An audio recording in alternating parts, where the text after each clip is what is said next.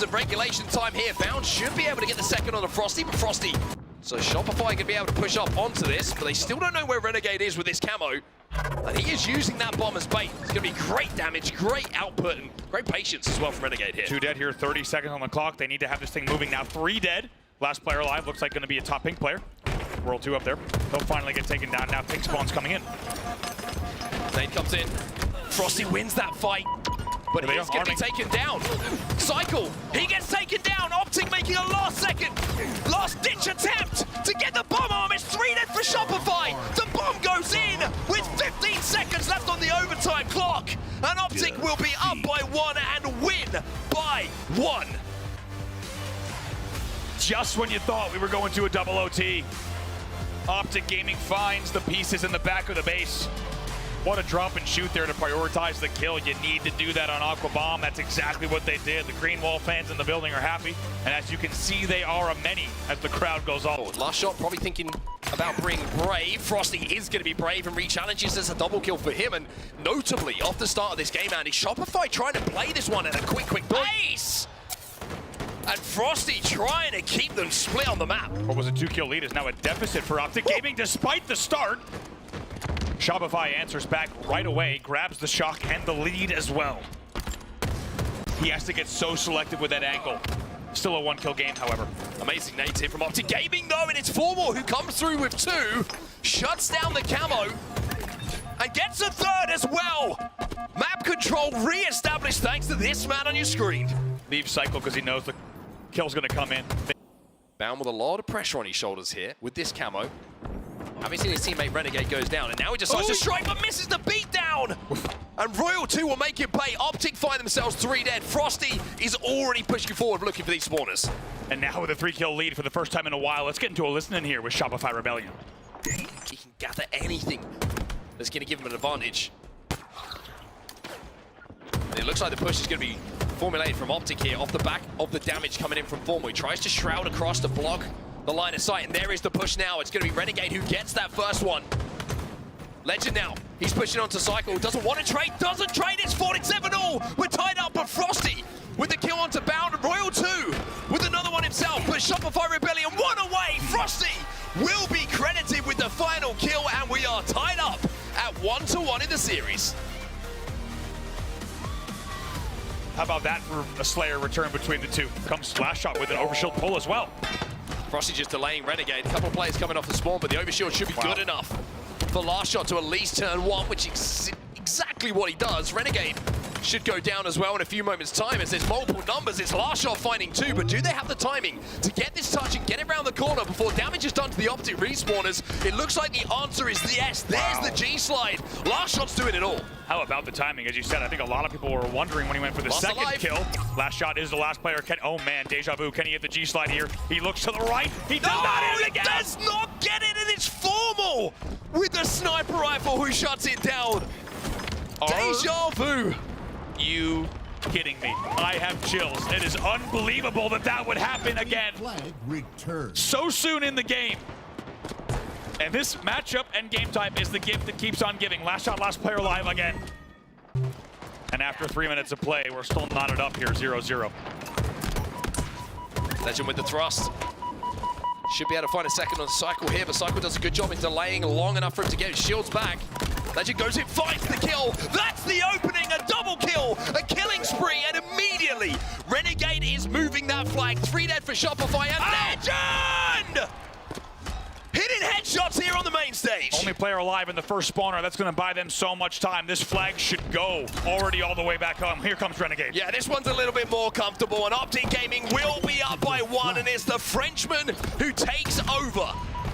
Trying to grab it. Renegade gets another one, and finally Bound moves in, grabs that overshield, and will pop it. Here for Optic. Man, did they have to work for that. Take a look at the time on the clock. That thing sat there for a while. It almost felt like a bait, like a twisted RPG game, just a gold shiny object sitting up there that nobody could get.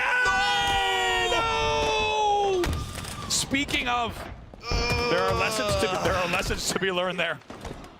Lessons to be learned. The overshield gets taken down. 2 dead though for Optic Gaming. Formal off the respawn will be able to keep his teammate alive, but it's looks like a play upon C coming in here from Shopify Rebellion. And all sorts of pressure! No. Just dealt with by Renegade. And off of that. Thank goodness you said no. Yeah. Oh, that's not a 3 shot. You got a man or no? You got a man or no? Training. Yo, green spawns, guys.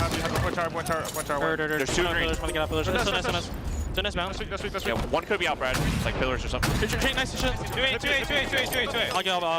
Well, John might be B. Nice, holy fuck, Brad. Back B, legend. Wait. Yeah. 2 1 it. Absolutely. Press him again. One shot smaller. 2-1. Yo, press up, go back to C. Press up, go back to C. One shot. Watch out, back smaller. Kill this guy. Yo, you guys want dummies, my get off cuts. See, we go. Tower. Bottom's up, by the way. Yeah, nice, good. Fuck you shit, Brad. Look at me. Yeah, back in. Back in. Can you change on this? We wanted to see an example of why the S7 is so important. Look at Frosty go during that listening, dominating Optic Gaming. Shopify are taking over here. 3 dead for Optic.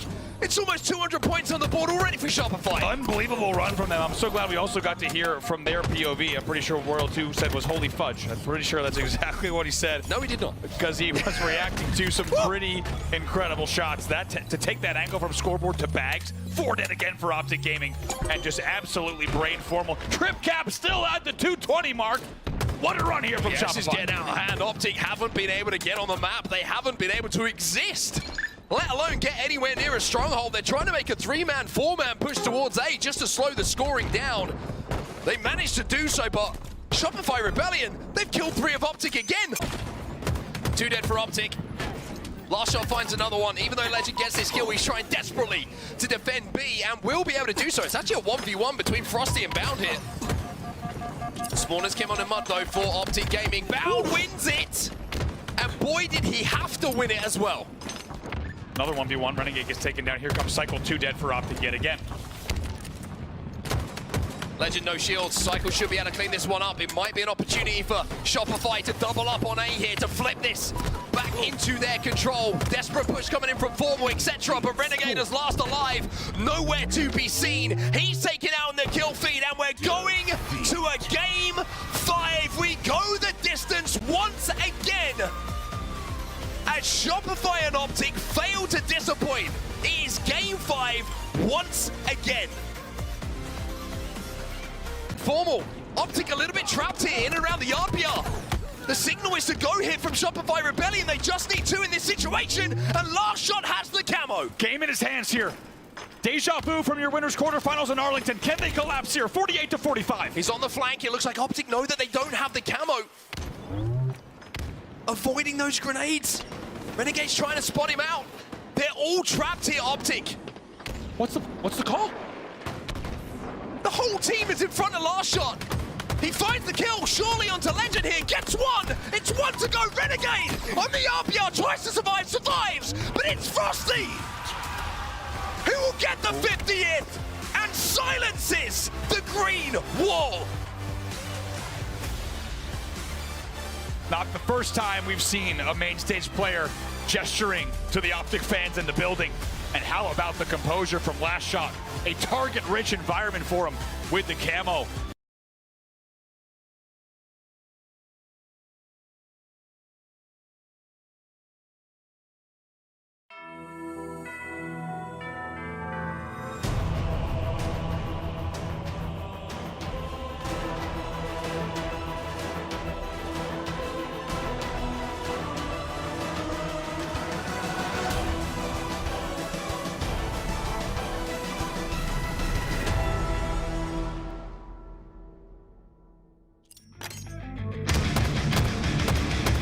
Damage and the rest. Oh my goodness! Overkill for Drippy. That big stuff coming in from Legend. The triple kill from Legend. The Frenchman is going nuts. And they can call themselves champions.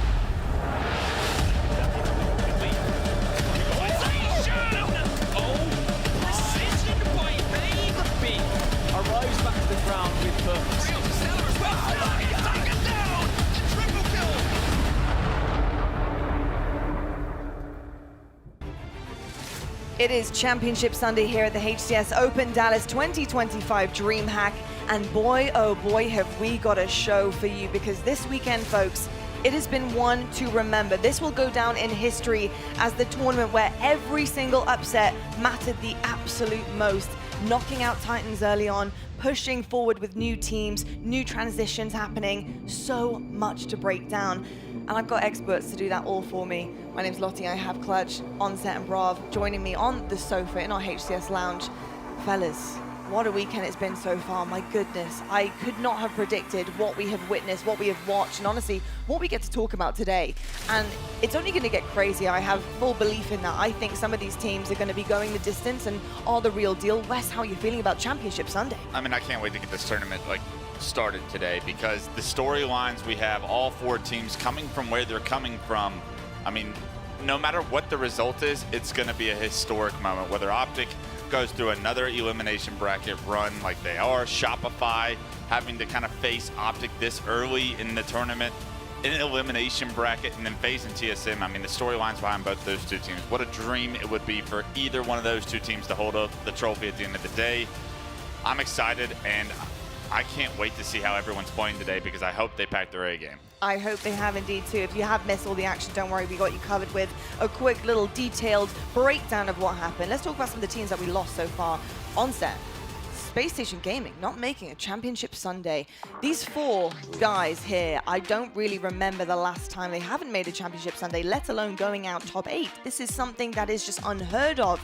You know, I think a lot of questions on a few minds here, I'm sure, some you know, from the fans, but also equally us as well here, is what do they do now? Have you seen signs of life? Did the way that they go out kind of prove to you they've got something to work on, or do you see this honestly dissipating and having to start over fresh? It's a really interesting fork in the road for this roster, isn't it? Because yesterday we saw against Optic Gaming that they can hang with tournament winners. They go to the game 5, but it's the way that game 5 went for them. You got to remember, they were up by 10 kills at one point in that game 5 and ended up losing the game. It just showed a little bit of a lack of ice in those big moments, and you need those big moments to go your way if you want to be a roster that's going to be able to consistently make grand finals and consistently challenge for those championships. And I think even though there's good signs from the Optic series, there's more worrying signs of the fact that they were in that position. They dropped down so early, they struggled in pool play. So for Space Station, it is a fork in the road, and I think everybody's going to be watching and kind of thinking what's going to happen next for them.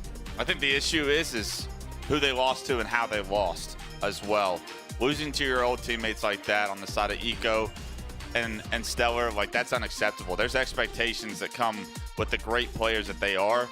I'm expecting a different Space Station come next tournament, and I'll be honest, it just hasn't worked. It hasn't clicked. We talked so long about how much time this team needs to develop, how much time they need to build this chemistry. Well, it's not working. The results have not been there, and with that usually comes change. Indeed. Talking about change, definitely a change in the win for Envy. My goodness me, they find themselves on the tournament run of their lives. They did get eliminated yesterday, but I will say the progress is there, and it's looking fantastic for Envy. I think questions were coming out of things here, Brav, from day one. Are they the real deal? Was this just some kind of Cinderella run happening on day one, feeling themselves and kind of beating the competition, getting a leg over them? But Envy, they come into Saturday looking fantastic too. You know, what are you kind of holding on to for the rest of the season for them in terms of their progress? Yeah, what a return for Envy to the Halo Championship Series. I think it was already a welcome return, but for them to then have this performance, I think put them even more, not only on people's radar, but I think also just as a favored team here. I think for me, we talked about it, but it is the hunger, right? You saw the tweets from Precision afterwards, right? You could just tell the team just frustrated that they didn't go even further. So proud of what they were able to accomplish, but that they wanted to do even more. For me, that strikes me as a team that is now even hungrier. They've had a taste of it, and they're ready to go for the rest of the season. I just want to also say with Envy, I have my eye on Precision. I thought Precision played phenomenally, along with the rest of his teammates, but I do feel like his gameplay in particular was just elevated this event, and he was definitely one to watch out for. So I'm excited for his season as well as the rest of his teams. Let's talk about the winners bracket though, because we do have some really exciting matchups here, and one, obviously, the winners finals, which I don't think anybody predicted, and I've said that many times. If you had $1 for every time I said that, you'd be pretty rich right about now. TSM versus FaZe Clan. This honestly, I think could go the distance. I truly believe that TSM have what it takes. And I think there's a few things that you can kind of hold on to here, Wes. I think that TSM is not only just a new roster, and they've had a roster change and a rotation here, but they brought on somebody who just knows them inside and out. Not only have they had 2 years apart because of unfortunate circumstances, but Manny comes back on board. They're best friends. They play with each other every single night on 8s. They're constantly on Discord calls. It's like nothing had ever happened and that they've been together this entire time. Yeah, there's 2 different roads that have led both of these 2 teams to this point in the bracket. And right now, if you're looking from TSM's perspective, they've gone through war. They've gone through hell to get here. It has been game 5 after game 5 after game 5.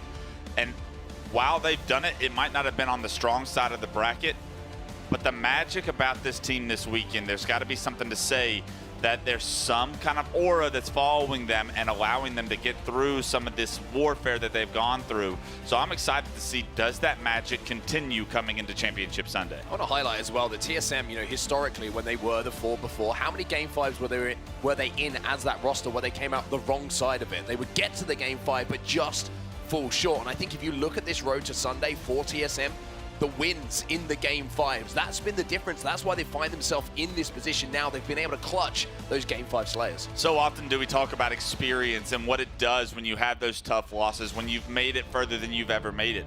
This roster, the last time we saw them, world champs, first year of Halo Infinite, they got to this point and they fell flat on their face come Championship Sunday. Is that going to be a learning experience for them and everything that they've been through individually throughout the past couple of years to get back to this point? Finally an opportunity to right the wrongs and maybe release some of the regret they have from that Championship Sunday so long ago. Indeed, they're going to need all the ice, all the clutch factors to go up against a roster like FaZe because they have just been unbelievable this tournament. And, you know, we were talking amongst ourselves about what the change is. Why have they been looking so good? What is the difference maker? Well, it's hard to not argue with the fact that they had a slight refresh in their coach. They've had to have pickup coaches this entire time, but they've got some kind of consistency here, bringing Royal One to the table. I don't know how much he's giving them in terms of comms and what to do, when to do it. But what I do know is I think just knowing that they have somebody with his accolades behind them, they are now a fully formed team and they can go and push on ahead of things with Royal One. And he's obviously gassing them up. I think you want somebody in your corner just gassing you up when you need to, and Royal One is that guy. But FaZe have just looked unbelievable. My question is, bro, like, how are they going to feel facing TSM? Are they just going to continue this on? Yeah, I think the great thing we heard from Royal One yesterday and was backed up and listened is that they, in terms of attitude, approach, confidence, comms, it just stays flat at 100%. And I was amazed. I think Mark and I were like so hyped up. We're like, let's get into a listening with FaZe. And you cut to them, they're like, nice, great kill. Good. Yeah. You're like, oh, okay, they're in control. The big thing for me is, I was talking about these 2 teams and their journeys to get to this point. Look at FaZe's bracket. They have had to go through SSG and Shopify Rebellion to get here. They are on a completely different high than I would say TSM is. And I said it on Friday. Trippy had a phenomenal weekend in Arlington. If he can consistently play at that level, which he is, it brings great hope for FaZe. But you need more from Falcated and Suppressed. And guess what? They're getting everything you could ask for those 2. And if they continue to play at that level, this FaZe team is going to win a championship. I want to say as well, Penguin, he has been unbelievable for FaZe. Some of the numbers he's been putting up, he's been leading the way on that team when it comes to slays, and he's a player who's historically you kind of slide into the support role, right? Well, he's still doing that damage, he's still providing assists, but the kills are coming alongside it, and that means that the roster all together, everybody is doing their job perfectly, and he's looked like a different type of player this event. His perspective in that game 5 was insane. That Street Slayer, his point of view was perfect. Halo, and we don't say that often. Maybe I accidentally let it slip out, but Penguin, the comms, the shots, his assists, it wasn't even statistically like an outlier, but it was the most impressive game 5 we have seen this weekend, and we've seen a lot of game 5s. Yeah. They're going to need to step up in their slayers because previously on that graphic there, we saw an 8-0 TSM slayer record. That was looking pretty clean. So FaZe going to have to step things up. Here's the elimination bracket for you guys. We have our semi-final, and I truly have to honestly clean my eyes looking at this because Shopify Rebellion, Optic Gaming, I cannot believe what I am seeing. We are in this position, folks. One of these 2 are going out top 4 and will not be continuing their journey. Optic Gaming with their life on the line yet again. Now, some positives in this position. They have been here before. This is very, very familiar territory. Not only have they managed to be here before, but they've managed to do exactly what they needed to, which was come back and win the entire tournament. And funny enough, against Shopify Rebellion themselves. Now, we're saying brick by brick, you know, pick up the pieces, what needs to be done here. I truly think they just had a couple of slips. You know, on set, when you're looking at Optic, there's a couple of mistakes, but there's so many moments that you think you're looking at the most superior Halo possible. So it's just about keeping that level, that same level of consistency this entire way through Sunday. Yeah, I mean, you look at the results so far, this is an up and down tournament for them, but most importantly, they're here on Sunday. And I think that's the most important thing to keep in mind here.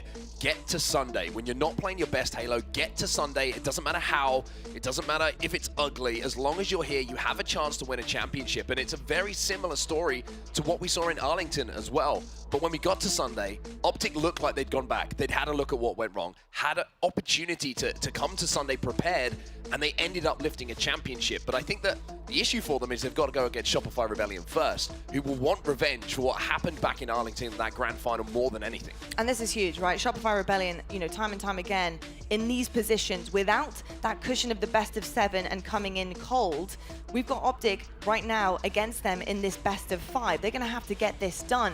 They have managed to do this many times before in this position. They are both coming in on the same kind of level, same territory. It's early morning. It's the first match of the day. Shopify, can they dig deep once again and manage to continue their run here? A lot of it comes down to the Slayers. Like the winners bracket finals, we talked about the Slayers and how important they have been in series so far throughout this tournament. But for these two teams, when they match up, the winner of the series is usually the winner of those game twos, the Slayers in these series, because they become crucial. So often do we see these series go to a game 5. Game 5 is always Slayer. So I'm looking at who's able to really gain an advantage in the game 2 opportunity. When these two teams played last time, Optic was the better objective team. They won the Aqua Bomb convincingly. It was 1-0, but at no point was it ever like they were in trouble. For me, Shopify, if they want to do this again this time around in the Elim bracket, they're going to have to play better objectives. That live fire stronghold was an outlier in that series. It certainly was indeed. I will say, uncharacteristically kind of bumpy road-ish for Shopify Rebellion. You know, it wasn't the cleanest I have seen, and obviously this tournament has proven that we have an incredible competition, so nothing is going to be easy, but this certainly is a position they didn't think they would find themselves in, and it's something I think mentally they're going to have to get over. It's not often you find Shopify Rebellion fighting for a tournament life early on a Sunday. They're hoping to be in that position, waiting for their opponent. So I think mentally for both of these teams, this is a real challenge, and they're going to have to dig deep and show us some incredible Halo in order to get the job done against one another here as well. I'm kind of curious about, you know, where we're sitting in terms of the series and who this is really going to be favoring, because we have a few statistics here. This is the Elim semi-final record for you guys. Now, we have a really nice kind of even streets oddball, but I will say this first one does favor Optic for me, just in terms of it is something that they know and they excel in. They really enjoy this game type. If there's anything that's going to get you pumped up as a team going up against your arch enemy, it's going to be a favored mode for you guys. And you can see it's pretty even across the board for the remainder of this. It can go very back and forth. Is there anything in particular, Onset, you're picking up from it? I'm going to go off what Wes was saying about Slayers, what Andy's been saying about Slayers the whole time. You look at the live fire Slayer, Optic have a perfect record. You look at the Aquarius Slayer, Optic have a perfect record. They're the two ones that, I mean, we're almost expecting to see a game 5 and it go the distance when we have these two teams on our stage, and seeing those two game types be so, not just favoring Optic, the fact that it's heavily favoring them with the perfect record has got to be a motivator for them here. Yeah, let's not also forget, last time we saw in Arlington, Shopify took both Slayers in their first meeting, just like we saw here. However, Optic won the rest of the Slayers for the rest of the tournament. Might happen again.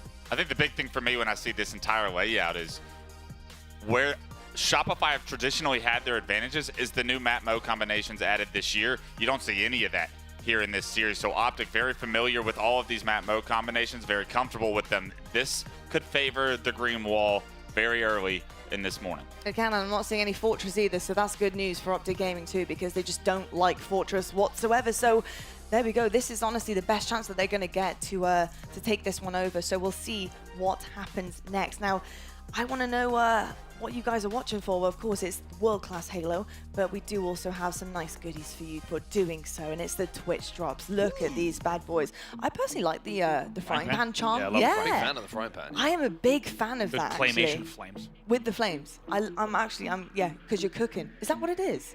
I think it might well be. Is that what it is? 'Cause you're getting Because you're cooked. cooking. Yeah, at this tournament, you're either cooking or getting cooked. There's been a lot of that on both sides. I'm very curious whether West knows how to give a compliment, because I only hear the opposite. Or is that just Probably, like that's low-key probably a a compliment? topic for a different You guys show. are doing a great job. We go. I don't know how long we've got to break There that we down. go. There we go. Fantastic goodies for you guys on those. So make sure you got all your tabs open. We do have your schedule here. So beginning things off on your Championship Sunday, Elim semi-final, Optic Gaming versus Shopify Rebellion happening on the main stage. Then we have our winners final. FaZe takes on TSM, a big one here because whoever wins that will go to the grand final position. Got a Elim final after, grand final, and if we go the distance, and we normally do see quite a distant grand final, we might have a reset. So you'll have to stay tuned all day long to find out how that one is going to go down, and we'll fill in the gaps as we go. Goodness me. I don't know if you're ready for this. I don't know, boys, because this is going to be crazy right Isn't it now. crazy how, by the way, the TSM and FaZe are sat in that winners final, and even in this first series, whoever comes out on top is going to have to beat one of those twice to become a champion. There are two favorites coming in, so it just makes it. I mean, the Sunday was set up perfectly, right? This is going to be an incredible championship Sunday for TSM and FaZe. I mean, what an opportunity it is for them. Here to we win a go, chip. folks.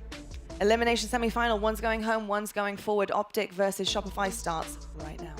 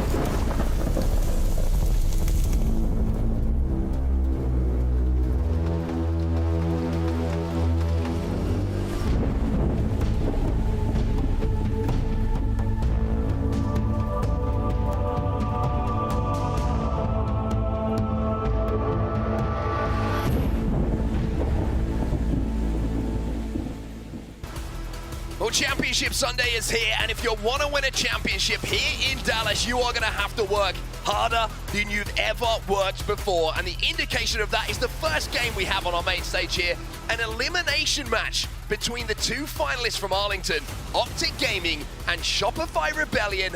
One of them will be going home when this series is done. And as we've said so many times this season, it is the two teams we expected. However, it is not the time that we expected them in the bracket. That seems to be a theme for this year already. It has certainly been a theme at DreamHack Dallas. And as you say, only one of these two teams will advance from this. Wild to see the other one not placing inside the top three. Yeah, I mean, think about that, right? Not inside the top three, top four for whoever loses this series. That is, I mean, cause for concern to say the least, but also, I think just unpredictable. Nobody would have said top four for the two teams who made that grand final, who went right to that final game in the bracket reset. One of them will be falling right now. Now, let's talk about Optic Gaming to start this one off. It's been a bumpy road for them, but it's the elimination bracket run once again that they're going to have to go through. The gauntlet that they overcame back in Arlington to become a champion. Can they do it again here, though? Or is it too much of an ask this time around? That really is the question. You just saw the game type breakdown in the pre-show. Unsurprisingly, it will come down to Slayers, but we're perfectly set up in Oddball Streets, as you saw, matching records in 2025 for these two teams. It feels awfully fitting that your game number one would be in Oddball Streets, and whichever team takes that game will take better of the records and the better lead in the series. We're taking a quick look once again while we wait for this match to get started. As we said, 3-1 for both teams in that Streets Oddball. Yeah, I love the fact that it's a split record, right? Both have exactly the same records in this first game type, and that really does indicate, you know, who's going to be playing the better Halo at the start of this series, knowing that there's nothing between the two. When you get a little bit further in, you can see Livefire, and we've talked about the Slayers, how they heavily have favored Optic historically, with Livefire Slayer, they having a 3-0 record, and the same on Aquarius Slayer. But if you get to the middle of the series, you get to the back end of the series, I think Optic will worry if Shopify are in that game 4 because they're recharged strongholds and the way that the strongholds went yesterday on live fire, you would feel that they would have concern about how good Shopify have looked on that game type. Agree, and also what an interesting story of the Slayers. As we said, Shopify won both Slayers in their first meeting in this tournament. However, when we look at the Slayers here, not only has Optic historically won the Slayers in the later half of the tournament, as they did in Arlington, by the way, undefeated as a reminder in Slayers in Grand Finals 1 and 2, 4-0, with huge margins. Even more interestingly, look at the records on Live Fire Slayer and Aqua Slayer. So even though Shopify has been putting in the work and the time in the Slayers, and it showed so far, this is proving that these will not be an easy game 2 and 5 map specific for them.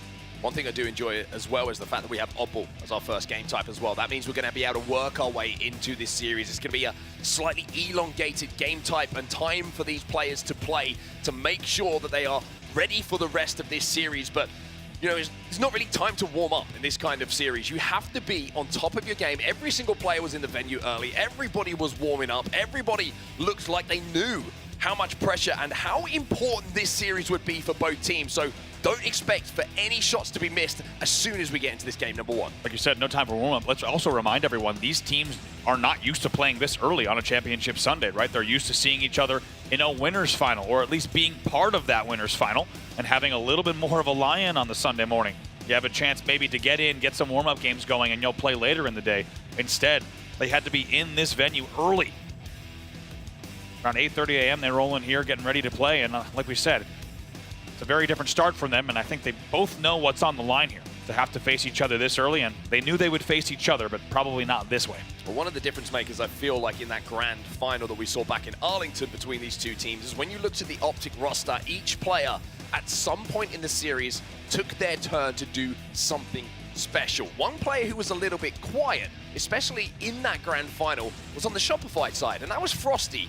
Didn't have those big numbers, didn't have those big performances that usually bring so much success to the side of Shopify Rebellion. Take a look at some oddball stats. Whole season so far on display. Shopify 7-4, and Lottie called it perfectly on the desk. Optic Gaming 13-1 so far, ranking first in the league with an 11-game win streak. That's insane. Unbelievable, and what a start. If you're a fan of the green wall, you're pretty happy to see this, as you alluded to, Mark, in game number 1. Well, it looks like we're almost ready to go here. The first series of the day, Championship Sunday, has arrived here at DreamHack. And we get to see the two teams who we expected to see on Sunday, but a little bit earlier than both teams would have wanted. We're starting off with some oddball here. We're heading to the streets. Going to be absolutely guns blazing here. Just expect the speed of this to be very, very fast and just clinical from both sides. And it's good. I mean, I agree also just in terms of playstyle. To have a game number 1, oddball streets, is fantastic. Can Optic continue the pacing? Looks like might have had a little bit of a slow start with someone going back up C-stairs. You typically see them coming down C-stairs. Yeah, and historically, when they're scurrying back up C-stairs, indicator that we might have a little bit of a false start there on the main stage. But just to get back into the actual pacing of this gameplay, we'll have to see if Optic can keep up their streak, but this is going to be absolutely back and forth, guns blazing. It's kind of a perfect tone setter for game number 1. I love seeing that stat just before we got underway, by the way. I mean, what a streak that is. I mean, 11 unbeaten. What was the quadrant run on Strongholds? It was 4,000. It was around 8 to 4,000. Really? Which doesn't make any sense. But that streak in itself, you know, if that continues, that becomes a formidable record that everybody is going to be terrified to know about if they see oddball in a big series. Yeah, I mean, you got 11 in a row is nuts. And 13-1 overall. You got to think that B-Man, when he was looking over the stats cards going into this, he was probably like, good news and bad news, boys. I mean, good news is there's going to be 2 Slayers in the series. Yeah, that's great. Factor in the fact that Optic Gaming this season as well had to go on elimination bracket run, so they've played everyone. Yeah, this is well. against it's not the like whole it's league. just been 1 or 2 games. Exactly. Like, it's probably 14 different teams there in ball. Well, exactly 14 different times that they've played it. No, but different teams. Oh, right. Okay. Yeah, you're with Still me now. early. Yep. Well, that man on your screen is he was happy back in Arlington, but maybe going to have some mixed emotions about being here early on a Sunday. Formal played some great Halo yesterday at times and really did bring his team through some of those tough series. Aces? That's terrifying.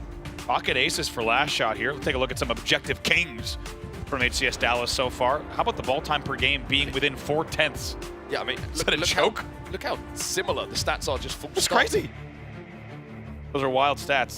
The objective kings, and to be honest, you wouldn't really think of last shot and formal as objective players first and foremost. However, they're doing the objective numbers and they're doing it all here at Dallas so far. Yeah, I think you just can't afford to not be doing it. If it's yours to be done, it's your job to do it. And both players recognizing that to win these games, you got to hold that odd ball. It doesn't really matter what else happens on the map. As long as you're the team who can control the objective most, you're going to come out on top of this game. And what a setup this will be for our first series of the day. Shopify versus Optic, one of them will be going home. Yeah, one of them will be devastated here, without a doubt. It's a match that needs no introduction, but to exit here would be heartbreak for both of these teams. There is so much on the line in your elimination semifinal. This is a rematch of your Arlington Grand Finals. Barely any kills gone down as yet, but Optic Gaming have managed to just steal the oddball away. Formal stays alive. Formal comes out of that situation with no shields, but also a double kill, and that's going to be 3 dead for Shopify Rebellion. Optic already have that ball in their hands, and as you can see from the POV of Legend as well, they got the first power-up as well. Should be a rotate. They're slow rotating, though. They're going to force him into commando first, and then they're going to look for these picks. Couple of shots onto both coming in from Legend. Renegade turns around to try and not only hold that oddball, but hold off the push that's going to be coming in from Shopify Rebellion. Bound to find one elsewhere. Enemy has the ball. I like this from Optic. Yeah, I like it a lot. They're trying to bait him in. They're trying to use the fact that Legend has that camo Enemy has the ball. to pick up some free kills by using that objective as a little bit of bait. I like that. Indeed, they did not rotate out because they might have gotten clipped off going to pink. Instead, they just bait there, as you said, using the camo to hold the ball. It puts 28 points on the board, and they get the front seat play ball. Really nicely played by Optic Gaming. That's why that 11 win streak is so prevalent for them. Just the way that they are maneuvering and manipulating that oddball to make sure they can get the most time out of every single situation. Cycle on your screen right now. 2-on-1 off the break. Had some good moments yesterday. I think he kind of quietly went about his work yesterday. 3 dead here for Optic Gaming. And a chance for Shopify to get their first setup and that oddball in their hands. Formal only player alive for a moment on B-Rails. Let's see where the spawns come in. Formal almost gets the pick on Cycle, by the way. That would have been a huge first pick. Instead, everyone's spawning B in music. Here comes the push.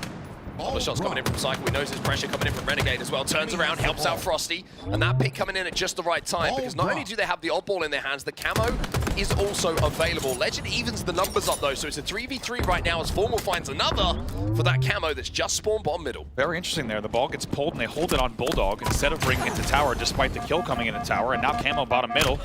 2 dead for Shopify. Might be an Optic camo here. It already is. Formal with a big opportunity to put more points on the board. 3 dead. World 2 last player alive, B-Rails.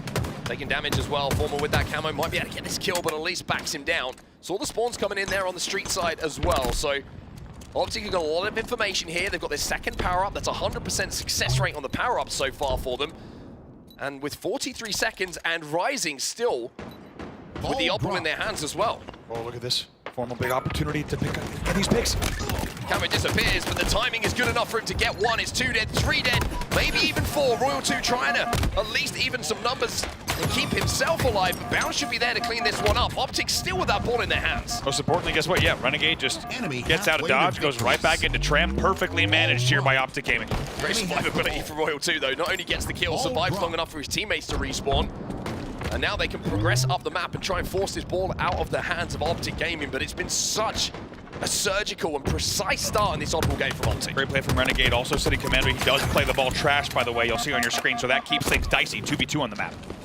Royal 2 with some great shots initially, gets cleaned up though. The oddball in a precarious position for Shopify to try and bring back towards themselves. Renegade making sure that that's not going to be an easy task for them. Last shot with some nice shots onto Legend, gets that kill. Renegade now has 3 players from Shopify Rebellion, all stacked up in and around that oddball, and looks like they're trying to rotate away here. Big pick from Frosty, however, immediately traded out. As you said, that ball is being rotated out by Shopify.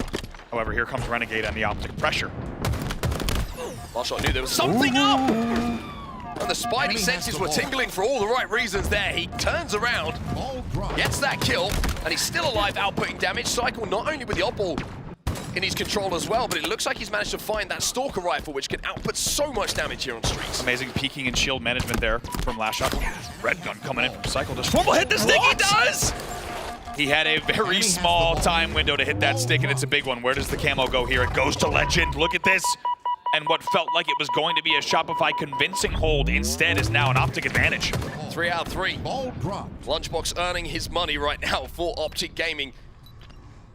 putting them in great positions to pick up those camos every single time so far. Enemy has the ball. Formal gets another stick, and you can see the bounce just moving this oddball towards Legend, who still has that camo, using it as bait once again. It's 71-20, by the way. This has been a dominating round so far from Optic Gaming. Legend's gonna look for kills here. 2v2 on the map, needs to make sure he's just prioritizing maybe a rotate of the ball. Yes, he will go trash and try to make the angle. He cuts it down beautifully. Those nades are gonna be impossible to hit from bottom mid angles. He will continue holding. I mean, Legend's ability to just calculate timing with those and execute them perfectly is so good. Just managed to, like you say, cut that corner, knew he had enough shields to get to that jump, knew where the LOSs were going to come in, and even though he made the play successfully, Optic did fall as they find themselves now 3 dead. This is an opportunity for the first time for Shopify to have all of Optic spawning at once, and the oddball in their hands as well. Yeah, it was 4 dead, as you say. They even got the 5th, the 6th, and maybe 7th kills as well, so still 2 dead for Optic Gaming in this 2v2. Shopify continuing to score. Enemy has the ball. 2 players inside a tram. Shopify just going to have to avoid giving Optic an opportunity to get a kill and pick that oddball up, because it's getting to the point now where one more hold for Optic, and this could be round 1 going to the green wall. Royal 2 will get the first pick though onto Bound. Second one comes in as well from Royal 2. That's a nice little double kill from him, make it 3 dead. Oh, it's 4 dead for Optic Gaming, and Last Shot said it's now time for me to move in and pick up that oddball very comfortably. Great patience once again from Shopify, and not the first time that we've seen it. However, the 2v1 from Bound and Legend on the pink push is going to be a big part of this. Also, very nice wins here now with 2 dead for Shopify. It looked like, ooh, this is big from Cycle. He's got to play this one perfectly though. Doesn't get the back smack, but does come out of that fight. Still with some shields to work with. He contributes to the second kill as well. And look at the repulse of the oddball towards Cycle as well. Cycle has influenced 4 different kills on the map at the moment, and Shopify, by picking up this camo and playing off the damage from Cycle, have that oddball back in their control. And on to 4 dead with 60 seconds left. Let's see if Shopify can do it. Let's get into a listen here with Shopify Rebellion. Yo, I'm going 2v. Tires and B-Balk now. Nice, B-Balk and tires, B-Balk and tires. Yeah, hurry tires. Play now. Tires, that's 2 tires. Where's the guy pause? Still playing smart. Weak. One in. Reload. One in, Watch out. Yeah, I guess plenty of time, guys. Plenty of time. Bottom C, one in. Drop weak. And one's B-steps. Yo, listen, ball's gonna reset. No, I think they... Tires. We need kills. One was it? Yo, driveway now. Driveway now. Two is going heaven. Or is it back PD? Still back, just hiding in PD, not moving. PD, he's just hiding. 2 PD, 1. 2 PD. Yo, we never see. I hear you. No, hold on. There's a guy C. I mean, Cycle's doing it all at the moment. There's so much pressure on him to make the right decisions, and he consistently made those right decisions. Royal 2 is trying to keep his eyes on that oddball. Last Shot with the ball in his hands, but there's barely any time. They can't drop this oddball here, Shopify. They need to keep it in their hands. 3v3 on the map here. That's a big kill on Legend from Royal 2. They can't drop the ball here. And force 2, Optic will cut them down, and Optic will get that first round on the board. That lead just established early was too much for Shopify to try and cut down. A couple of moments in that endgame where it felt like Shopify had an element of control, but just weren't able to get that oddball into a safe position. Yeah, Optic keep things really on their side. Yeah, Optic keep things really complicated without a doubt in the endgame. By the way, Legend staying alive as long as he did was a huge factor in them taking that round. So even though it wasn't the most elegant in the end, it's overall great game management from Optic Gaming. They will take the first round. Shopify get the Stalker Rifle off the rip here. Camo coming up in just a few seconds' time, which is where everyone's attention is going to turn to. Remember, Optic got the first 3 camos in that first round, and it was the last one that Cycle got that really gave Shopify Rebellion their way back into that round. Weren't able to close out, but Frosty doing so much damage with his Stalker Rifle at the moment. He's going to find an easy kill here onto Renegade as well. Last Shot with that first camo, and Shopify with a chance to grab that ball. 2 dead here, though. They need to play this a little bit slow. Presence here on pink as well. Oh my goodness, takes to the skies there. Last Shot just going to try to stay alive with this camo, see how he can play it. I think I love about the way that Last Shot's playing this, right? A couple of shots come in. It would have been called out that he's top of tram. Changed his position immediately, even though he'd done damage, to mean that where Optic look, he is no longer there. A nice double kill from him, and Shopify have that ball back in towards tram.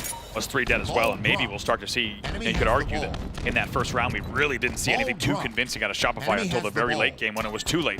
Maybe an opportunity for them to get a foothold in this game for the first time. Also got to be careful and avoid these 2 grenades coming in from Renegade. Does so, and Renegade, great job actually just to survive in that situation. Having initially lost all of his shields, but now the push coming in from Optic. It's a beautiful stick though. And maybe even a double, but has to change to the Commando. It will get cleaned up, but it's a 2v2. Frosty's still alive with his Stalker. Really nicely done. That's even a pre-nade, you know, and just pre-nading that and perfectly catching Formal around the corner. The timing was remarkable. Enemy has the ball. It's a thin lead here for Shopify Rebellion, but it is a lead. Frosty seeing the opportunity to grab a few more extra seconds here. Couple of trades coming in. This Royal 2 will create some space. Now, Shopify have a chance to grab that ball, but they forgot about that camo. Big trade. But Cycle won't even trade. He gets the kill onto Renegade. Camo is out of commission. Beautiful indeed, as you say, not even a trade. Huge play from Cycle and the rest of Shopify to have the cover as well. Trying to get really annoying with Pound on the pillars, and Cycle's won many battles like that before. Bound, however, is wise to it. 30 seconds on the board now for Shopify. A little bit of a slow start here for Bound. He's 14 and 21. A lot of deaths stacking up for him.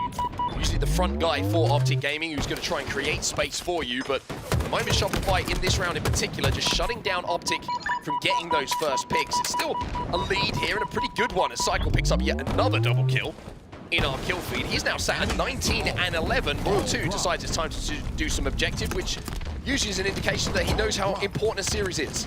Absolutely indeed. By the way, on the other side, as you said, Royal 2 on your screen right now, he's 22 and 15, making 23 kills to his name, by far leading this game, and a huge factor, of course, in their current 40-point lead. Players from Optic trapped in PD. Shots coming in from Cycle again onto Formal. No player will go down, and Formal read him like a book there as he went towards Tires, hits that headshot to make it a 3v3. Formal trying to play the slow last shot, checks the corner, so this is going to be an interesting one. Maybe a trade, yes indeed, as two of the best players go up against one another. Two dead both sides here. Actually, Legend, last player alive for Optic Gaming at the moment. Both players hitting their shots as well. Camo coming up, that's why Legend can't afford to challenge any of these kills at the moment. Needs to stay alive, get Optic back on the map so that they can efficiently challenge for that power up that's coming up. Great shot, incredible shot! And what a strafe that is coming in from Legend as well. It's difficult enough to outshoot him, but when he's moving like that, it's almost impossible. 4 dead for Shopify. The timing was amazing there, and how about that? We just saw an entire POV, by the way. Huge shout out to the observing team. We're watching all of Legend as last player alive in Tires, and he does that entire sequence, getting the right damage in the right places, and just like that, Optic Gaming is scoring, and they are on the board. Formal backs himself to hit the shots. He knows the Legend is alongside him. He will be taken down, so the camo that was picked up won't have an influence too much, but the time's starting to stack up here on the side of Optic, making a comeback in this round. Enemy has the ball. Bound trying to buy some time. He knows that player's the last one alive. Enemy has the ball. And he's relying on his teammates to get that kill, which they finally do. So Optic closing in on this early initial time that Shopify Rebellion got on the board. Great patience there. Look at Renegade just holding down, knowing Cycle was the last player there on the C-stairs, and they're able to continue holding. Last shot's going to get the first pick, though. It's going to be close, but there will be a lead change that goes down in just a few seconds' time. In fact, it's not going to happen because we're going to have a tie game. It's 40 points apiece between the two teams. Oppo will be grabbed here by Shopify Rebellion. It's a 2v2. Frosty just about manages to get around the corner. And we'll add a few extra points that could be all the difference when we get to the end of this round. Shopify back into a lead here, but however, 2 dead, and Optic Gaming now applying the pressure on the rotate. Let's get into a listen in now with the Optic side. That stuck me. That was Frosty's up. Yo, Stalker's coming in 2 seconds. Stalker's coming in 2 seconds. That's a piece One try, real two. Nice. Front seat, Frosty, B-steps right now. Fight the B-steps, guy. Yeah, he's B-steps. Stalker's up down. He went trash. Commando jump. Watch out, middle. I'll kill it, nice. Dead. Watch out, middle, guys. Watch out, middle. Camel's coming, 5 seconds. Absolute red bar commando. Hey, can we kill C? Sponsor where, guys? Yeah, we need to kill C. Guys. Bottom seat, that's spot right here. We're trying to push him. Camo is up. Watch out for an absolute. Camo sit down. One shot on camo, absolute. Bottom C weak, guys. Yeah, bottom C on me. Bottom C kill me. Get ready to play ball. Fight behind you. I'll show you. What's B? B, watch out. Watch out B stairs. Nice, we got one. B stairs. 30 stairs, you guys. You both weak. One's on ball weak. One's B stairs with camo. I'll show you. 45 seconds, guys. I kill Camo. Renegade kills the camo as we come out of the listening, so no camo really going to infect the Optic push here. as Legend has that oddball still in his hands, and with that time, Optic are starting to move towards another round on the board here, and that would be the first game of the series. Look how important it was for Legend to keep players weak so that Formal could keep players weak so that the next part of the push pays off for them. Optic at 76 points on the board.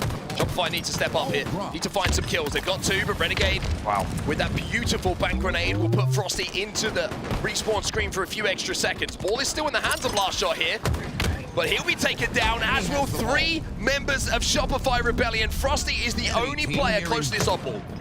As a reminder, same record for these 2 teams here. However, Optic Gaming is looking to do it in just 2 rounds, 30 seconds on the clock. Renegade still has that ball in his hands. This might be one of the last pushes for Shopify Rebellion. 30 seconds left on the game clock as well. Frosty gets the first. Last Shot finds another, and it looks like Shopify have broken the Optic setup. 4 alive on the map here. Oddball in their hands as well, and Optic are falling, and they are falling in staggers as well. Staggered indeed. Still 2 dead. It was 4 dead essentially. However, look at the scoreboard. It's just a 10-point game. Oh, it's a big win from Renegade though. The 1v1 from him may create an opening and a pathway towards that oddball. Shopify still closing in. Legend on the flank though gets that ball out of the hands of Shopify Rebellion, but that Stalker rifle and the combination of cycle off the respawn keeps this game close. 3 dead for Optic. 3 dead for Optic. That's a free camo now for World 2. He's gonna pop camo. Look at the scoreboard. They need 1 or 2 more picks. However, they will start to hold here momentarily. They have to hold, but Last Shot went down. Last Shot went down, and they're not gonna be able to get near this oddball. Time elapses. Optic win it.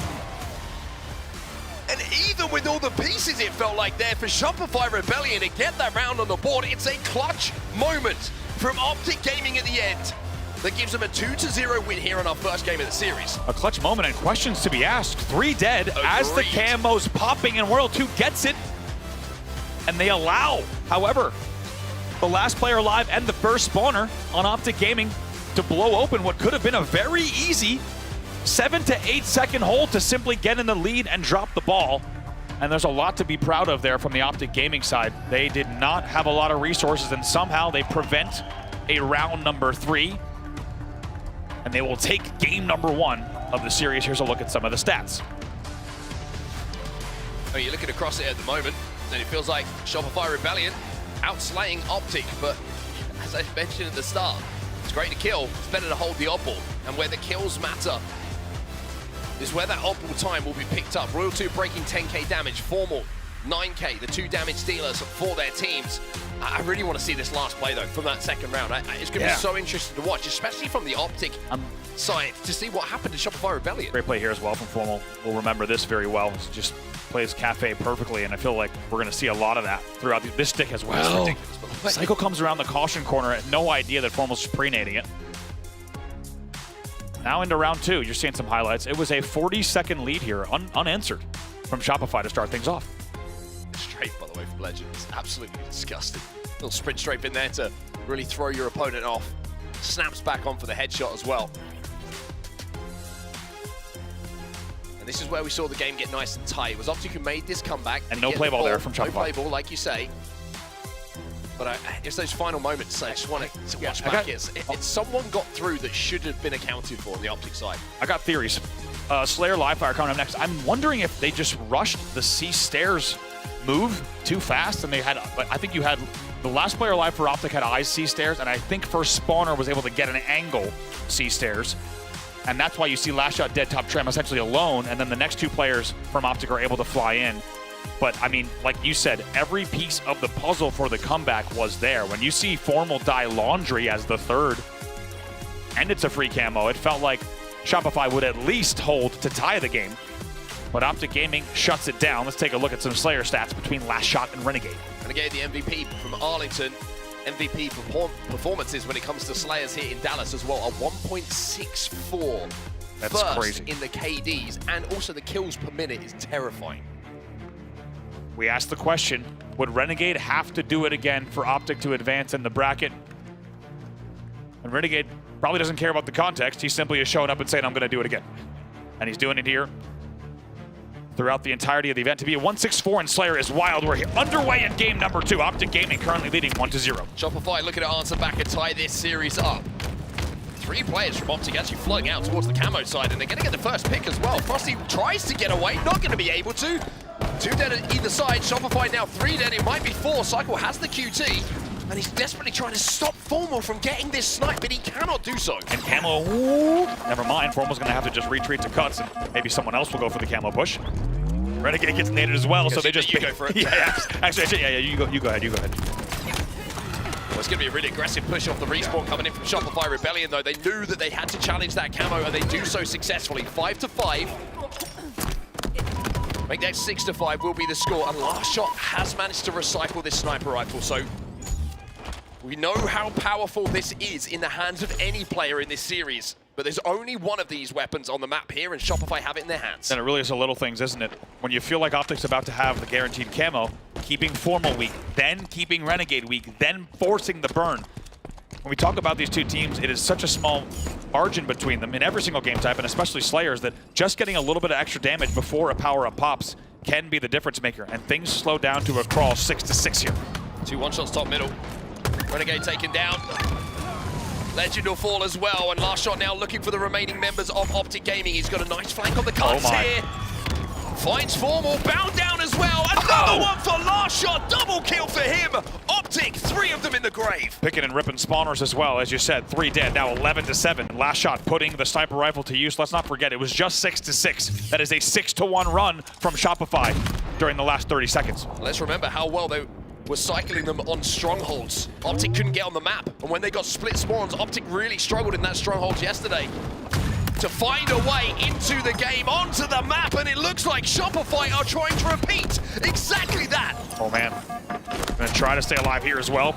Love the repulse there. The repulse there was simply to push Renegade out into dummies. He knew he was not gonna get the kill, but that would buy his team the angles from scoreboard that will maintain the 7-kill lead. Cycle recycles. No pun intended, that sniper rifle as well, but the ammo is going to be used up, so that sniper rifle will be taken out of commission. It's 7 kills. Make that 6 as Formal picks up 1 onto Royal 2. The advantage here for Shopify Rebellion. There was a whirlwind 60 seconds from them. Really was. Look at the camo here. This is a big camo if they can grab. Legend will get away with it, as well as half shields now. That brings the game within 5. Look at the kill distribution, by the way, on Shopify. So even. Everyone here at 4, 5, or 6 kills. Legend, most importantly for Optic fans, gets away in that situation. So many times you'll see someone get tickled by a grenade that just falls at their feet. And that camo becomes something that doesn't impact the game. And the sniper rifle now coming up as well. Cycle's trying to be aggressive, trying to create space. They know they have numbers here, Shopify Rebellion. They want to push forward. They know that they can grab that weapon, and even with the camo still in their hands, they can't stop Royal 2 with this snipe. Legend also gets taken down with the camo. It's absolutely huge.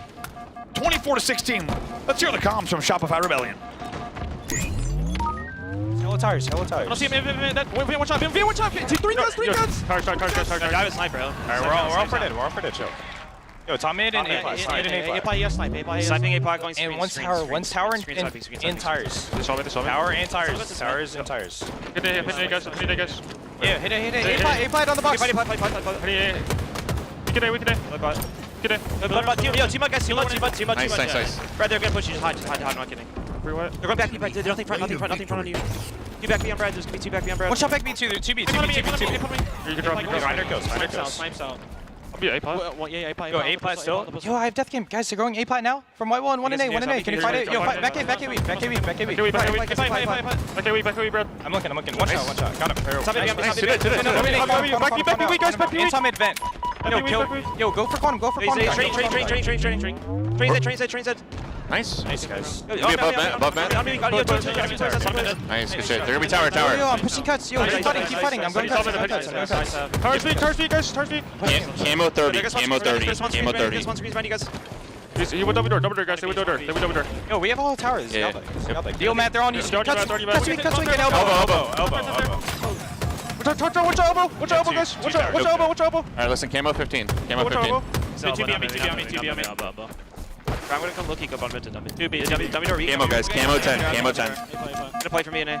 Yo, concrete weak, guys. In back B, there's 2B. Yo, camo 5. Can you come back? That's one here. Yeah. They're popping on A. 3 of them in A. Absolutely. Yo, camo, guys. Nice. Heat order camo. He's on camo. 2 camo now. Go heater, watch out. Tires. Camo 1 shot. Well, what was this? Whirlwind of a start from Shopify Rebellion. Well, Optic have responded, and they're now up by 3. It's Renegade with the camo as well. Unbelievable response. It was 17-10 in favor of Shopify, but as we know, these Slayers have not only been back and forth. By the way, Renegade gets absolutely eagle-eyed from Big Door and gets taken down. So that is a huge camo neutralization and a burn to keep the game within 3. A lot of this comeback was initiated by a triple kill that came in from Bound, cleaning up a lot of damage to put all of Shopify on the respawn together. And we saw it from the POV of Shopify. When they went for dead, they were all spawning back in green. They did a pretty good job to actually fight out of it. But Optic have just been able to keep picking away, and now they have a 5-kill advantage. Unbelievable. And as we said, despite the fact that Shopify won both Slayers in their first meeting of the tournament, Optic coming in with a stronger record on these 2 specific Slayers, and it has shown so far they maintain the 4-kill lead. Can Cycle get away here with his sniper rifle? He's got the repulse. He manages to just about survive. And Optic are 2 dead, so Cycle can take the time to get his shields back. And this is your way back into the game. 3 bullets. Oh boy. One of them certainly put to use by Cycle. A second player weak at the back of green is going to be Legend. Bound challenging as well. And it's now a 1-kill game with still 2 bullets left in this snipe. How about Cycle having repulse there and being able to go back up to top mid to stay alive and make all of this possible? It's beautiful. He's 12-7 in the game right now, and it looks like he's not done yet. As you say, just a 1-kill game. And he can take some liberties here as well because he's got that QT. He can overextend. He can try and find creative angles. Because if he hits a shot, it opens the door here for Shopify Rebellion. He finds the body shot. Can the damage be converted into kills, though? Let's see. They don't exactly have the positioning to collapse just yet. As you can tell, they're going to come back and play this a little bit slow. Look at camo here. Coming up in a little bit. Still a little bit forward here. 20 seconds, but you're going to see a few kills fall around it. Tie game. Cycle with a kneecap shot with that last bullet. The sniper rifle camo coming up right now as well. 2 dead on the side of Optic Gaming, and we are seeing Shopify in a lead in the late game. It's always this way on the home stretch. At the 40 mark, it feels like it's always neck and neck. 42-42, 8 kills left. Last shot gets camo.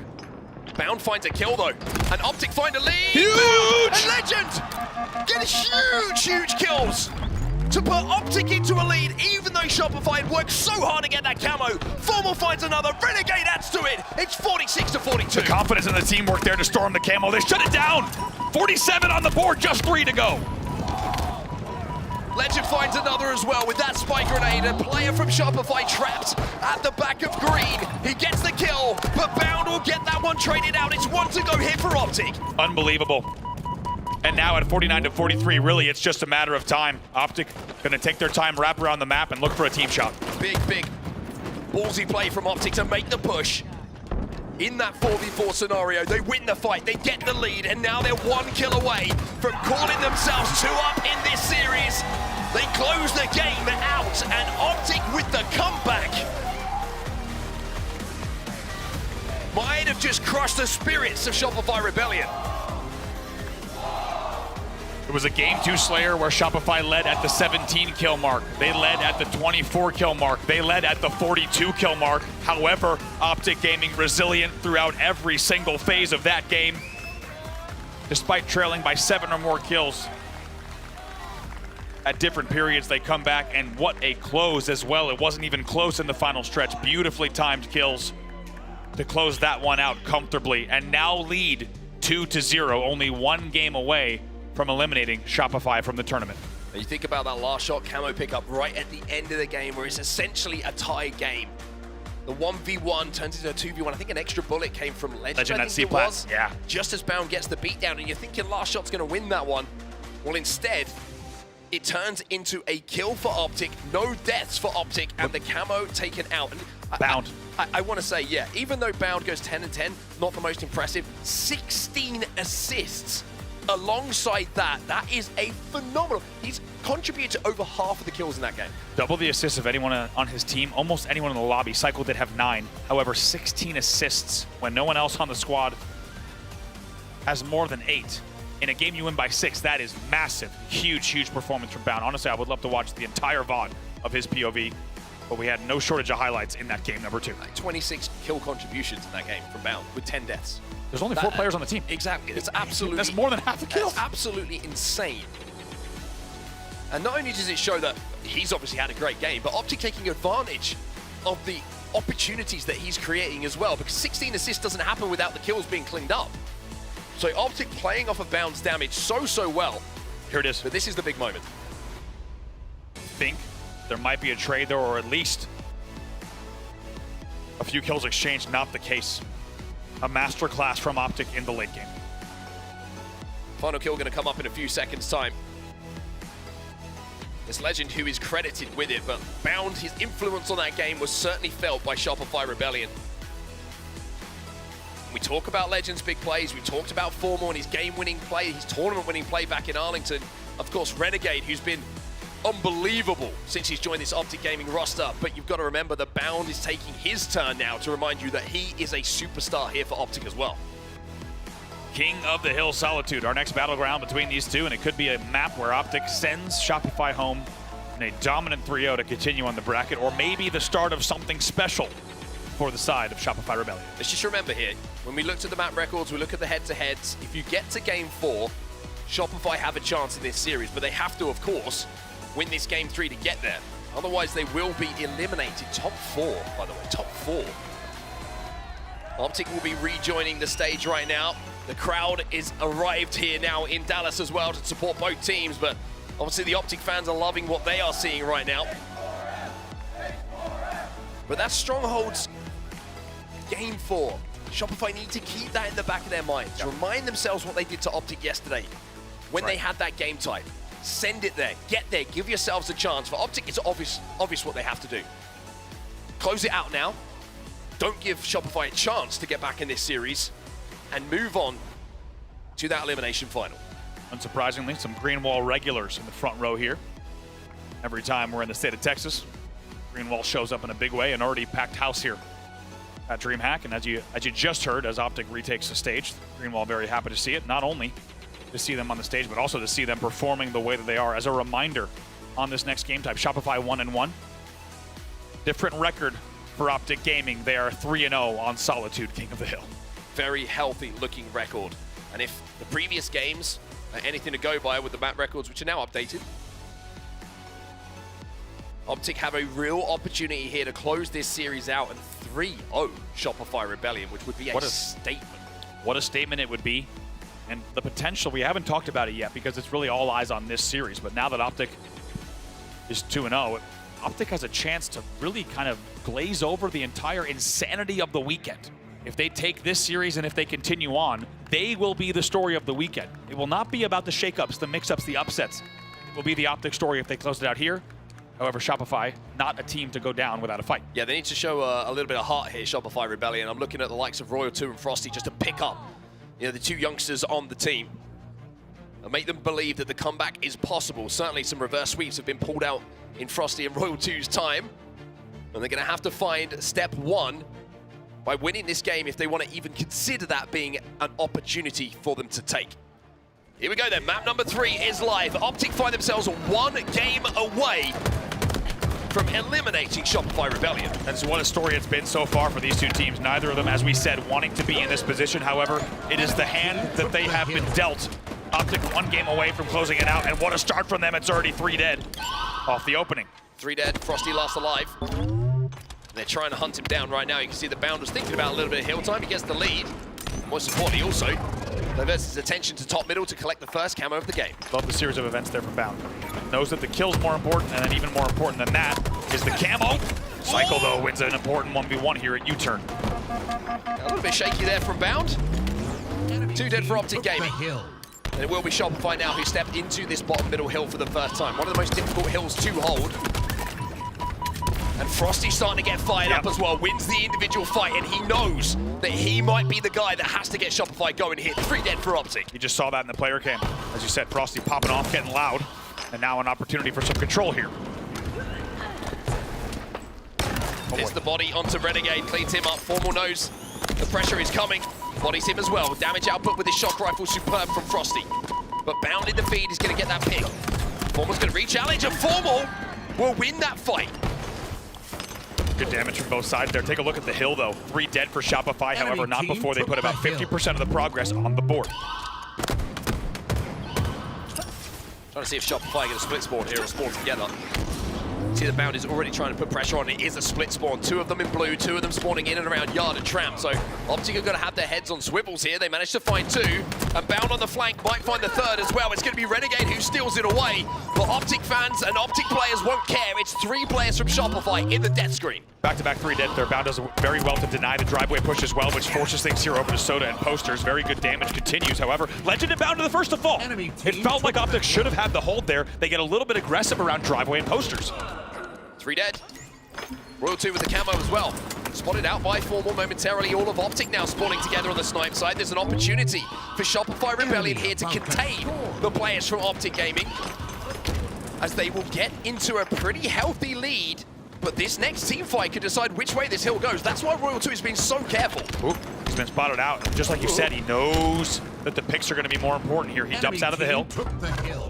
Frosty falls again. They need to be careful. 2v1. That's a challenge, that situation. Camo was disappearing. Fights were being won by Optic elsewhere. And Optic Gaming, last shot is last alive, go into a slender lead on this bottom middle hill. Next fight will win the hill. This is big here. 3v3 on the map. Cycle finds 1. Formal trades it out. 2v2 on the map right now, but Legend's nowhere near that hill. Renegade split across the map completely from Legend. The Frenchman on an island. He knows he has to get near that hill though. Renegade wins his fight, but if we trade it out immediately, Optic's starting to get back on the map. Legend now on the flank has played this absolutely perfectly. He's inside of this hill. 2 dead for Shopify. Cycle with the shock rifle though forces Legends to step out. Just bit by bit, you never see a hill end like this. This is such a good indicator and representation of what it is between these teams. They can only dip their toe in for a second and then realize there's too much to risk. They have to dip out. Still no one scoring yet on this first hill. Legend playing this so well though. Playing his life beautifully. But Cycle's inside of that hill. Legend repulses backwards, and as he fades away, he closes the eyes of Cycle as well. Big. What a run this is from Legend. This is brilliance from Legend. The Frenchman plays his life perfectly. And because of that, Optic will be up by 1. It is a masterclass from Legend. You have got to be kidding me. The patience from Legend, the execution, the micro, the way that he did that. Veteran plays from this young gun here. But he has been here before, and this man, he now knows championships after his last 12 months of professional Halo, and my God, did it ever show during that sequence. We have a limited amount of time when we're commentating these games, but to go back and watch that live from Legend, there are so many brilliant decisions that were made that influenced everything that happens afterwards. It was a perfect life. A killing spree, the way he was influencing spawns, the way he was staying alive, taking attention away. But now Renegade is taking his time to step into the limelight. It's a double kill for him. And what a huge hill it was for a lot of reasons, most importantly because of how much game time has elapsed during that first hill and the battle that took place. There's only 2 minutes left on the game clock. It is huge, not just in the context of this series, but you could even say in the context of season stories for Optic to now be up 1-0 with only 1:55 on the clock into game 3. Legend at 11 and 5, staying alive, dancing around the pillars, and Royal 2 does not know how to tango. It's going to be 1-0 still, and time elapsing here for Shopify. They're 2 dead once again. Optic inside of this yard hill. Shopify needs to figure it out. They need to figure it out now. This is Optic Gaming really holding down this area of the map, and they continue to score here.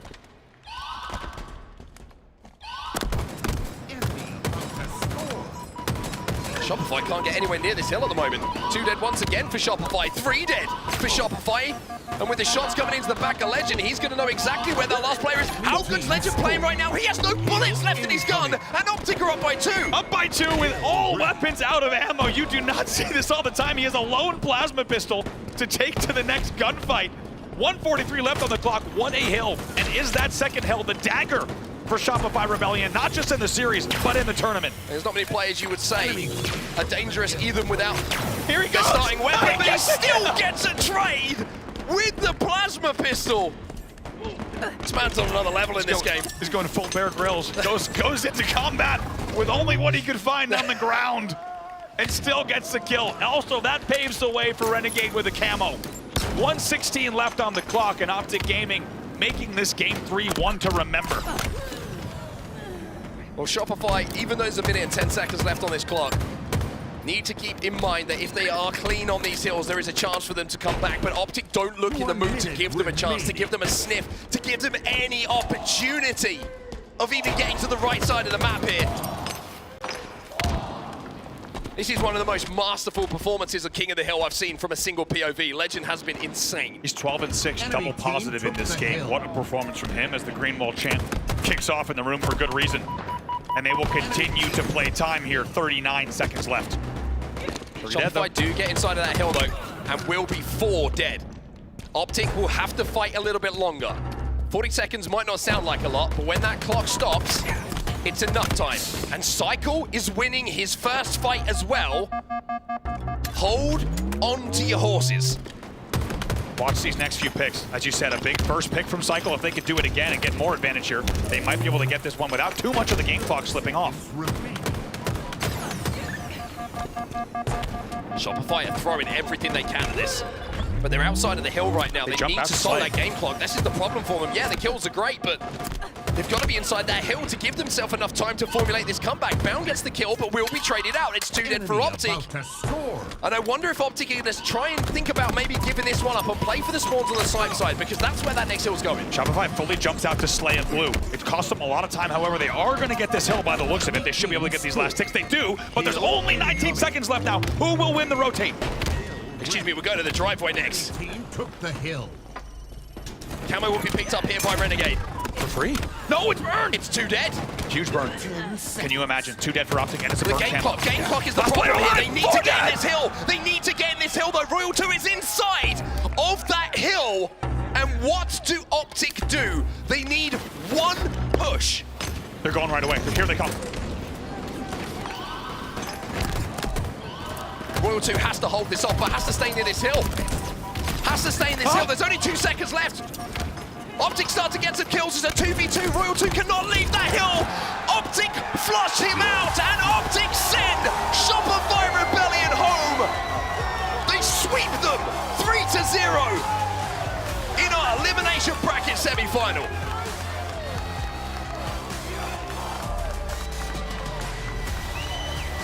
And Optic Gaming says, let there be no doubt. A lot of talk and a lot of chatter after that Game 7 win in Arlington. A lot of fans calling it a narrow win and not enough to give them the momentum. They had something different to say. It's a 3-0 clean sweep from Optic Gaming in your elimination semifinal. Shopify Rebellion will exit in 4th. And you can hear the Optic fans here at DreamHack out in force to watch their team progress in this tournament and continue yet another insane elimination bracket run. They will stay alive, Optic Gaming. But that performance, it's one that makes you think that maybe they could do it again, Andy. What a blast. It's rare that we say that a 3-0 is that intricate and nuanced and interesting and down to the wire. That series had it all. Throughout all games in the series, especially games 2 and 3, down to the final moments, Shopify was still in the game, but I think a little bit too little too late. Lots of things to talk about, and we'll break it down, of course, with that King of the Hill solitude. For that to end 2-1 the way it did in a final 2v2, down to time, was remarkable. And Optic Gaming, in the end, they take it 3-0. Shocked by what we are seeing in terms of the results here. I don't think I would have been shocked either way. What I am shocked about is truly how not close this really was in terms of what we're used to seeing from the two. There were definite moments of Shopify Rebellion coming back and showing us what they're made of and keeping things a little bit more dicey, but this definitely wasn't down to the wire the way that I thought it was going to be, and it certainly did not go the distance. Clutch, does that come down to Optic Gaming just firing up today? Is this just another level that they're hitting on Championship Sunday, which they did previously in Arlington? I think it comes down to one player that stepped up on that stage and had the series that he needed to have. It was Legend all series long. There was big time gunfights being made. He started this game 3 off unbelievable. But game 1, he really took off and won some very pivotal fights. I mean, it was so close. How many of these games, how many rounds came down to just time? And it was so impressive to watch. And when you have a guy like Legend who's able to start the day without any previous series and play the way that he did, he gave them every bit of leverage they needed to knock out a world-class team like Shopify is. He really did. I will say, it's funny because Legend has been such a vital piece of the puzzle of Optic Gaming, of course, but I would say for the most part, this event, he's been a little bit more quiet. Not bad at all, just a little bit more quiet. And then today, just absolutely ripping off every single bandit that might have been on him to just give us the most brilliant performance ever. Legend was unbelievable, including his teammate and long-term duo now as well, Bound. Dude. Wow, what a start to Championship Sunday. I have so many things I want to ask you. First of all, congratulations, GG's. That was a pretty scary beginning to your Championship Sunday. You're going up against basically your arch enemy, you know, your nemesis that you often find in a grand final position, but having to do that for a tournament life in the elimination bracket once again. How are you boys feeling heading into that series? Because it was a scary one. I mean, I think we're all used to it by now. It was a little scary just because, you know, it is for top 4. I didn't expect them to lose. But it was a little comforting knowing that if we beat them here, we don't have to do it twice. So just having that mentality going into it, and we've all been there, so we knew what it took. It was a good series. I love that. I think that's a great mindset to have because, yeah, like you said, you don't have to go the distance with them later on for sure. I've got to ask you about oddball because you guys have been so good at oddball. This has just been miraculous. Nobody can really touch you. How are you feeling about the oddball game as a team? Are you feeling like the best in the game right now on that? Yeah, I mean, it's very. I'm not gonna say we're very game mode dependent, but I don't know. It depends the day and how we're feeling, but. I don't know. The game modes are kind of whatever at this point. There's no new map, so we'll take it. We'll take it. That was what my question was going to be, is train of thought. Yeah. Usually when you're going up against Shopify, a lot of the times you guys fall behind in series because you see those Fortress game types pop up. You see the Assaults pop up. You were able to beat them yesterday on an Aqua Assault, which was a rare occurrence, I feel like. Shopify traditionally don't lose those new maps. So when you saw this map layout going into a series for top 3, you had to know that the odds were more in your favor than they've ever been. Yeah.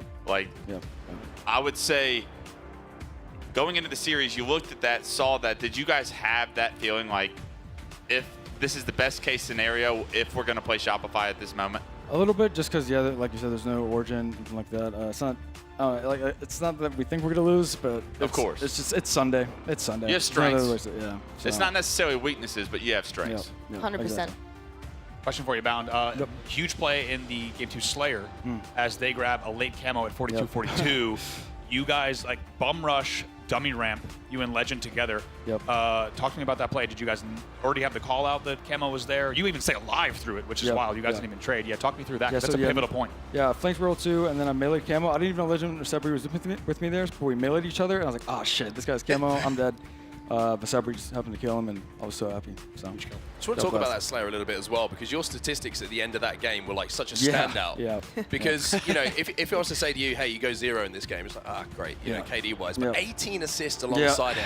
How good does that feel to know that your teammates have got your back when you're outputting that kind of damage? Yeah, I had no idea. I saw that, I was like, wow, okay. That's how I'm coming today. It felt great. Felt great to know that we can win like that. That was a good win. We needed that win. It was a really, really big win for you guys. And obviously, FaZe TSM are in the winners finals, and you're going to have to be facing one of them at some point. How are you feeling about either of those competitions? I think you've leveled up on Championship Sunday as a team, so you're feeling like you can go all the way once again. Yeah, we're ready for whoever. I love to hear that, Bound. Thank you so much. GG's, man. Incredible show to start things off here. You just go get relaxed backstage. You go through things, you know, with your team. Get comfortable. Stay warm. Stay warm. My hand warmer's on me. And as Wes says, bring your A game, Bound. Bring your A game. Here's the elimination bracket for you guys. We have our elimination final set in stone. It's going to be Optic Gaming, who is going to be joining them, falling flat on that main stage next in the winners finals, because they're going to meet a piping hot Optic Gaming, who are honestly, as you heard, ready for whoever falls short here.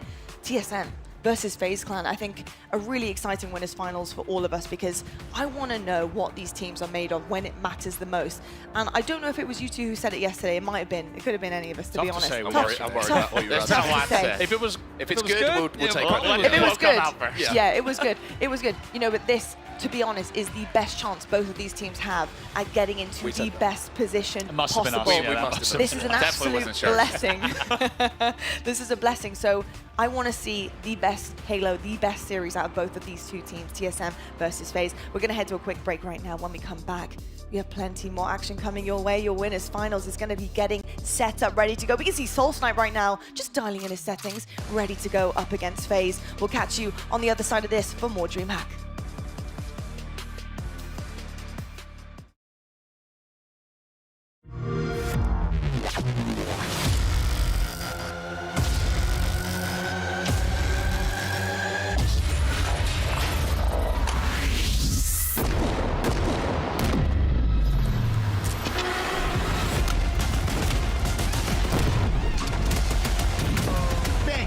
shot. New Juggernaut.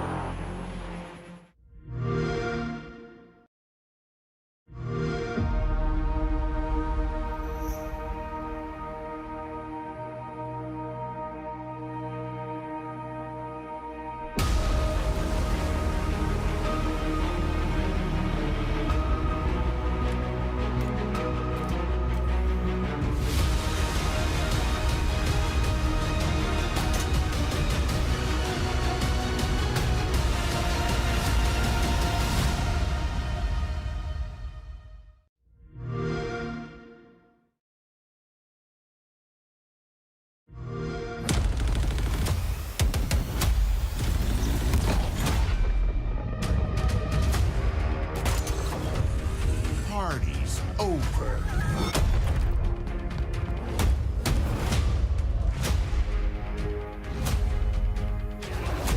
You belong to me. Satisfactory.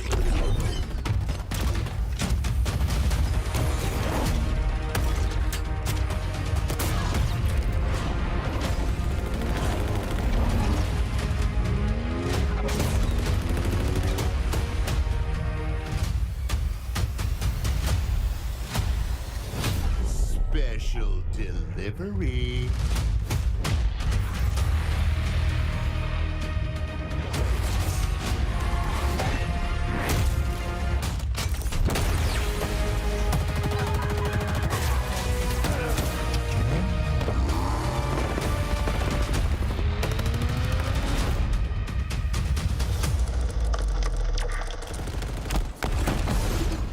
Betrayal.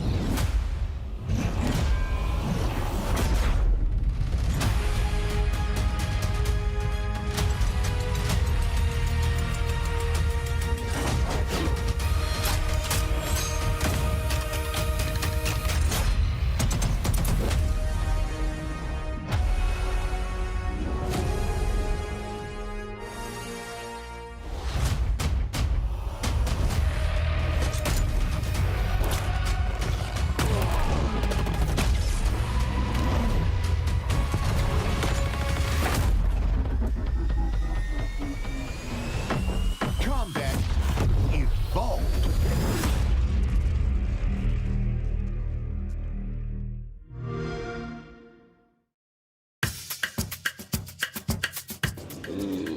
I think it's a tie between the two. Nah, I gotta give it to PJ. I think I gotta give it to you. Yeah, I was gonna say I think it's a tie between us, but I appreciate it. Ooh, I don't know. I actually don't know, like, because I don't watch I'm gonna say me. I'm gonna say You? me, yeah. I'm gonna go with me. Yeah, I'll give it to you. He watches a lot. I'll give it to him. Yeah, I'll be practicing.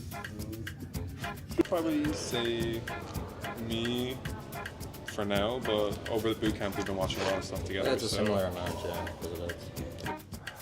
I'm gonna have to give it to him. Probably me. Yeah. Ever since I joined the team, he's always watched VOD, so Definitely me. Definitely this guy. Guy cherished watches more VOD. Never gets off film. Never.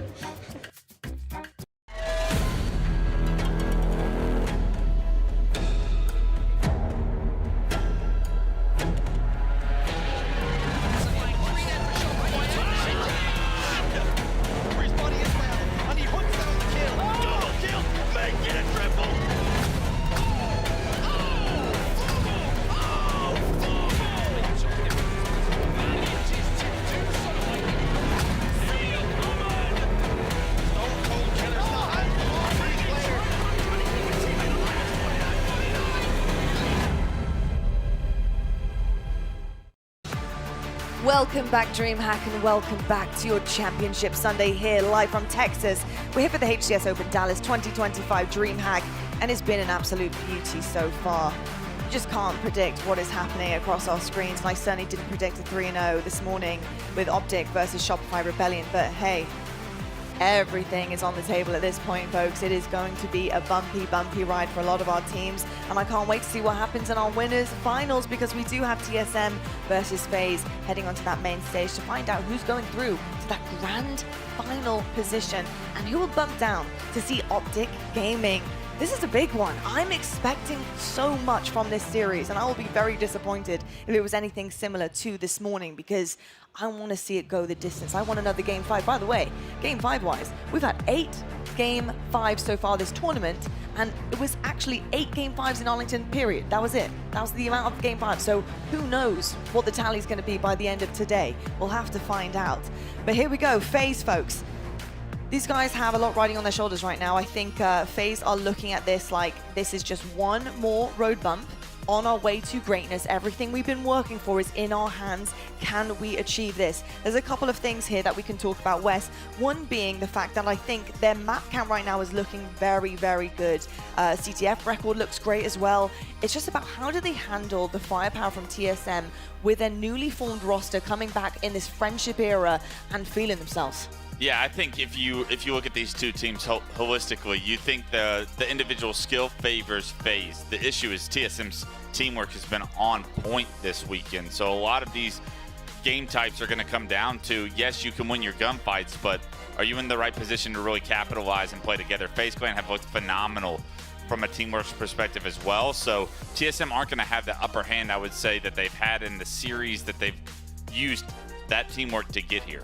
Dan, I want to ask you a little bit about some of the map records here, because I think it's a very interesting story. On the side for TSM especially, they're looking incredible at Slayers. If they can pick up a couple of Slayers and maybe just sneak out an objective, I mean, it means so much to them. And they're 8-0 in Slayers. Yeah, I know. And they've won every Game 5 they've been presented with as well. I think that the clutch factor for TSM has been insane. So if you are FaZe Clan, you can't allow it to go to Game 5, really. But I think that's the thing with TSM at the moment. The confidence in Slayers is just going to do them a world of good, because as you mentioned, take one objective and you're fine. And there are some good objective modes here for TSM as well.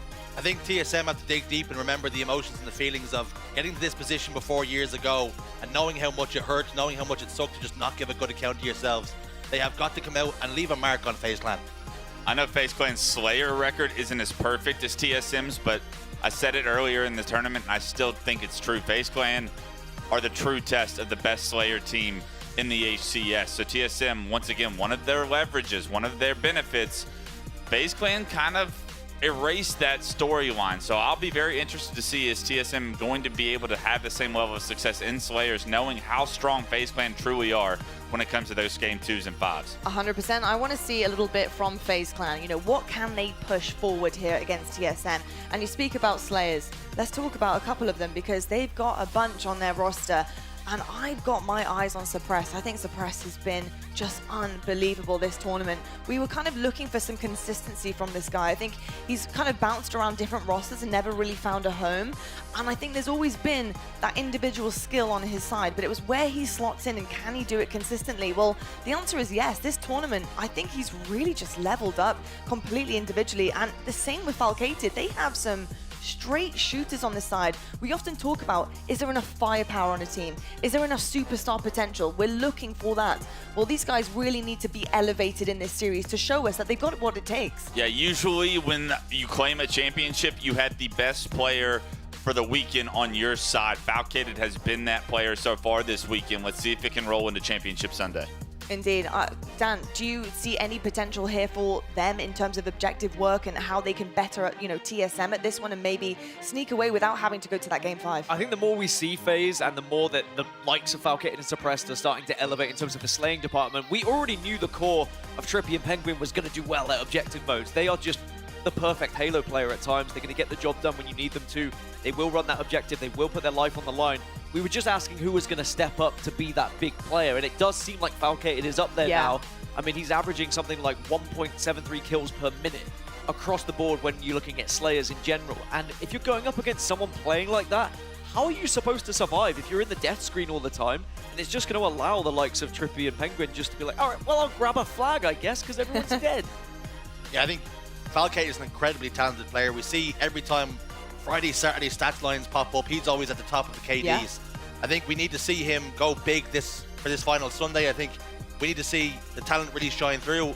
Falcate is a big player in this series. He is a huge player in this series. I'm very excited to see what he's going to bring to the table. But on the other side of it, hoping to get an incredibly big dinner is going to be TSM, because they're going to want to eat FaZe up right now on this main stage and be done with it, because this is such a big potential for them to go all the way to the grand finals here and really just put a massive exclamation point on the fact that they're back together once again, Dan. And what I'm excited for is we already saw this matchup back in Arlington, but of course, team change. This was a whitewash in Arlington. It was a 3-0 victory, and actually 2 of the game types were played as well. Slayer Origin was 50-25. Oh, like, goodness. TSM got absolutely slapped around. Talk about a meal, steak dinner right there. Exactly, and now I'm hoping that with the changes and the fact they just seem to be on fire right now, they can show just how important chemistry can be and getting back to that core band that they really wanted to find as a squad. Shazzy, when I'm looking across the roster here, I think there's a couple of people that have honestly really been stepping up, and we're talking about Firepower and FaZe. Well, Firepower here on TSM for me, Druck has been a game changer, and honestly, Tolik as well. They have been so good, and I'm loving the consistent kind of firepower that they're showing for their teammates as well. How are you feeling about the overall dynamic and what you're seeing from them? I'm feeling really good. I think the pair of them have stepped up this tournament, because you change one player, you don't expect to go from top 12 to now you're here in the Championship Sunday, almost at a grand final stage. So they have had to pick up their game. 2 very talented individuals. What I will say about Manny as well, because when we were looking at Cloud9 right at the start of the tournament, Manny was actually struggling on Cloud9 in the slaying department. He wasn't really fitting in. Then he moves over to TSM, and suddenly now he seems to have found something extra, especially when it comes to Slayers, which is a surprise for me, considering how he performed at last event. And again, goes back to when you just find a team that allow you to play the way you want to play, you seem to be able to elevate yourself. And I do think that Manny is going to be a key factor here. I think so too, Clutch. When you're looking at this head-to-head here, we've got a exceptional series count from the pair of them. Unbelievable stuff. Undeniably, we've got a heavy Slayer advantage for TSM here.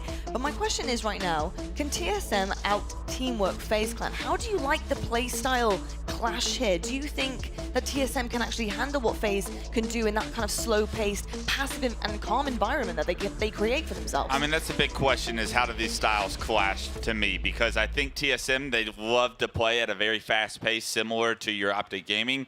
They don't necessarily back it up with the same individual skill, but their teamwork is usually on point, and they're usually able to find some efficient objective work with the kills that they do achieve in those objective style maps. The big question is FaZe going to allow that to happen? Are they able to keep track of all of TSM? Are they able to really find their comfort zone? And if FaZe are able to do that, they're going to have a ton of success. TSM has got to find scrappy opportunity here. And if I'm looking at X factors for both sides, we hyped up Falcated when talking about FaZe. Tolik has got to have a better series than Falcated statistically in order for TSM to have a chance. He is their main Slayer. He is the guy that is, if someone on TSM is going to pop off statistically, damage-wise, kills-wise, it's going to be Tolik. So I'm looking at him with the responsibility and the weight on his shoulders to have a massive series if TSM want a chance here. Looking at the stats there for TSM as well, 8-0 on Slayers means they're going to game 5s and they're winning those game 5s as well. So they're handling and dealing with pressure when it comes their way. And this is going to be the biggest test for them. This is where the pressure's coming. Can they deal with FaZe Clan? I will say, just on the back of what you said there, something that I do want to key in on, and just for everybody at home to be aware of. Yes, we are looking at these Slayer records, and it's heavy-handed on TSM side, 8-0. But I will say, like you said about the Game 5s, they're getting to the Game 5s. FaZe are not getting to the Game 5s. And 5-1 is still an absolutely incredible stat line. I mean, yes, they lose out on 1 Slayer, but 5 Slayers won, and not having played the same amount as TSM, to me, this is an even playing field, to be honest, when I'm looking at it. And 2 different roads to get here, honestly. TSM have played much weaker opponents, in my opinion. SSG, Shopify is who FaZe have had to go through to get here. You're going to drop a Slayer to some of the best teams in the world. TSM's road a little bit different, but the job's getting done. But the most impressive thing I would say about TSM in these game 5s is it is pure chaos. Almost dropped an F-bomb. Just a casual Sunday. But that's why this team is so special, and they have played so much Halo together that when these games get into these big time moments where time is a factor. Every single decision is such an important piece to the puzzle. They're so fluid with their teamwork still because of how much chemistry this team has. So that's what I mean when I'm saying, can they make it chaotic? Can they make it scrappy? Because if they can, they thrive in those moments because they have so much experience together that it's an afterthought of what should we do. Well, all that experience, all that friendship, all that hard work for both teams comes down to this moment. This is a huge opportunity for both of them to get into this grand finals position and really solidify themselves in that best of 7. We'll find out who it's going to be. This is your winners finals. It's TSM versus FaZe.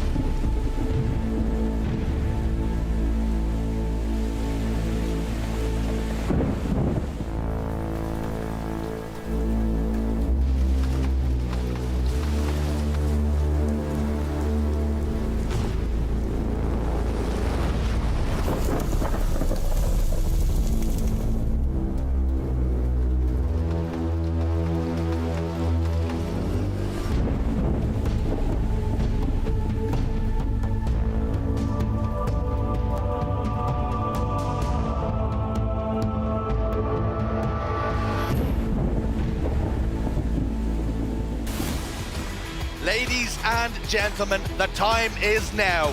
Winners finals on the horizon. TSM versus FaZe Clan.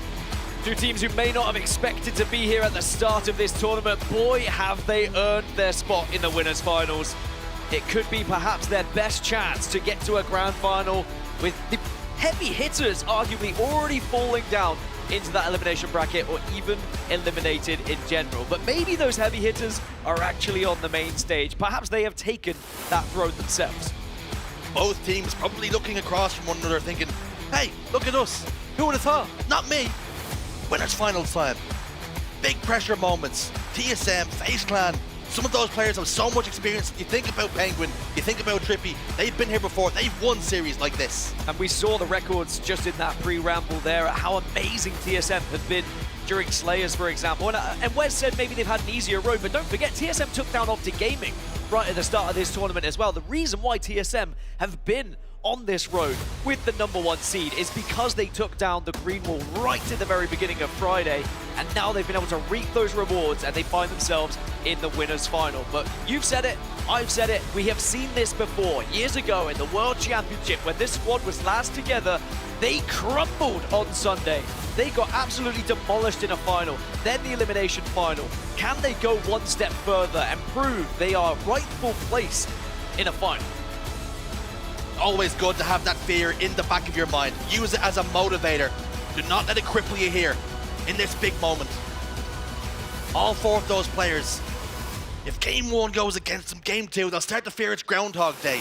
They need a big, massive game 1. Well, speaking of game 1, it is going to be CTF Fortress, and 2 players that we have to keep an eye on here. On the side of TSM, it's going to be Druk. I think Lottie mentioned him as well, just how well he's been playing when it comes to everything. But CTF in particular, with a 2.0 KD when on Capture the Flag, averaging 634 damage a minute on Capture the Flag, and putting flags in as well. He has been doing everything for TSM, so he is going to be one of the reasons they win if they do win. But he may have to get through Trippy, because on the other side for FaZe Clan, Trippy's been doing exactly the same thing, averaging over 2.0 KD. He's been getting all the flag captures on CTF, as well as outputting an incredible amount of damage. Trippy has been their go-to man on Capture the Flag. You think about this FaZe Clan team, Dan. Last month at Arlington, finishing top 3, disappointed with where they finished, disappointed with the show, and it only indicates and illustrates just how good this team is. Their ambitions now are getting into that grand finals and causing some carnage when they get there, but TSM still standing in their way. And TSM probably will be looking down at that elimination bracket and just saying, well, wait a second, Optic Gaming are kind of waiting down there. We'd rather see them in a grand final. We don't want to be dropping into an elimination final and having to go up against them. This is how everything has looked thus far in the tournament. TSM take down Nemesis, then take down Envy, game 5 after game 5. FaZe Clan also going through Game 5s of Shopify Rebellion and taking down Space Station on their road. But now they will find themselves meeting here in this winners final in a series layout that looks pretty even, I'd say. When you look across history and how they've been playing so far this tournament, I think this is the best series layout we could have got for this winners final.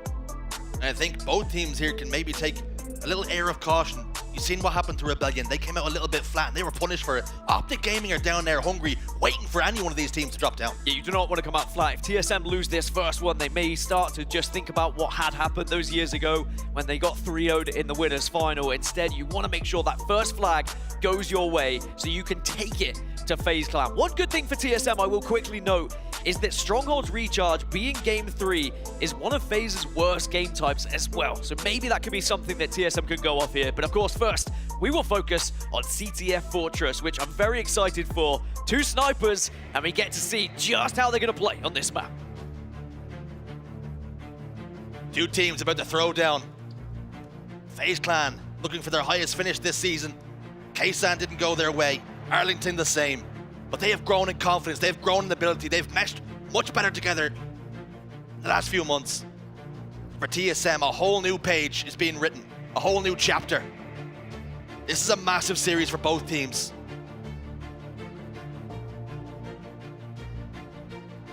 Big moments, big time for players to step up to the mark.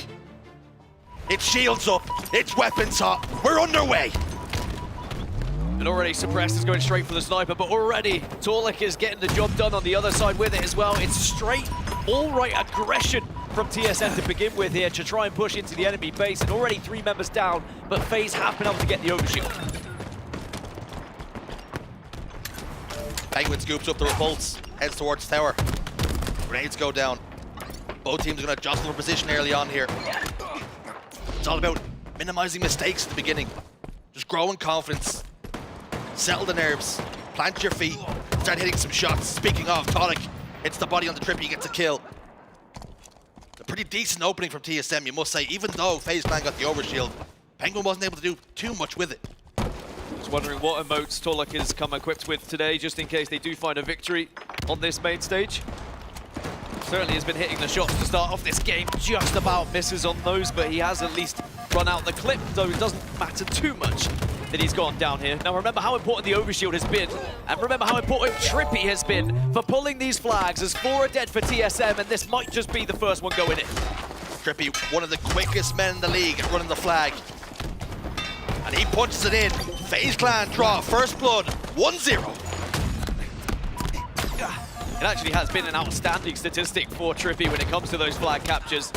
Everyone else on the team is less than 1 flag a game, but Trippy seems to be up there getting at least 1.5 on average, so closing in on 2 caps per game when they play capture the flag. Torlik's found himself another sniper rifle, but again, he's run out of ammo. That next overshield is coming up in 10 seconds here, so if FaZe can get hold of it again with 2 going down from TSM, maybe they can start to look at another flag pool. It just shows you how clinical FaZe Clan are. The teamwork they're putting out. Double kill, 3 dead for TSM. Overshield in the chest for Trippy. They're clinical when FaZe Clan get opportunities. Punishing TSM whenever there's an opening. Trippy just loves a flag game. He loves having something to run towards and something to run with, but also he'll do the damage at the same time. He listens to those call-outs. He's always waiting just to put that final bullet in if he needs to. Constantly looking for the next kill after next kill, but now he will refocus onto the flag.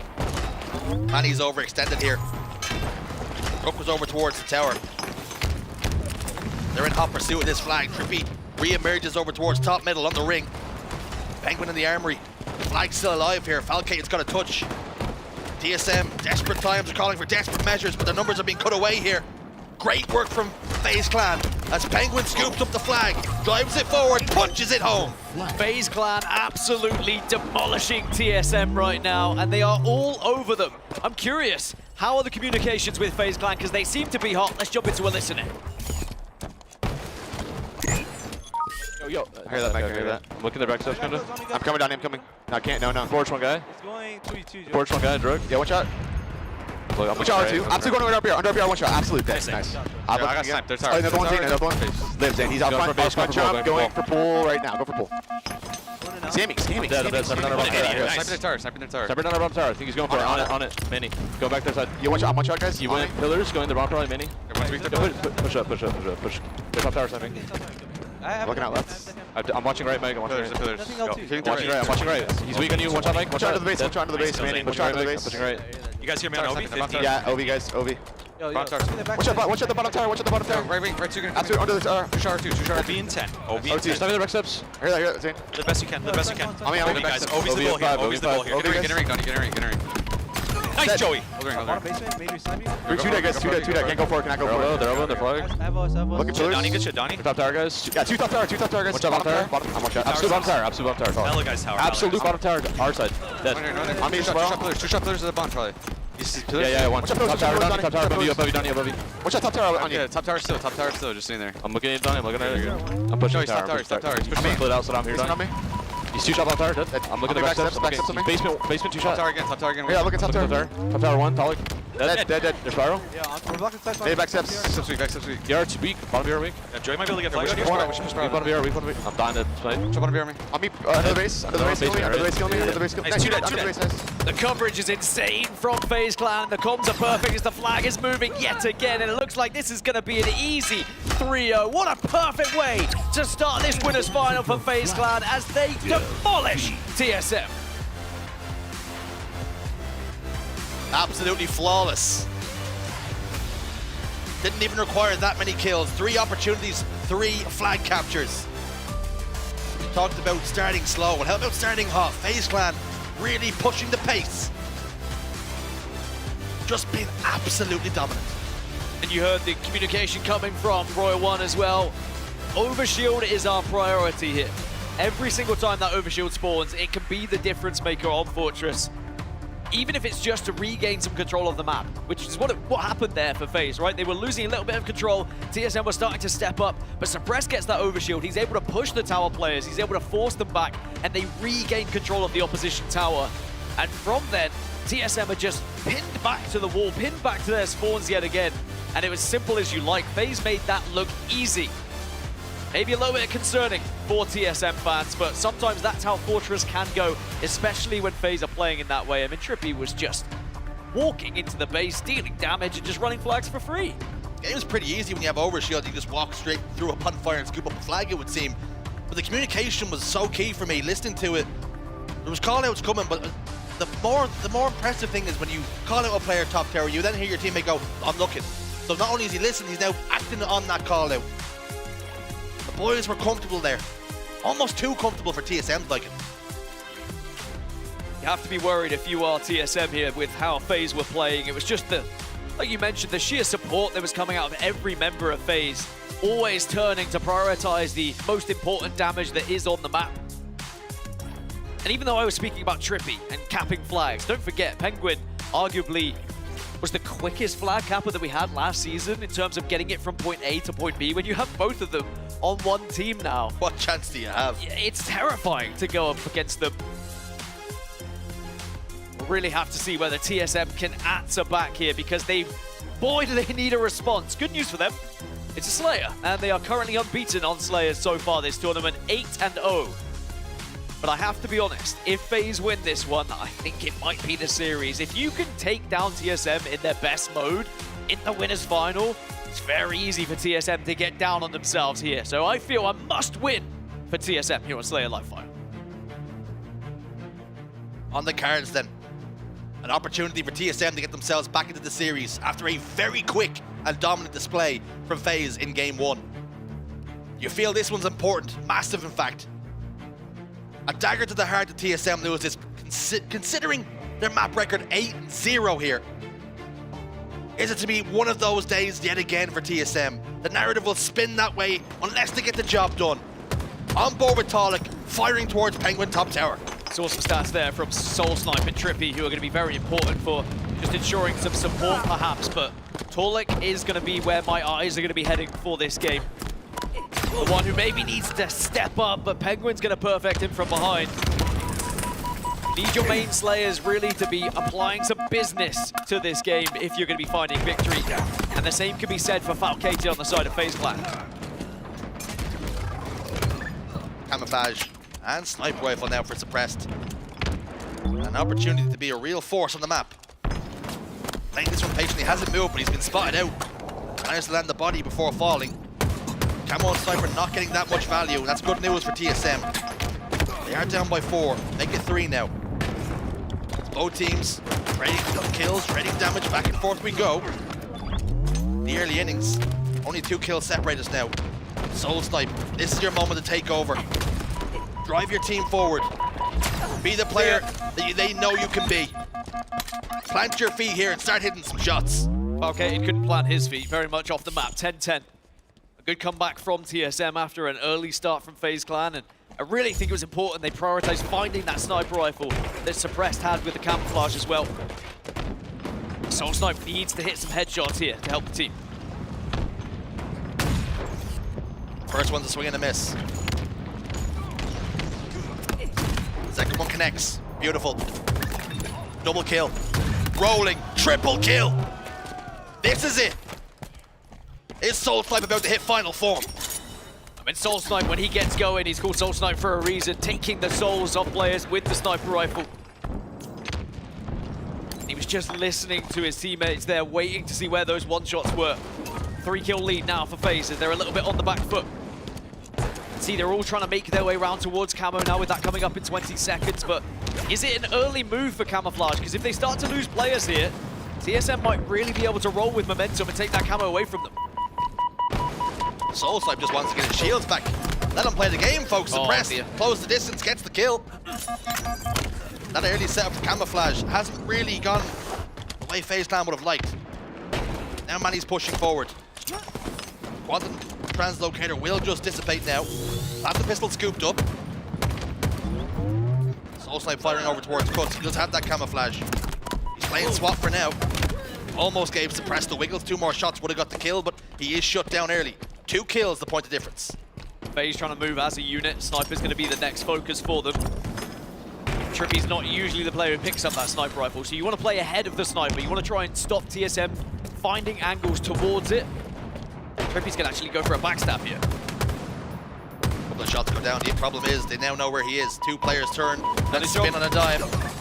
But his teammates elsewhere, getting the damage done. Perfectly played by Trippy. Didn't even have to get the kill. He just had to keep the attention of 2 players away from his teammates. Yeah, he did enough to allow Falcated to get the sniper rifle. However, Manny had spotted him out, and now he gets the sniper as a reward. Very close back and forth game 2 here.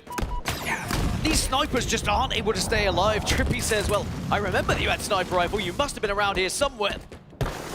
Now it is time for Big Game Trip to try and do something with the S7.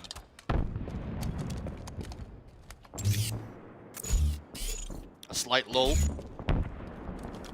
There's a war happening a little bit far away from Trippy here. He's going to have to get a move on. He obliges. Sitting top middle, Colin applies pressure. Beautiful body shot by Trippy though. That will just back him down. The consistency in which these top players hit body shots, so impressive. Soul Snipe falls. Here comes Druk. He's got 2 members of FaZe Clan facing him up. He's desperately trying to stay alive here. Settled for a trade. That's good for Druk. Penguin now just making sure he stays alive. One thing that FaZe have been very good at this game is when TSM seem to have a little bit of control, they just back up, cower away a little bit and wait for them to get aggressive and try and catch one of them off guard. 29-29, I mean, this is so even in the moment. You can't split these 2. Game to the knife's edge. Doesn't clear his corner, slides in. Penguin gets a free kill. Does get traded out very quickly though. 13 kills for Soul Snipe. Trippy does have the sniper rifle though. 3 bullets to work with. See, he's just pinging across because this camouflage is going to be a big one. TSM can get hold of it. He might be able to start to just run away with things a little bit. Trippy knows that his bullets are going to be so key to try and stop them. You can see he's just hovering, waiting to see if anyone goes for it, but Suppressed on the other side. Now the push does come through. 3 dead for a moment for TSM. Trippy still has that sniper rifle. 3 bullets to play with. Now pops the camouflage. Is this the beginning of the end? If Trippy can start hitting some shots, he's got some players isolated on Big Door. It's a free one. And he's down to no shield. Suppressed should be there to get the kill. He doesn't, he falls. Manny last live for his team, and he's going to try and disappear now and wait for his teammates to spawn back up, and you can see Trippy trying to find him. Should have the audio cue, there's players below him. Manny taken care of. 4 kill advantage now for FaZe Clan. And is the moment just starting to get to TSM? Is this starting to slip away? The drug's just gone down as well. Soul Snipe falls. Manny's going to be the next target. And this is the first time we've seen a gap like this, and FaZe will want to increase it. Manny falls. Killing spree now. It's a 7-kill lead. This is going to be so tough for TSM to get back. Are we going to see this unbeaten record on Slayers start to fall in front of our very eyes? There was something Wes noticed and talked about. The quality of teams FaZe Clan played in those Slayers was a little bit higher than TSM's. Playing against one of the big dogs now. And Suppress might even start barking with these shots he's connecting. Tolic over towards Nest, backs away for a moment. Suppress is happy to play this one patiently. Penguin lands a grenade at Tolic's feet as well. Is the occasion too big for TSM right now? 3 kills required for FaZe Clan to close out game 2. It would have to be one of the biggest comebacks we've seen so far this weekend on Slayer, especially at this stage of the game when only now 2 kills are required for FaZe Clan. Suppress can't get the job done with a sniper rifle, will give it away. Is there a little bit of hope left for TSM, or is this one done and dusted? An 8-kill game, make it a 10-kill game now as Trippy puts the final bullet into him. And FaZe Clan 1 map away now from reaching the grand finals here at DreamHack Dallas for the HCS Open. Was close in the early knock-ins, and even in the mid-game. But FaZe Clan just started to pull away. Camouflage and sniper rifles really helped their cause. TSM really struggled from then on out. They had moments, Soul Snipe, try as he might. But now, it's a very daunting task, Dan. They have to win 3 back-to-back-to-back. 17 kills for Soul Snipe, as you mentioned. He did try, but it's the consistency on the side of FaZe, as everyone had a good game in that one. Again, they were working together so well, moving as a unit like a wolf pack, shutting down TSM. I remember at one point it was 31-31. I was considering going for a listening into TSM, and then suddenly you see Trippy pick up the sniper rifle, and suddenly they get the next camouflage, and it just started to snowball out of control in favor of FaZe Clan. And Trippy really has been the man of the series so far. It's another 4.3k damage from him in that game. Sadly, when players like this are in this kind of form, like, how do you stop them? How do you shut them down? Because now Trippy and the rest of FaZe are all going to be playing with so much confidence going into this next game. It needs a big response. Players are taking and opting in for a break. And for TSM, it's just about gathering your thoughts. For FaZe, they can now have a conversation about just being 1 game away from the grand finals. Close this thing out. And they'll be looking to do it in game 3, Dan. They have no interest in going any further. Remember, all the talk for the last couple of events has been around Optic, around Shopify, Rebellion, and FaZe have been kind of teetering on the edge a little bit of that 3rd place, 4th place team. Wondering, will they be able to break into that top 2? Well, the chance is very much right here in front of them now. All that stands between them and the grand final is Stronghold's recharge. Sadly, FaZe Clan have not usually looked particularly good on Stronghold's recharge, but again, FaZe Clan at their worst at the moment. Can TSM even beat FaZe Clan playing in one of their worst game types? Because it all seems to be heading in a FaZe Clan direction. On the side of TSM, they've also been struggling a little bit with Strongholds as well. You can see they lost to Nemesis, they lost to Optic Gaming, in pretty big margins as well. Are we starting to look at a potential 3-0 here, and TSM having to look at a rematch with Optic Gaming in the Elimination final? Might have been a conversation they had last night. Lads, FaZe Clan, Strongholds isn't their strongest game type. And then someone says, it's not really our strongest one either. Not really ours either. As long as we get to game 3. Yeah, we definitely get to game 3. Ah, okay. Sadly for TSM, I think losing that Slayer is going to be the biggest dagger into their back, because they were 8-0 in Slayers. That no one else had been able to go up against them, not even Optic Gaming. Sadly now, with that record going, can they even get to a game 5? Because that's another record they have. You know, they've won every game 5 so far. So if they can go the distance here, maybe TSM become the favorites once we get there. But it's really hard to argue with how FaZe Clan are playing right now. They look like an unbeatable and unstoppable force. And it's one thing to lose your 8-0 record in a 50-49 fashion, 50-48, but it was 50-40. It's a big discrepancy you've lost by there on one of your strongest map mode combinations. Having a look at the winner's bracket then, it's what's up for grabs. Grand final spot. FaZe Clan still remain just one away from an ever-elusive grand final. Still crazy looking at this bracket as well, because you saw the big names on the bottom side of the winner's bracket. Well, they all ended up in this stage of the elimination bracket as well. Optic Gaming, Shopify Rebellion were both on that lower side and had to face each other for top 3. But it was Optic Gaming getting the better of Rebellion this time, a 3-0 if you missed it, because it was a pretty quick one. And now Optic Gaming are waiting in that elimination final. Are we going to be seeing Optic again make that entire run through the elimination bracket all the way from Elim round 1 to a grand final? Real question is, who are they going to be facing? At the moment, it looks like a rematch with TSM, but TSM with a little bathroom break and a chance to maybe just have a discussion with each other. They need to wake up. And I feel like at the moment, FaZe Clan are almost like Mr. Burns in his office. And they've got TSM standing in front of them and they're saying, just a little bit to your left, a little bit further to your left, and then they push the button for the trapdoor. That's where Optic Gaming's waiting. And with the way Optic are playing, they've won a championship from this exact sort of route. Nobody wants to be playing them in the elimination finals. And it looks as though that's going to be TSM's fate. Yeah, that trapdoor seems to be half open at this point for TSM. You can see a couple of side eyes across the board from the TSM players. Just, is this happening again? Is history repeating itself, or can we find a way back into this series? Stronghold's Recharge can be one of those games that really can go out of control if you lose the map right to begin with as well. If FaZe are able to set up, I'm really worried for TSM in this one. I think TSM have to make sure they're the first team to get any real control here. And in the build-up, we did talk about, we highlighted TSM in those Game 5s, getting the job done, icing up. So maybe there is still some resilience in there. Maybe they can bounce back here. All they need is one to believe, Dan. But it needs to be this one. Not a single player from TSM has averaged over 1.0 KD on Stronghold so far this tournament. Tell me good things. Good things. TSM, yeah, I'm struggling a little bit. Tell me bad things for FaZe then. Tell me something. Well, FaZe also haven't won this game time so far this season. So there you go. There's the opportunity for TSM. But even when they've been losing FaZe, they've still been finding a lot more kills than TSM have. And that's going to be my worry here, because if you're just looking at a bad game type for both, it becomes a little bit of a slay fest, and FaZe look better right now. Is this just one last throw of the dice for TSM? Desperate times, desperate measures. They go 3 dead. Opening break favors FaZe Clan.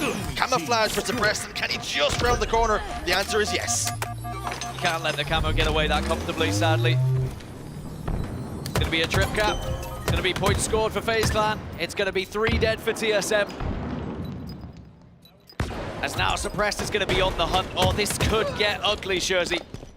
It's already a 30-plus scoreline, and they are really looking to take it to TSM here. They want to make a statement as they walk into these grand finals. Suppressed enters bottom elevator. It's right like the elevators beyond me. They take a long time to get to your floor. Enemy team score. Suppressed top A then, putting down shots. Captures it. Enemy team scoring. TSM, they're on the back foot immediately. 3 dead once again. They're being put in the blender. I mean, they're getting absolutely slapperooed right now, let's be completely honest. TSM haven't even been able to find kills on the side of Manny and Druk because FaZe have just been pushing them so aggressively off spawn. Manny goes down again. It seems like every corner you turn as a TSM member, there's at least 2 players from FaZe staring at you, pinching you. And maybe they want to pinch you and you think, are we dreaming? I need to wake up at this point. Ow, stop pinching me. Ow, stop pinching me. Here comes Penguin with another pinch. One-on-one with Manny. Doesn't even get the trade. Issues, concerns, rearing their ugly head once more. Is this going to be yet another Sunday the TSM falter? Under the pressure, under the lights. Is the occasion just getting the better of them here? It's over a 100-point lead already. Only 2 minutes in for FaZe Clan. And still, 2 members of TSM yet to find a kill here. This might be one of the most one-sided games we've seen so far in this tournament, as Druk also falls still yet to find a kill. Still points being scored for FaZe Clan. They're not just going to walk into this grand final. They are waltzing into this grand final at this point. The issue is, it doesn't even look like they've had to get out of third gear. Suppress steps in, tried to get the contest just before B was converted. Unable to do so. Enemy halfway to The onslaught isn't finished here. Manny's desperately trying to escape with his life. Trying to disappear, trying to skedaddle. But he's being hunted down. And every single time you see a TSM player in a hill, he's in there by himself. Rook's in big trouble, he gets cut down. The FaZe Clan machine keeps on rolling. Show us something, TSM. Druck, Manny. Get a kill. It's so difficult to watch. I know how hard it is to Druck got a kill. It's so hard to play against teams that are this well coordinated when it comes to strongholds as well. Because every single time TSM off spawn, they are trying to get back into the game. They're trying to force their way to one of these strongholds, but FaZe are just waiting in the wings, almost giggling to themselves, saying, oh, another one's trying to push down long haul, and then they're able to wipe them out. Look, at time after time, TSM are on different spawns. It's a 1 versus 2. It's a 1 versus 3. And FaZe Clan continue to push, continue to get aggressive. There's another player on their own. And old Tolik's here for a little bit of backup, but are you too late? Because a grenade arrives as well. It's 184-1. Another one bites dust. Manny does get a kill. Does finally register one. No more Goose Watch. Unfortunately, the stat line's not reading too good from 1, 2, and 10. 185 and climbing. And we know Strongholds can flip on its head. But TSM, if they're going to do it, if they're going to show signs of life, they're going to have to do it quickly, or they're heading down to the Elimination Finals. It's another camouflage. It's another kill. It's another painful watch on the side of TSM.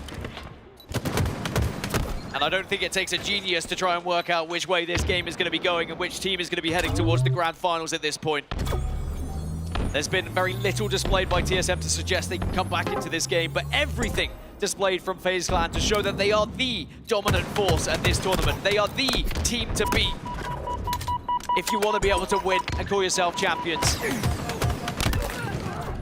Optic Gaming are going to be licking their lips in that elimination final, waiting for TSM to drop as Manny drops to the floor from another perfect from Trippy. FaZe Clan showing no compassion, absolutely ruthless here on Strongholds.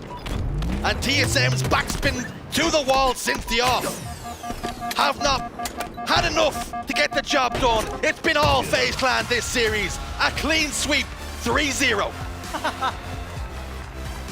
I don't think you have to be a lip reader to try and work out what Royal One was saying. What on earth was that? And for good reason, what was that?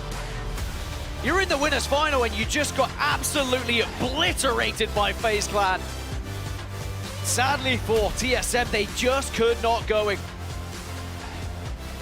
Maybe one step too far was this FaZe roster.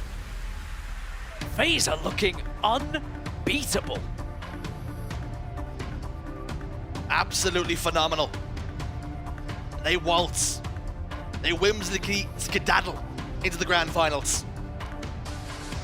For TSM, their night's not going to get much easier now, Dan, because they're heading down to a very red-hot Optic Gaming who just clean swept Shopify Rebellion, who are one of the tournament favorites, may I remind you. But now all of a sudden the complexion around FaZe Clan is, are they now the tournament favorites? Well, I think this is what Penguin was questioning on his screens. What just happened? 1-14, 3-12, 5-10, 7-11. Be a great place to get some snacks, but not necessarily a great place to be up against FaZe Clan. 250-2. It was almost the perfect Strongholds game. Penguin was frying in that one as well with 17 kills. As soon as we got up here to start this series, it feels like we're ending it as well, Shurs. That was one of the fastest 3-0s that we've seen on main stage all weekend long. Lincoln, you might have missed it. Dominant from the off. Confirmation of what you have seen if you're still trying to believe it. 3-0 Fortress, capture the flag, live fire Slayer, 50-40, and a 250-2 Strongholds recharge.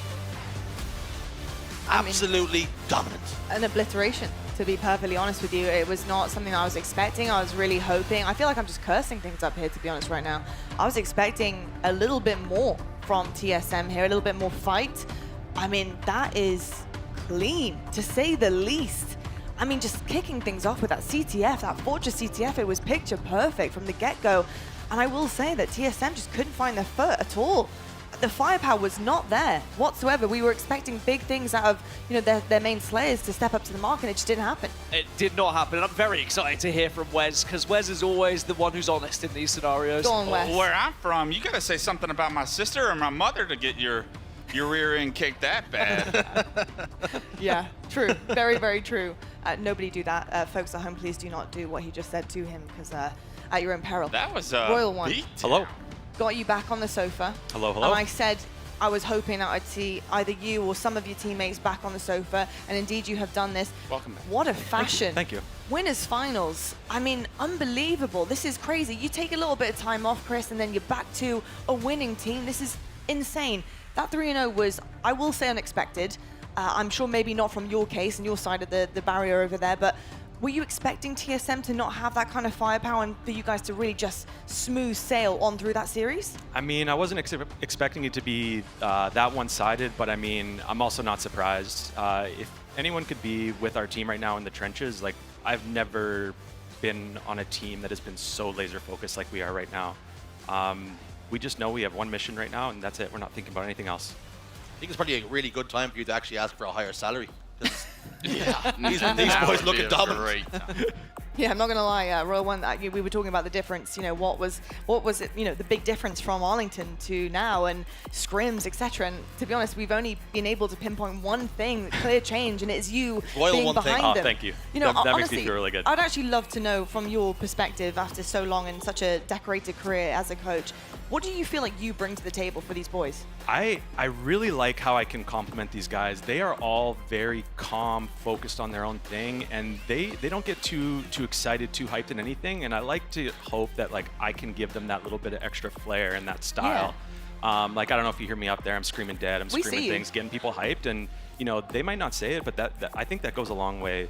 No, I was thinking about that when we went to a listening in game 1 and Trippy wins his gunfight under their spiral, and you just hear, "Nice, Joey." I literally went on a train of thought of like, yo, that gives you so much gas. Like that goes so far. And knowing this FaZe team as well as I do, it's like there's not a ton of like gas givers, I'll call it, on the squad. They're traditionally all locked in, as you've already noted, but like so locked in to a point where there's not a ton of you don't have the energizer guys. So love the idea that you're bringing that to the team.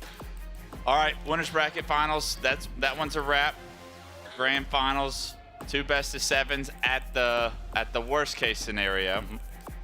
You got Optic Gaming coming from the elimination bracket. Obviously, TSM still gonna have to play that series, but Optic Gaming looking good on the run that they're on right now. You gotta start to lean and being under the thought process that we're gonna have to take down a team that we've already watched do this last event, and when they catch fire, how are we gonna stop them? The big question is, does the new coach have the game plan to stop Optic Gaming when they're on fire? For me, the game plan is just doing what we've been doing all tournament. Keeping our head the exact same, no matter if we're up 5-0 or down 5-0, it doesn't matter. As long as we keep our composure and just kind of keep our level the way it's been all tournament long, I think it's gonna be tough to beat us. Chris, I think there's one thing that Optic might have on their side. Obviously, you have an entire bracket reset on your side. But if Optic do manage to climb their way through this thing, they're going to be warm, like Wes said. What are you guys going to be doing backstage to allow yourselves to stay nice and warm, nice and hot, coming off that incredible win in the winners finals? You know, I think that, you know, things have been said about Shopify Rebellion. What happened to them last time? How are you guys staying put to make sure that you're coming in just as hot as they are? Exactly. That's a big factor. I think we're going to be doing.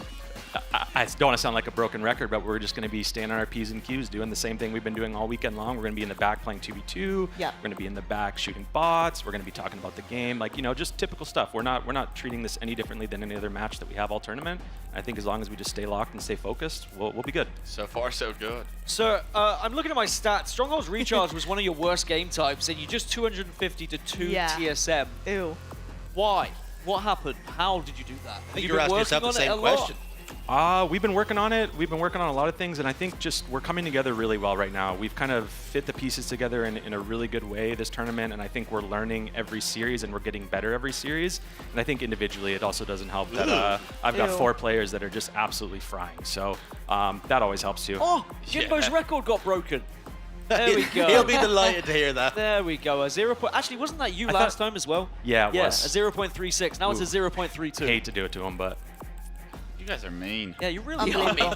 I'm not gonna lie, this is some these are some disgusting, my bad. disgusting stats. Incredible start to your Championship Sunday. Well, thank you so much, Royal One, for joining us on the couch. I hope to see you on the better side of that bracket at some point. I'm really looking forward to this grand final, and we'll find out who's going to be joining you and your team. Go get warm, stay warm, and go focus up. Thank you so much. I appreciate it. Thank you. Yeah, exactly. Folks, this one is going to be absolutely nuts. Next up, we do have our elimination final. It's TSM versus Optic Gaming. One's going home, one is going on forward and has a long, perilous grand finals ahead of them. Find out who it's going to be coming right up after the break.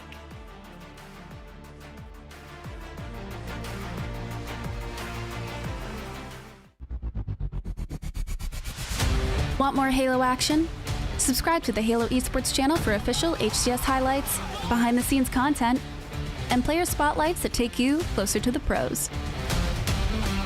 Stay in the loop with official updates, Halo Esports history, and our HCS and community top 10 series. Don't miss a second. Subscribe now.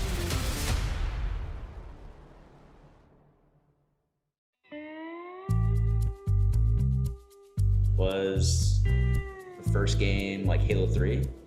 No. Halo Reach? Yeah. Okay. On and off, Halo Reach. 1-1. Yep.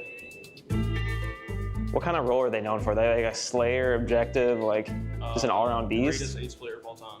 Greatest AIDS player. Greatest AIDS player of all time. And we don't scrim them? No. Who's the greatest AIDS player of all time? Are they like constantly in the top 8, top 4? No. Well, they're like in that range. Does everyone know him? Yeah. Mortally? No.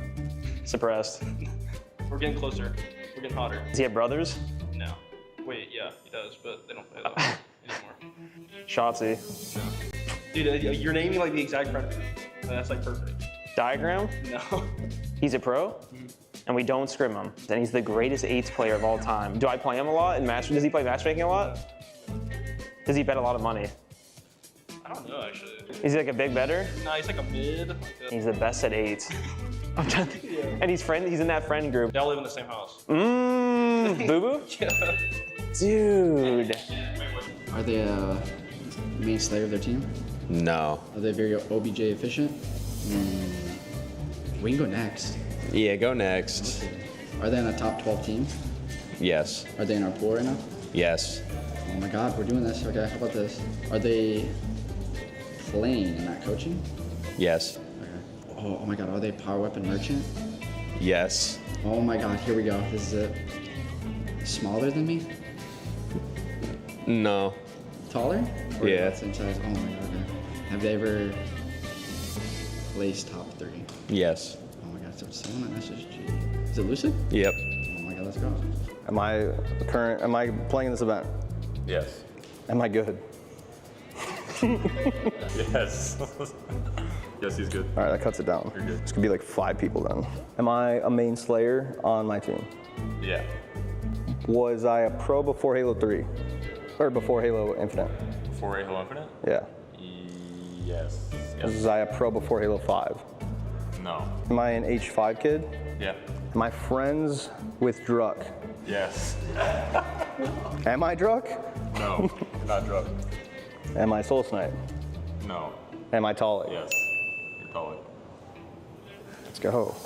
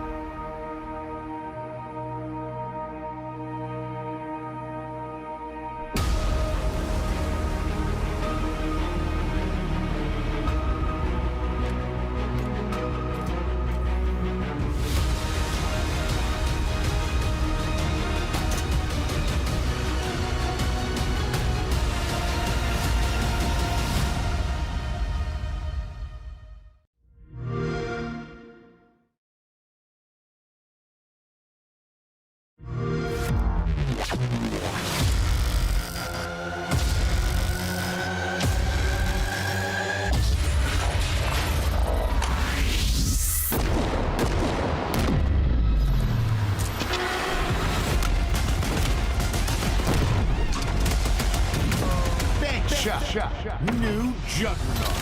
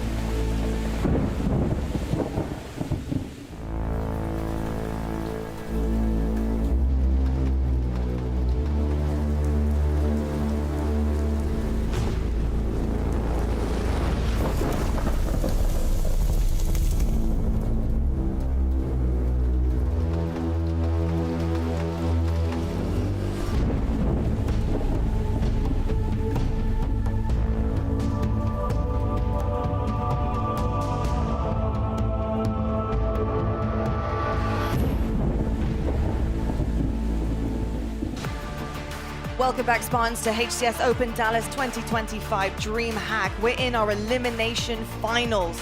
This truly is go hard or go home. One of our teams will head into the grand final spot, bounce right back up into that championship bracket, and one will be out of the competition. We got Optic versus TSM. TSM, they've been here before, back in 2022 in the Halo World Championships, and this roster, they were actually out in this spot in the elimination finals. They have a chance to rewrite history. In Optic, well, they have a chance to make history once again, going through one of the most brutal brackets that we could have ever imagined, making their way back to the top yet again, like they did in Arlington, hopefully to take the trophy. Let's talk all about it, gents. We got Optic first up though. They are looking pretty good right now. I will argue that they are looking significantly better than TSM on that stage. You can see him right here, legend. For me, an absolute game changer in the series that we had seen this morning. He is on one today. He might have been slightly quieter in the past couple of days, but today he's getting loud. Wes, I really would not place bets against this team because Optic, they are catching fire, and we know what happens when this is occurring for them. Yeah, that'd be a bad idea. I had an opportunity to talk to Lunchbox early this morning, and he referenced TSM, their pop-off, especially the series against Optic, and how TSM kind of carried themselves, and it's kind of the lack of grace, I would say, that they were able to pull that W off with. He said, ever since then, we are on a mission. There is blood that we're out for, and it is TSM's blood. And unfortunately for TSM, coming off the loss that they just came off of, you know, Optic watched that series in the back and they said, oh yeah, this is right where we want them. Fairness, TSM were popping off at the crowd more than they were to the actual position on the stage. Protect your fans. Well, yeah, exactly that. Optic want to do it for their fans here for sure. And, you know, if they're playing the way they are, and if TSM play the way they just did, I'm worried this could be another bloodbath. And maybe there's something for TSM in this series layout that's a little bit better than the last, but Optic Gaming, they just look like they're trying to do the same thing as Arlington, just destroy anyone in their wake until they get what they feel like they deserve, and that would be a trophy. And if they're able to go back-to-back through elimination bracket, I really think we might be looking at a team to potentially go on and win how many events this year? Yeah. This is truly the perfect storm for Optic Gaming. You're catching fire at the right time. You're coming up against TSM, who've just been absolutely demolished in the winners finals. French Phenom starting to catch fire. All things point towards Optic Gaming versus FaZe Clan in the grand finals. 100%. I also, before we leave Optic, I want to emphasize the fact that I do think Coach Lunchbox is a pivotal piece to this team. I think when you have such individually talented superstars on your roster, and rightfully so, you want them all together, it can be very difficult to kind of regroup them at times. He can see every single screen. He can tell them exactly what he wants to do. I've even heard in, comms and all of our listeners that he's calling out sometimes a Renegade because Renegade's too busy doing what he does best. This is huge for Optic Gaming, and I think Lunch is a key part to that. On the other side of things, though, we have TSM, who really are looking to warm up a little bit here. They looked awfully cold going up against FaZe. I truly, at this point, don't know what to say about their gameplay. There was nothing good to take away from what we saw against FaZe. Every single person we needed to step up on that roster could not do so. Manny had a really, really difficult game in that series where I just think was uncharacteristic, and it can't happen in a winners finals. You need to come in prepared and shooting straight. We just didn't see it happen, and Wes, I'm very worried about them here. Yeah, rightfully so. TSM fans should be a little bit on edge right now, as you even said it. They don't look warmed up, and guess what? Last series, you got an entire best of 5 to warm up, and that series was not quick enough for me to warm up, let alone the players on the stage. So you better come in with a different mentality here. How do you reset your mind? You didn't even have to get up, really, after that series. Your controller stays plugged in, the headsets are on, you kind of get up and you shuffle. Maybe there's a speech in the background being given, but mentally resetting after the destruction we just witnessed in the Winners Bracket Finals, it's going to be difficult for anybody, let alone a team that's had this story before. Typically, we look at players to watch and we say, who's going to be the player that makes a difference? Who's the player that you're looking at that will get the slays? But all 4 of those players need to look at themselves and say, I did not play well enough in that last series. I need to change things now.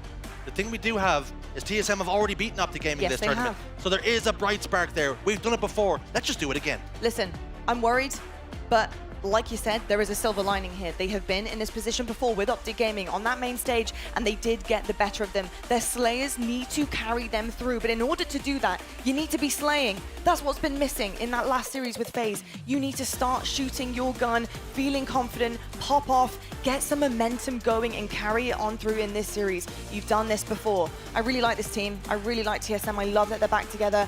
I hope that they really give it their very best here on this main stage, because it's the last opportunity they will get. Folks, we are ready to go. It is time for your elimination final. We have TSM versus Optic happening right now. Excited to take over here in our elimination finals. I'm excited. I'm not sure TSM are too excited, Dan, because after that bloodbath, they now find themselves up against Optic Gaming. And it's not really a task I want to be dealing with. Yeah, you really have got to dig deep for TSM here, just because of the struggles you just went through. And now you're right back at it. Out of the frying pan and into the fire, I think is the best expression here. Stronghold's live fire is where we kick things off. Maybe a saving grace for TSM, as their Optic Gaming is 0-2 on Stronghold's live fire so far this tournament. Equally though, TSM have not won it, and we just saw them getting absolutely battered on Stronghold's recharge. So yeah, we're going to need to see TSM really change something up here, because right now it is hard, I think, for anyone to believe this is going to be anything but an Optic Gaming victory. We need to see TSM win this first map to give me any belief they still have what it takes, because at the moment they look second best. One of the keys to victory in the last series for TSM was they're going to be their teamwork, where individual skill might let them down, where they don't have some of the superstars. They can always rely on their teamwork. We didn't see that in the first series. It's time to come to life, or you're going to see yet another Championship Sunday play out where you go 0-6. It's time to change the narrative. It's time to flip the script. But for Optic Gaming, they've got TSM in their sights. They're hungry. It's shields up, weapons hot. We're underway here. Now the players who really underperformed last time that Optic Gaming went up against TSM on Strongholds, it was probably Legend. He was really quite quiet, only averaging a 0.75 KD, and that's something that you would expect better from the French phenom. So if we see the likes of Legend step up in this game, maybe Optic can just topple TSM in this series and get that revenge they so desperately are after here. Oh! Renegade opens up Druk. A snipe shot to the face. Formal's got camouflage. He can take his time with Soul Snipe here before getting the reset. 2 dead, Legend and Renegade. Soul Snipe and Tolok on the opposite side. Gonna be green spawns here. Manny takes some damage, forced to back away. Formal can just move Reptilian under the cover of his camouflage. Close the distance, get the kill, teammates there. TSM trying to capture A here, but they're losing B. This is a pretty decent start from Optic Gaming. And one thing we saw from TSM in the previous against FaZe is when they are behind, they get a little bit flustered. They start to throw themselves at strongholds, and they really struggle to get back into the game. They cannot afford to go that far behind here again to Optic Gaming, but are we going to witness more of the same? Because Optic have control, Optic have the sniper rifle, and Optic have the map, and TSM need to find a way back in. Renegade up in his perch. Top tower sitting pretty. Ghillie suit on. Ready to find some faces. Eyes trained over top middle. Now looking to go towards Nest Bridge. Just whiffs on Druk. A slight pixel away from finding the face there. Has lost a couple of teammates in Bound and Legend. Has to play this one appropriately and accordingly. Gets a kill onto Manny. Close the distance now over towards Green. Looking to contest. Gets the reset for now. As TSM have just backed out of it. Trying to prioritize surviving. Trying to survive. Druk goes down. Legend and Bound fall 2. Renegade last man standing for his team, but gets a kill. He's being pinched here from 2 players from either side. Needs to play this one as perfectly as he can. Can he get the trade into Manny? The answer is no. Shut down. This is better from TSM. That was well played from Manny as well, recognizing the QT was going to come into the equation and just nading into toilet just in case he went back in. And finally, TSM will break. So, Optic Gaming, they only were trying to hold for 2. TSM took a little while to break, but at least now they are going to be able to put some points on the board here and maybe give them a little bit more confidence here in this series. Points on the board, exactly what the doctor ordered. Maybe hand out some prescriptions for Leticillin. Renegade with camouflage. He's moving and grooving once more, getting information all the while, pinging for his teammates. Doesn't want to reveal himself just yet. Waiting for the opportune moment. Here it comes. Talik had no idea where he was standing. 5 fresh shots. Sniper rifle's going to pop up as well. Manny over towards C. Renegade's happy just to settle for capturing B. Now we'll look to contest the sniper rifle, but it's just been scooped up by a member of TSM.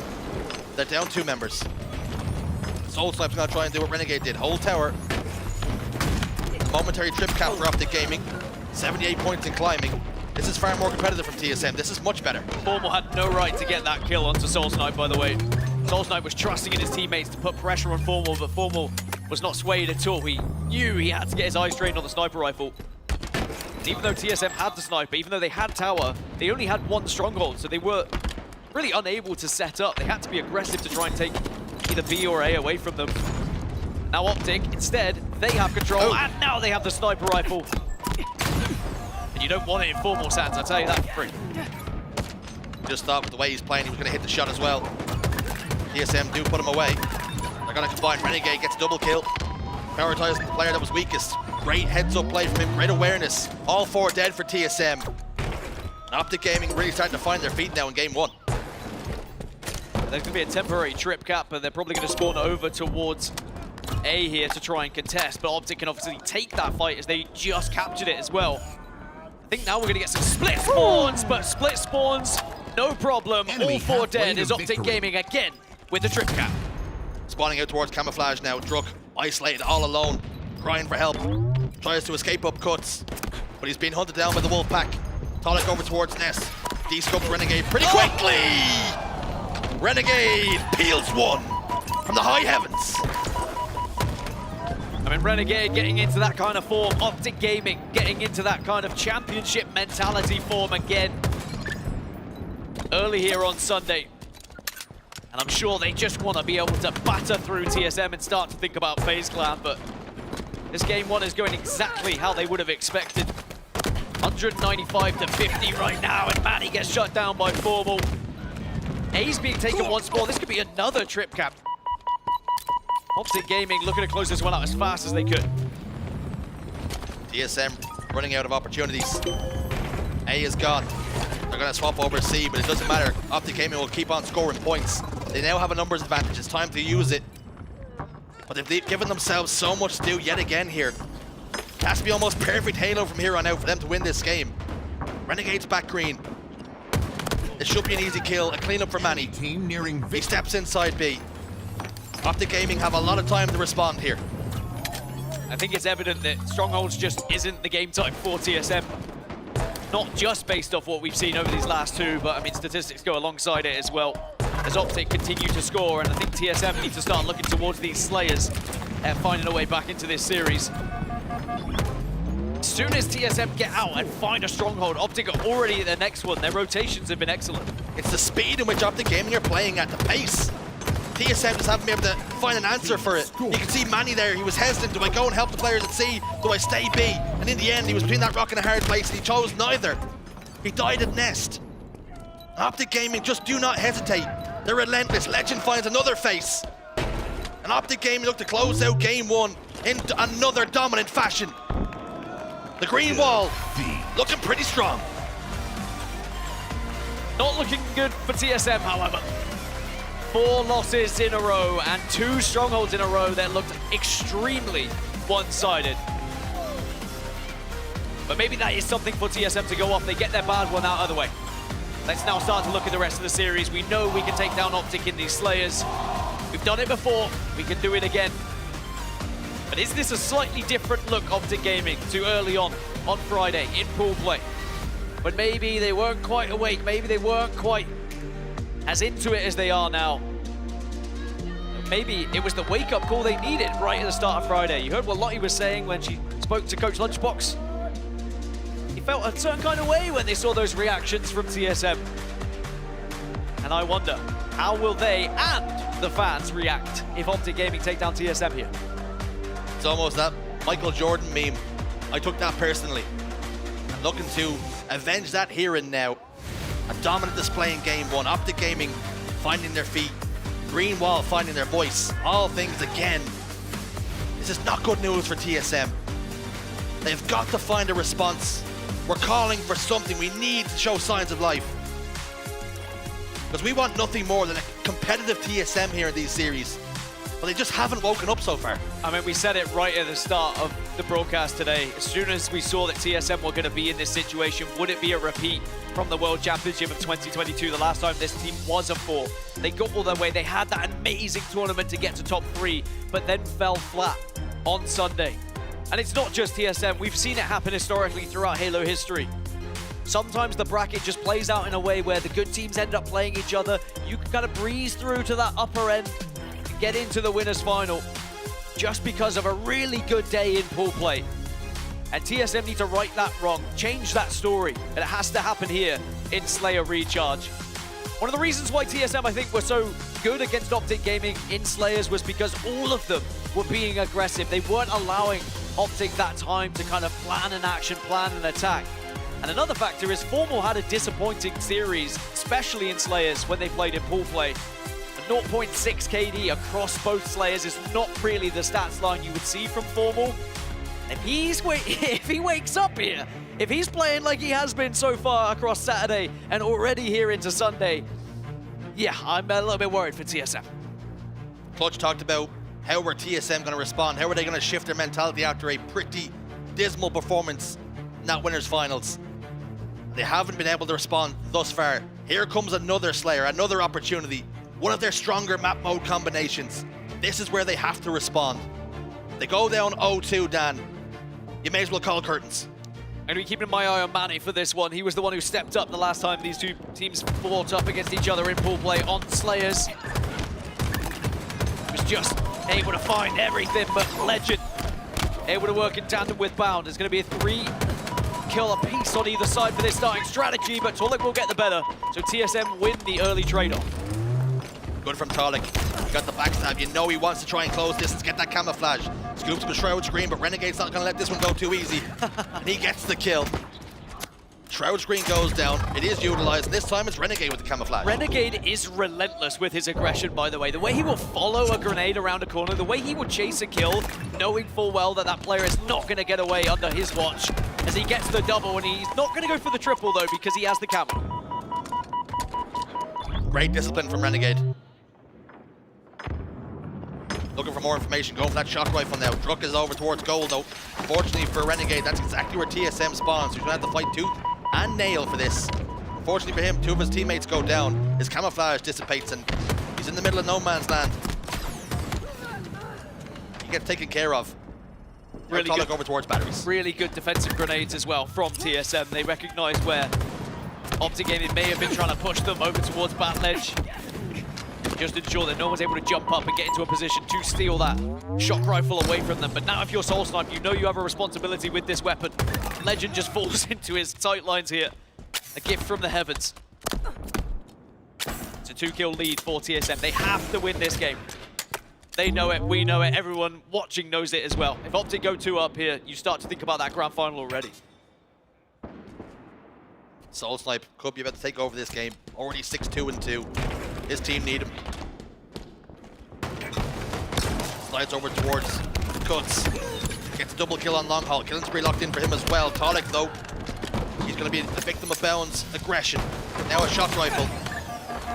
Bound lines up too, somehow. Kills like that go against you. It's so difficult. TSM still with a 1-kill advantage. Again, that's the difference maker, isn't it? The clutch factor that this Optic roster offers, just being able to hit shots like that. Considering the Slayers last time these two played were 50-48, 50-49, those single kills could be a huge difference in the grand scheme of things. And we talked about it yesterday. Penguin was on the sofa talking about what was the difference between the team, blah, blah, blah. He said they just hit 4 unbelievable no-scopes. Bound's already hit 1. Formal clears his corners wisely here. Incredible game awareness from Optic to clear that corner. He could have been forgiven for just walking straight past. I think it was clear. That's a man who's played more video games than just Halo, I'll tell you that. Very much happy to check his corners. He's not going to be bettered by anyone trying to be sneaky. 21-19 now in favor of Optic Gaming. The next shock rifle's about to come up, and Renegade, I think, already had his hands on it before it even spawned. Situated on goal steps. Fights happening over towards long haul. Players situated over towards top tower as well. Formal gets a kill. Renegade eyes up Talik, but opted to delay his shot. With good reason, just wasn't quite on the face just yet. Shroud screen goes down, drug spot on middle. You see Renegade's not too comfortable where he's standing. For information from his team. A couple players over towards long haul. We have a little bit of a stalemate now. A little bit of quiet across recharge here. Maybe a good chance to jump into a listening with Optic Gaming and seeing what they're feeling about this one. Too much every. Glass one just every. Tiki every. Trying to push this. Dead, two dead. Camo, guys, 5 seconds. Matt's on it. Matt's camo. Enemy halfway. Make one shot, you guys make. Make weak. We have camo. It's in gold. Cross our battery. I didn't drop right. Nice, we got one. Nice, 2 dead, guys. Watch out. 3 dead. Last guy. Yo, push it. Top it. You might go bottom. Top of A, wait. Nice, guys. 8-kill lead. I'm walking out again. I'm finding tower. Glass. Camo's almost out, Matt. You're bottom beer, man. It's C. Tower turret, set 2 dead. Pushing glass. Watch out. Nice shot. John, Tiki. He's long drug. They have shock. Balance your shot. Careful, 2 dead, 2 of them Try and find each other. Might push Matt tower. They did. One tower. Try to this guy. On the stairs, one shot. Play trade, John. Play trade. Nice. Shoot on this kid, actually. Shoot on this fucking kid. I'm on him. One to see. Go Pepsi, I'm going. Bexy. Yo, hold crosses. Like, make the game simple. Hold crosses. What's bottom here? Ready. One's big door. Or glass. Glass mini.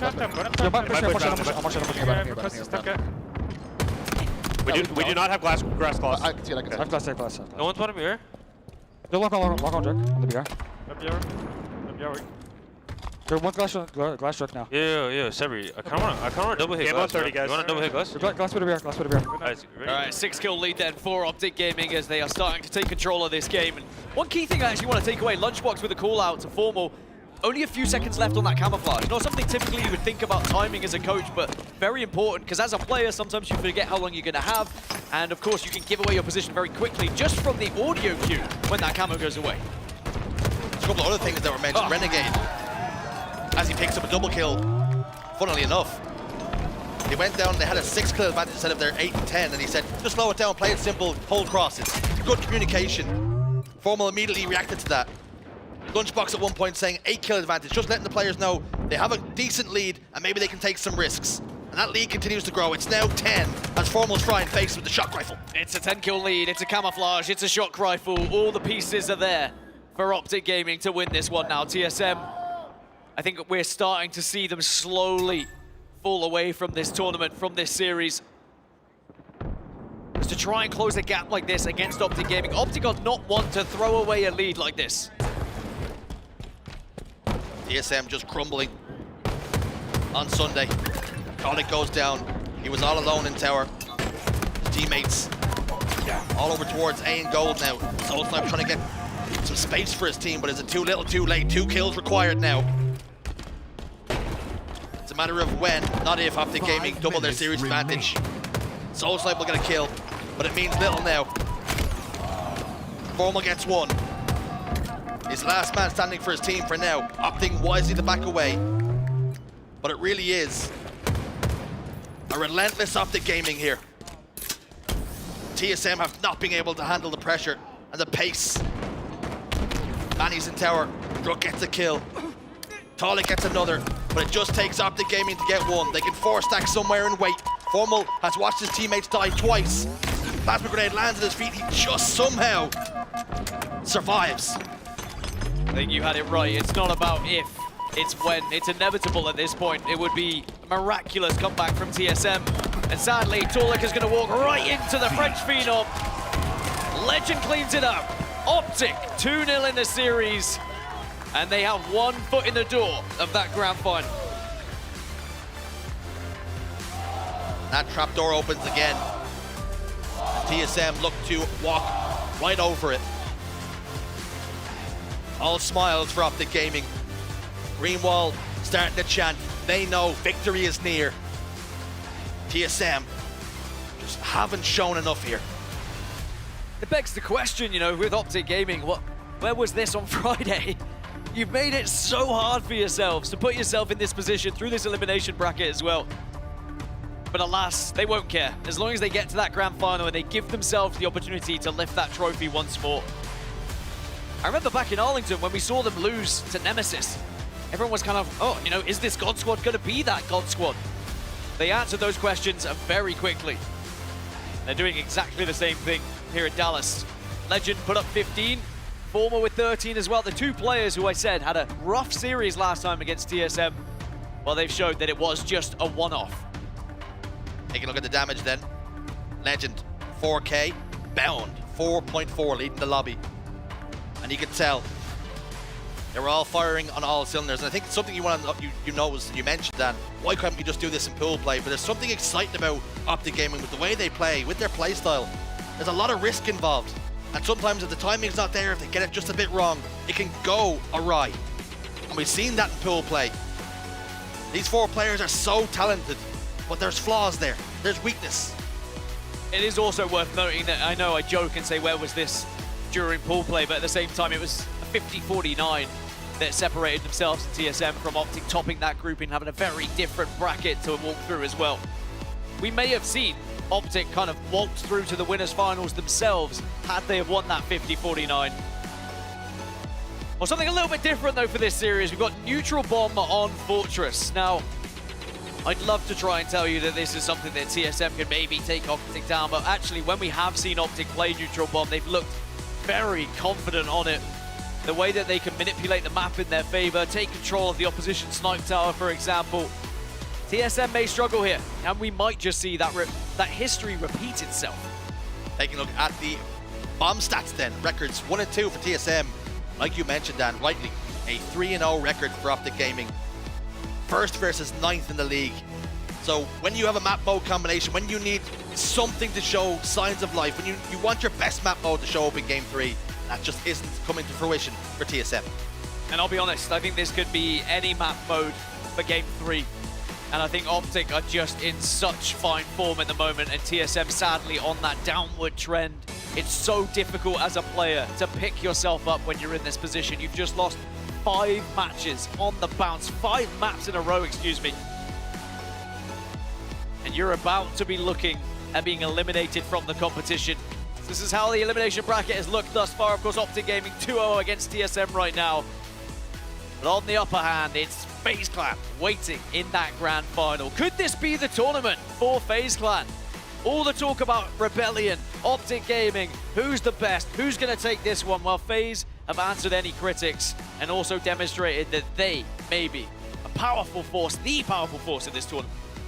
It's funny you mentioned that. The conversations around the teams, it was always Optic and Rebellion. They look really good. And then people were talking about another team. It was SSG. They're not looking so great. They're not looking so hot.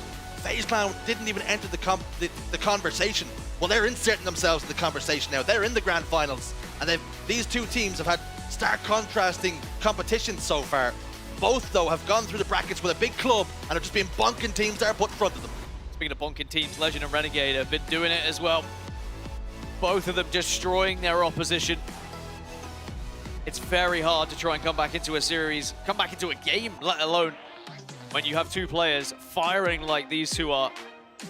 You could say that for any four of these Optic members. If anyone has a slight off series, there's always someone else to pick it up for them, and that's why they are one of the very best, if not the very best, certainly from what we saw in Arlington. But fist bumps all around as map 3 is starting to get loaded here. Is there anything left in the tank from TSM?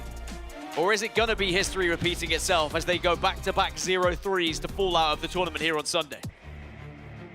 Optic Gaming have been like mercenaries, hired guns, ruthless to any team put in front of them. Now putting TSM to the sword. Because they're on the back foot, they're on the ropes. And just one haymaker away from complete elimination from the tournament. Can they bob and weave? Can they get the head movement going? Can they throw something back at themselves? Jab, jab, duck and weave.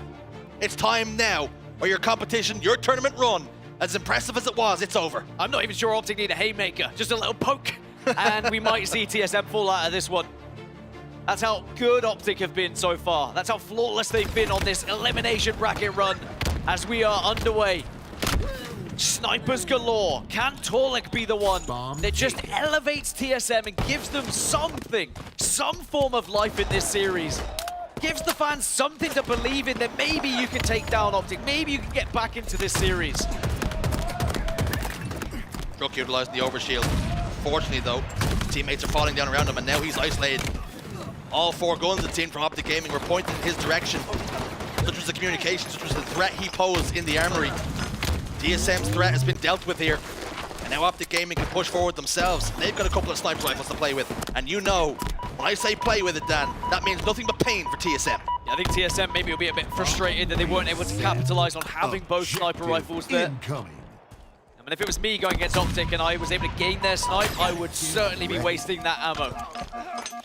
Even the very best do it against their greatest enemies in opposition because they know it's so deadly in their hands as Formal just sends that bomb towards the base. TSM on the back foot a little bit. Optic are able to get some kills their way, but there is a good position from Drug. Really have to manipulate the map in a certain way here to try and just have the elevation over your opponents to get the jump on them. The bomb has been juggled, been pushed forward. Legend and Bound are in the respawn screen, so numbers advantage now favoring TSM. Manny gets another kill. Formal will equal the odds. Bound's coming off the respawn. Manny reluctant to push this bomb up the steps and hesitating just a touch. I've seen that a few times from TSM where they'll throw a grenade prematurely when actually they could probably just get the kill with the bandit. And they find themselves getting caught with their pants down a little bit because they're in the grenade animation. Just find little tiny mistakes here and there. Many nuances to Halo.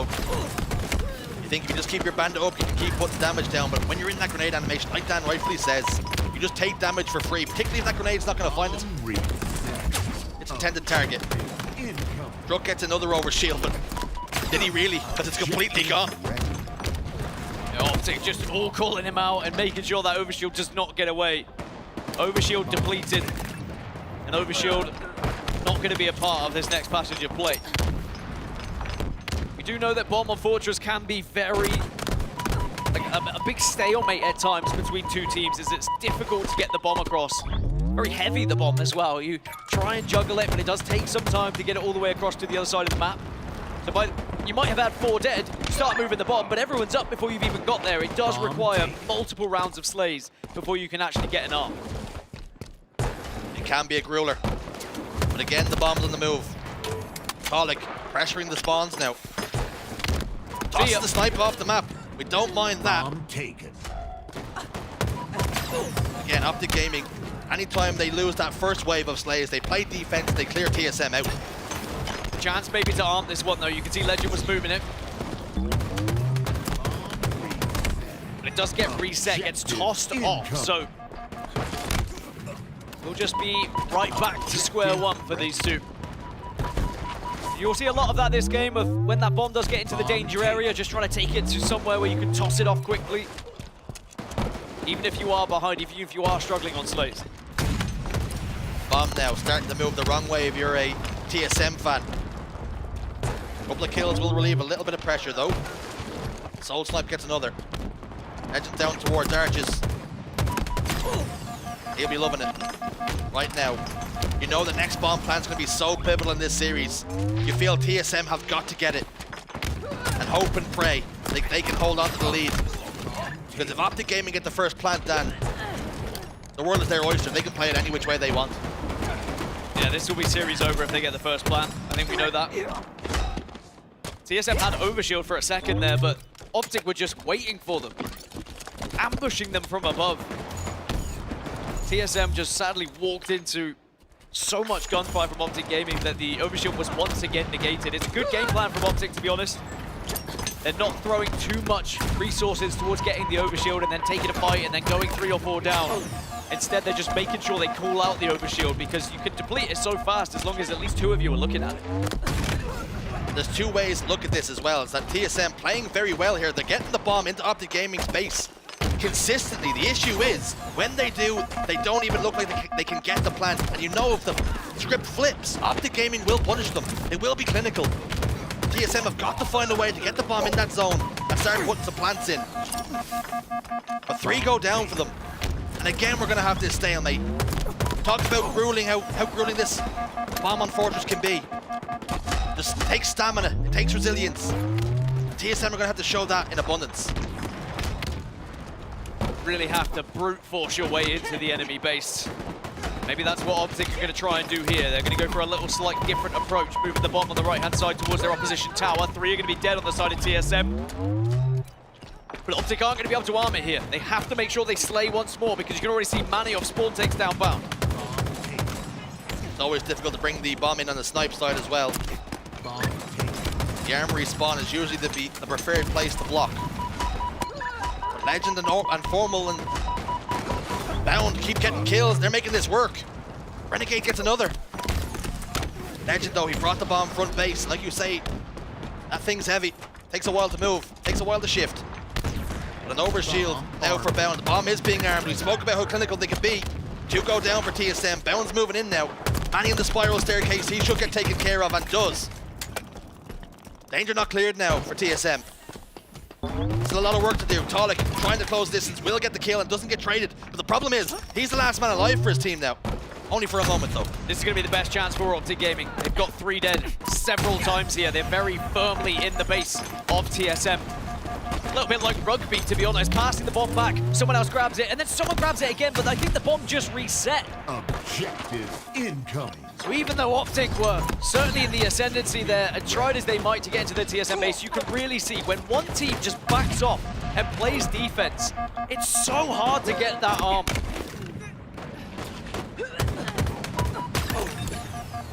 Continue to slay out for Talik, double kill. We're on this map of mode, and we're always seeing a siege.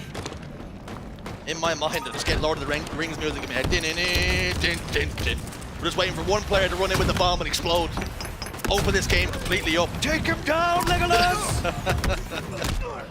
Do go down for Optic Gaming.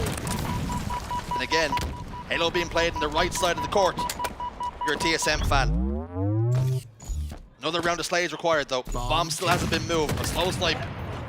Getting comfortable behind enemy lines. Down in the basement. Engagement's happening around bottom middle. TSM getting the better of it again.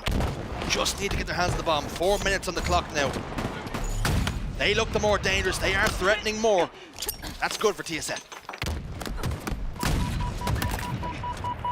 However, I will say that TSM, how many times can you And put your back to the wall and defend when Optic do start to gain control here. All it takes is that 1 more dead at exactly the same time for Optic to truly set up around your base, and you feel like this game's going to be over. So TSM almost need to make sure they are sending one player around as like a flanker at all times. Otherwise, you are just going to fall into that same trap from Optic Gaming. Someone to disrupt what Optic are trying to set up. 3 dead again for TSM. But again, not the worst thing. Just having that one player to survive to give the question mark to Optic Gaming as where are they? So they start to look for them. Druck now goes down. Manny was alive. Formal gets shut down as well. Bomb gets thrown back out. TSM are defending again here. Bomb down in the courtyard. 3 members are down for a moment for TSM as well. Bounds in the basement. He gets cleared out again.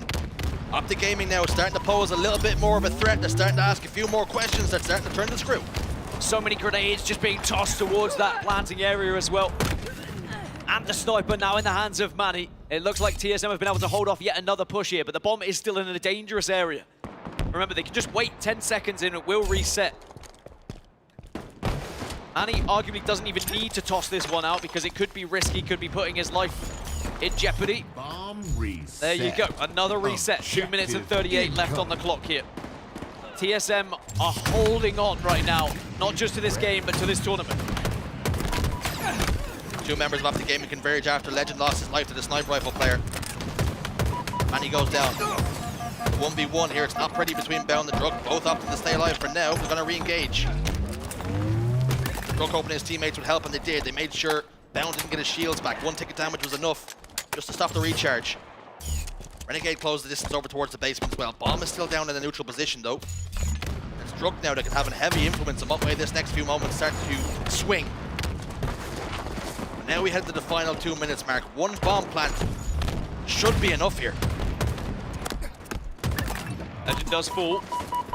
Druck is in a pretty advanced position here, but needs to stay alive and needs help. Overshield's just popped as well. Looks like TSM were able to grab it, and now they can maybe start moving this bomb, but you can see Formal's in a position to be a nuisance, but he also falls. This is going to be TSM's best opportunity to take some control. Here they come then. The siege tactics being deployed once more. But again, Optic Gaming hold the line. 2 go down for TSM every single time.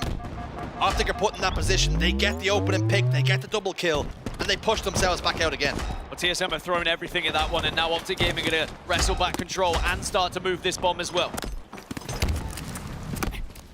Bomb gets passed off between them. They know they need to focus on Slays, but again, it's Soul Snipe who's able to get behind enemy lines, but Renegade's also going to be there for a double of his own. Renegade needs to be shut down. Currently sitting at 21, 10, and 18. Pretty consistent game from him. Formal gets a kill on Talik elsewhere, and now, see the play call has been Renegade's trying to get behind enemy lines. Be a nuisance. Be a real issue, a thorn in the side. Make TSM turn around. Starting to apply pressure to those spawners now. Manny down to no shields. Pretty routine kill. Making a double. Perfect shots from Renegade. 30 seconds. 3 go down now. The Renegade Master pushes forward towards the armory. Applying pressure to those fresh spawners once more. Legend's there. This could be the moment. Here and now. Bomb being armed. The fuse is half lit. Dropping in the 1v1 engagement. All 4 dead for TSM. Formal with hands on bomb. It's planted. Kaboom. That's going to be the game, surely, for Optic Gaming. The series, the grand final. 14 seconds for TSM to try and push this bomb across. There's not going to be time here. You give Optic Gaming a chance. You give them a moment, a sliver of hope. They'll make you pay. They get the bomb plant. They have the overshield. This game is done and dusted. This series is over. A clean sweep on the main stage. 3-0. Optic Gaming go into the grand finals, where they have a matchup that you will not want to miss against FaZe Clan. 2 of the biggest orgs in esports and 2 of the biggest teams in Halo are going to duke it out in a best of 7, maybe 2 best of 7s, if Optic Gaming are able to reset that bracket. Sadly for TSM, their Sunday comes to a very abrupt end. It's 2 0-3s back-to-back. Very much reminiscent of the 2022 Halo World Championship. But for Optic Gaming, the revenge is found as they take down TSM and now start to look eyes trained towards FaZe. If the barometer is who's looking the more likely to win the grand finals, and you want to use TSM as the comparison, we are no closer to finding out. This one's going to be anyone's game. But this series comes to its conclusion. Dominant from Optic Gaming once more, 250 to 54. 50-40 Slayer recharge. And finally getting that plant in on neutral bomb. TSM sent home, Optic Gaming marching on. Even though TSM were close in that final last game, it just felt like they were holding on a little bit, Lottie. They certainly were indeed. I will say I am happy with how TSM came back and rebutted a little bit from the cold start they had against FaZe. We saw a little bit more life from them. So that's promising, right? Optic Gaming, though, just a whole different level of fish here. I mean, it's just unbelievable stuff. They are not to be stopped at this point in time, especially with TSM coming out cold the way that they had. I was hoping for maybe something to clutch onto, excuse the pun, but clutch, you know, how are you feeling about that series overall? Don't hold on to me.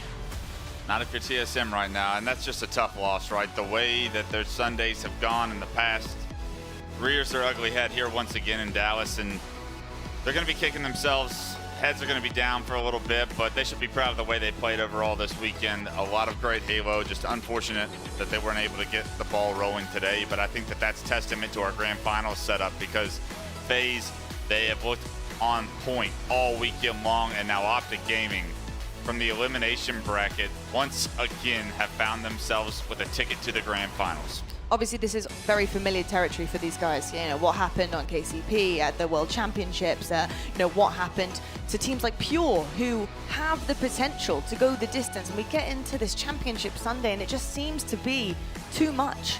And it's funny because I think any other given day, and for example, they've done this before against Optic Gaming. We've seen the series rewind. They've taken them down. But for some reason, a championship Sunday brings out the best of some players and can honestly lock up others, and it's so interesting to see how that works and how some of those players can try and get over that hump that is a championship Sunday and embrace that pressure, embrace that illustrious feeling that is going on a main stage and playing for your tournament, playing for that trophy.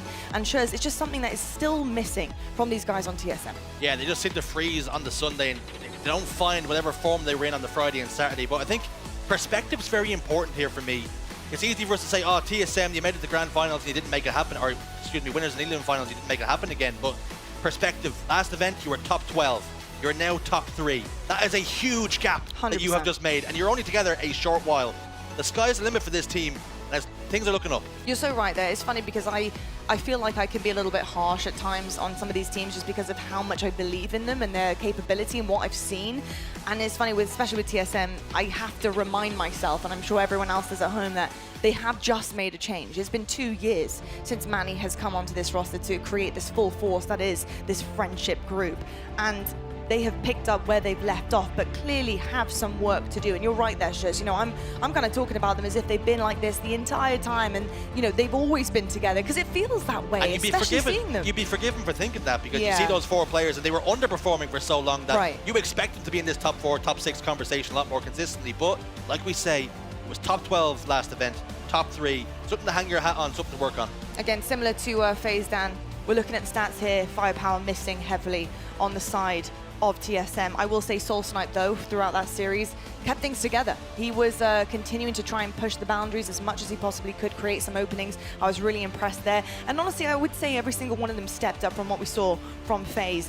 How are you feeling right now about TSM, the rest of their journey this season, and really what they can hold on to coming off the back of, unfortunately, this loss here in the Elim finals? I think I would like to see a TSM versus Rebellion matchup to try and, like, maybe a third-place playoff at this event, honestly, because I feel like it's almost unfair Rebellion didn't get that chance, and maybe TSM would give it a good opportunity for them to try and just show what they're made of, because a 0-3-0-3, they just go out so flat after such an exciting tournament. It's such a shame for them, but I think that they have plenty to build on. Jersey's completely right, such amazing improvements from top 12 to top 3, but let's be honest, Optic are just a better team. FaZe are just a better team, and for good reason. They have been practicing more, they have more chemistry as well, because they've been able to have just the previous event and the previous experience through scrims and stuff, whereas on the side of TSM, they've had to make those changes, they've had to try and work on things yet again. I think they'll be back in the next event, and I'm excited to see what they offer there. I'm very excited. It's funny, isn't it, with some of these tournaments so far this season, with how the bracket has gone, and it's gone very, very upside down at times. Certainly this one for sure. But you are left wondering those things exactly, Gaskin. What would it be like if they played this team? What would happen in those moments? For example, last event, it was SSG and FaZe, right? It was that battle, like, who's the true third, who's the true fourth, etc., so on and so forth.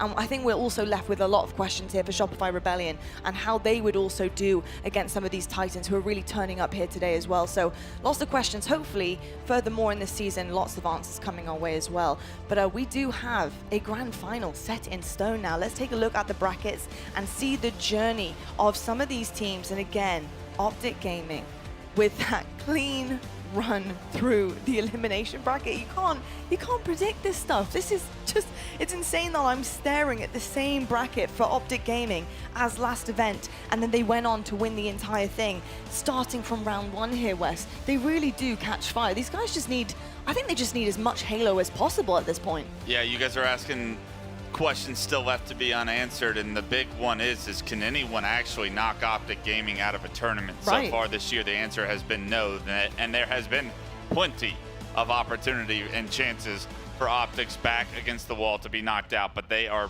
as resilient as any team I have ever seen, and when they catch fire, watch out, because they are on a mission once again. The question might be for Optic Gaming, is that where their main motivation comes from? Are they just a much better team when their back is against the wall, when they have no more chances? Because when we've seen them play like that, they've been flawless.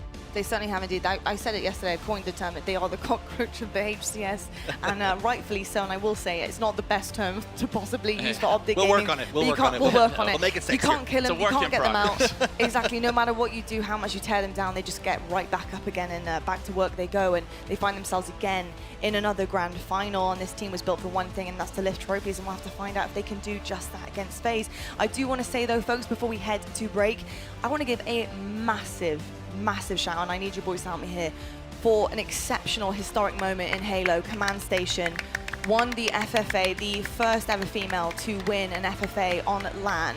I just want to say I got chills even thinking about it, but unbelievable moment for us girls. I'm so proud. I honestly, just incredible stuff. I think there's so much of a divide in gaming in general between male and females, and it's just incredible to see that gap close ever so slightly. And Command Station, you know, absolute hero in my eyes, so I'm so proud and well done. And you think about the history of the FFA and the players we found through FFA that have found themselves on the main stage competing on the biggest and best teams.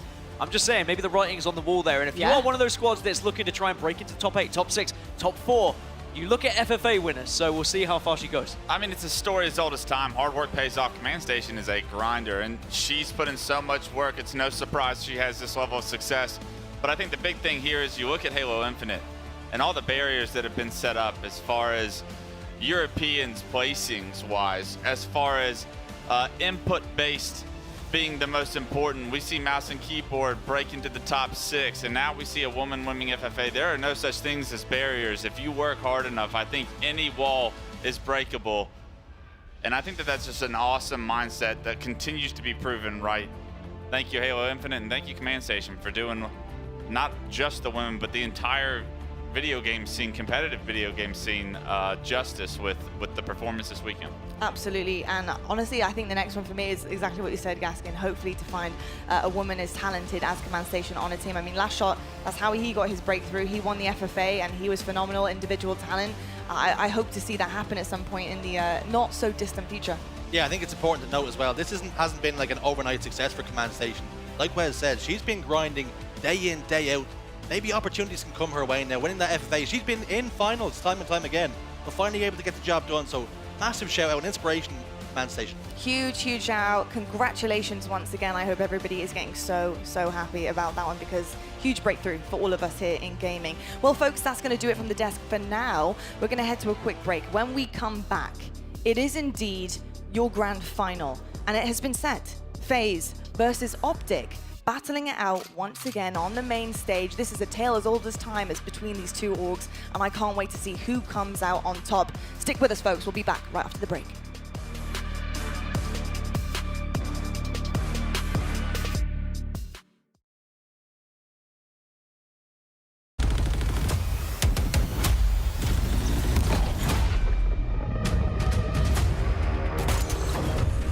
Party's over.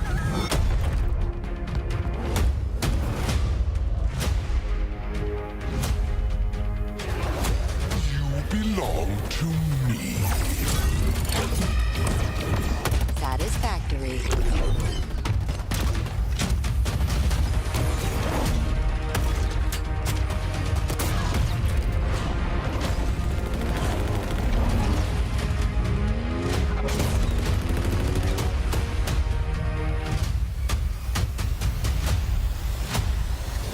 Special delivery.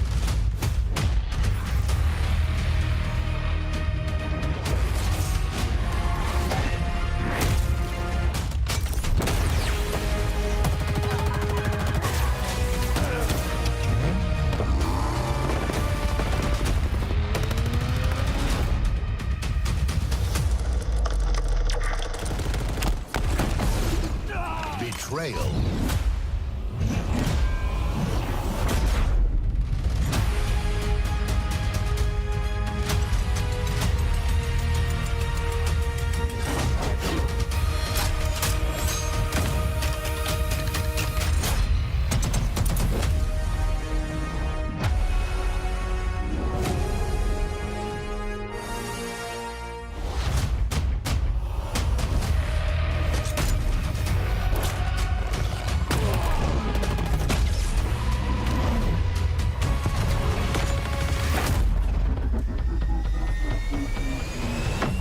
Combat evolved.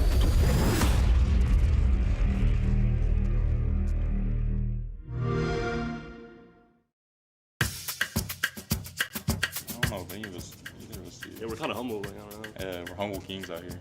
Neither of I'm us. gonna say Jesse actually. All right. I'll say Jesse. Like if we're comparing the two, it'd probably be yeah. Jesse gets kind of like toxic. I'd probably say you. I mean, it depends. Like in events, yeah, probably trash talk more, but like. Do you mean in game chat, like in matchmaking? Yeah. Oh, definitely. Yeah.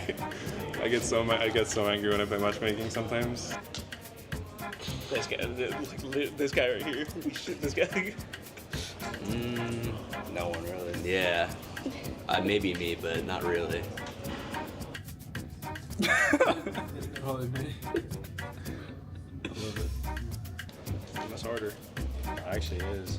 Hey, I'm gonna say you. Like, are you on the? I'm the gonna bus? say me. Fuck it.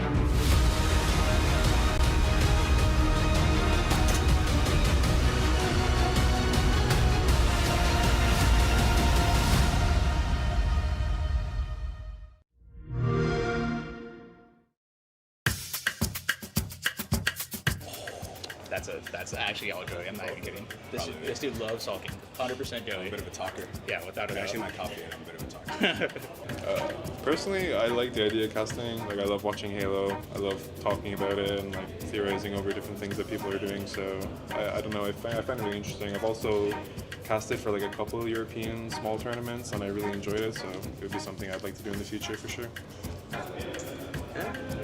Probably me. Yeah, a commentator, probably. Yeah, I don't know. Maybe. I don't know.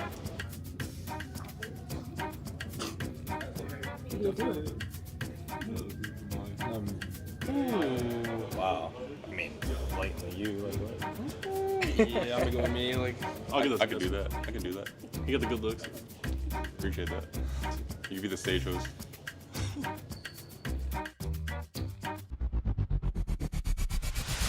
Want more Halo action? Subscribe to the Halo Esports channel for official HCS highlights, behind-the-scenes content, and player spotlights that take you closer to the pros. Stay in the loop with official updates, Halo Esports history, and our HCS and community top 10 series. Don't miss a second. Subscribe now.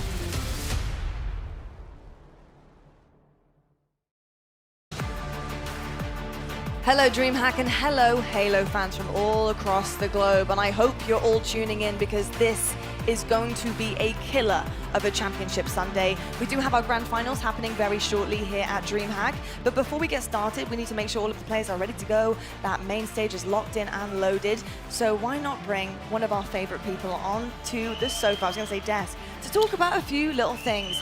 Richie Hines, hello. Welcome to Championship Sunday. How you doing? They're whistling for you. They are. That's crazy. You got Appreciate some that. fans. I get no Yeah, whistles. it's been a great tournament so far. Lots of crazy upsets Insane. today. I think it's not even noon. We're ready for grand finals.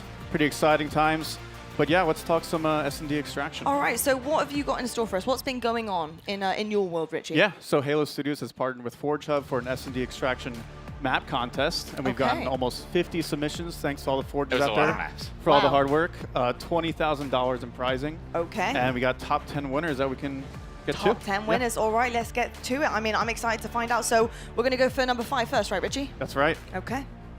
All right. So, yes. Without further ado. Without further ado. Who is the We're doing this 5th live. position? We are doing this live, folks, so just got to bear with us. Number 5th 5, position. Abrasion by Extradot. Wes, what do you think about this map? Honestly, love it. It reminds me of Rat Race, obviously, and the aesthetics, obviously Halo 3 themed. The retakes on this map were specifically difficult, so I'm very interested to see the usage of Shroud, the usage of all these different equipment that you're able to have in order to retake some of the situations. But love the Rat Race remake that Abrasion is. Love it. Congratulations to Extradot. 4th, we have Access Code by Unknown Emerald. Access Code. Access Code was actually one of my favorites. Once again, the aesthetics, the greenery, the scarab, even in that, just different. Ooh. The difference in the sights is what really stuck out to me on this map. I love this one. I'm not going to lie. Yeah, the I think aesthetics this are is gorgeous. pretty vibrant. I'm liking it too. Up at 3rd, we will have Mortar by Cat Ratatat.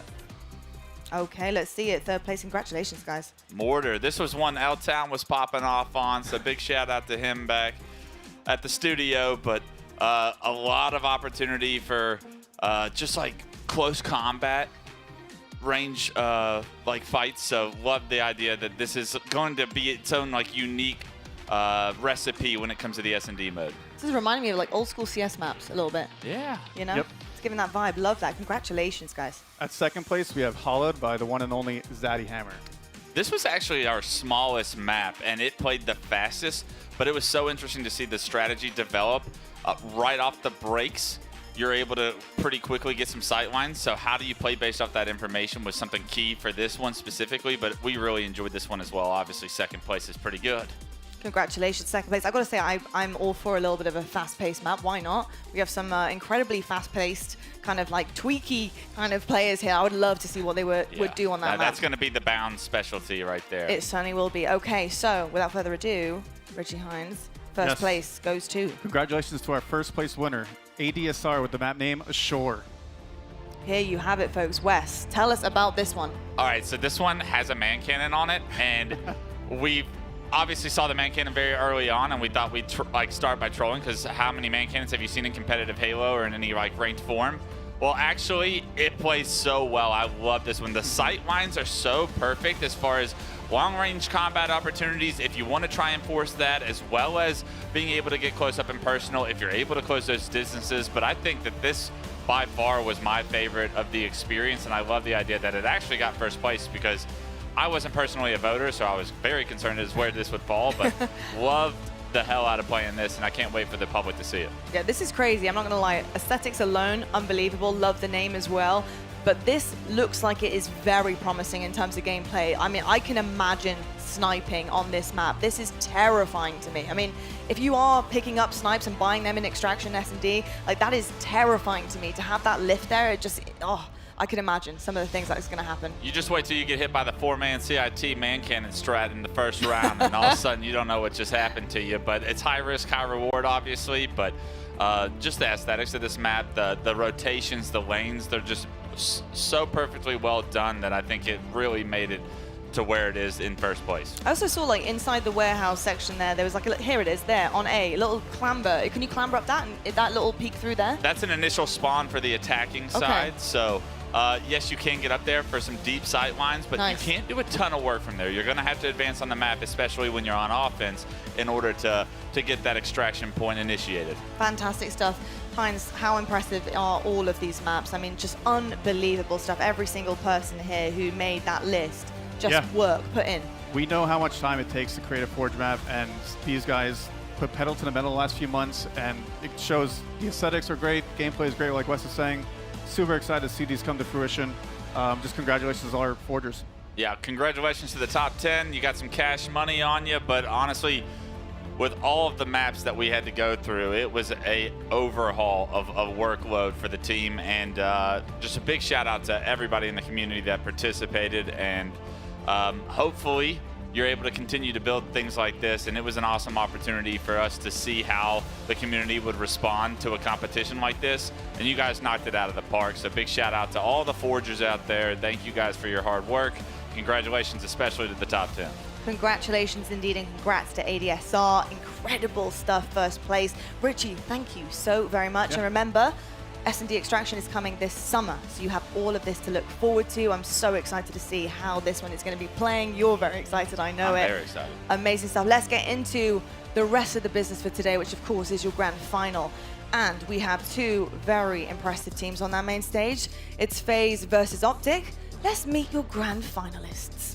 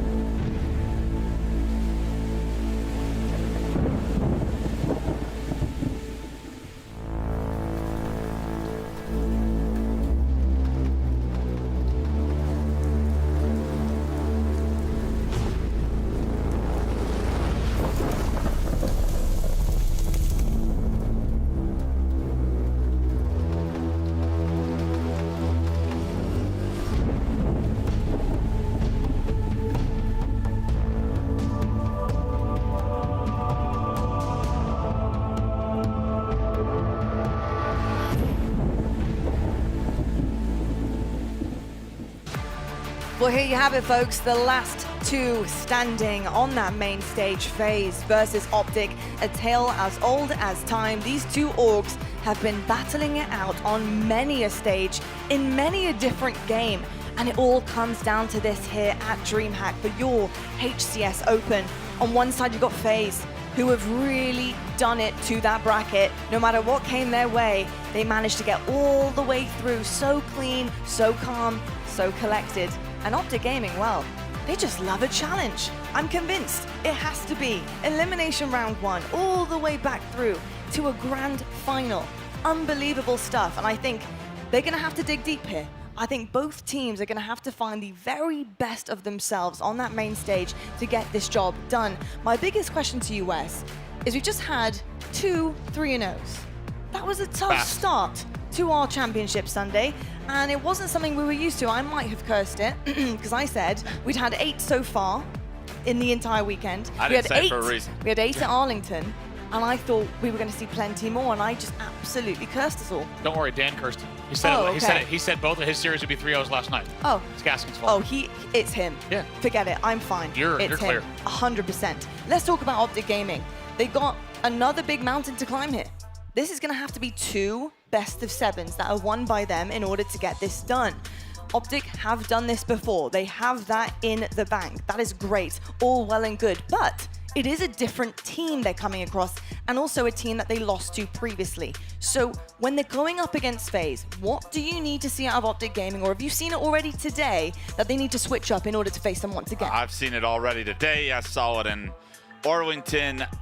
Nothing gives me a doubt that Optic will compete for this championship. We'll make this a series and push this to a second best of 7.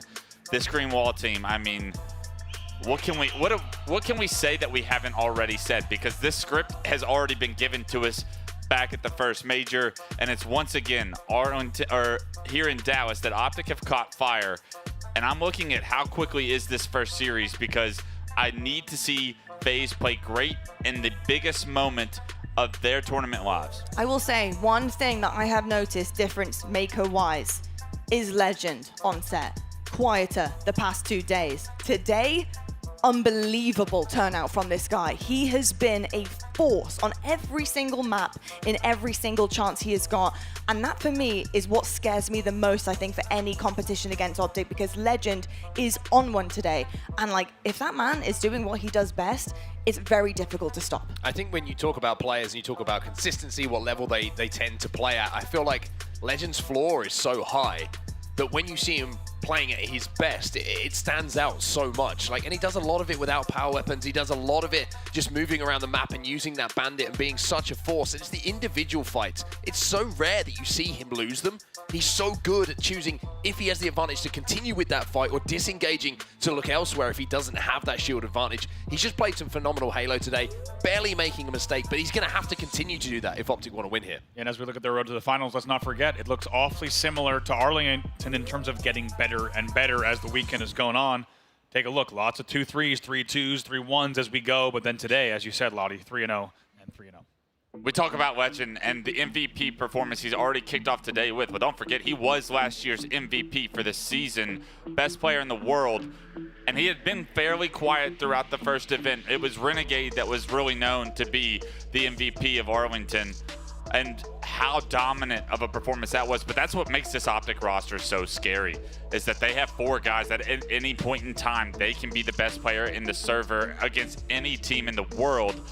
And if you even look back at the last series, Formal had 3,000 damage more than anyone else in the server. So Formal also kicking off Sunday with at a very high level.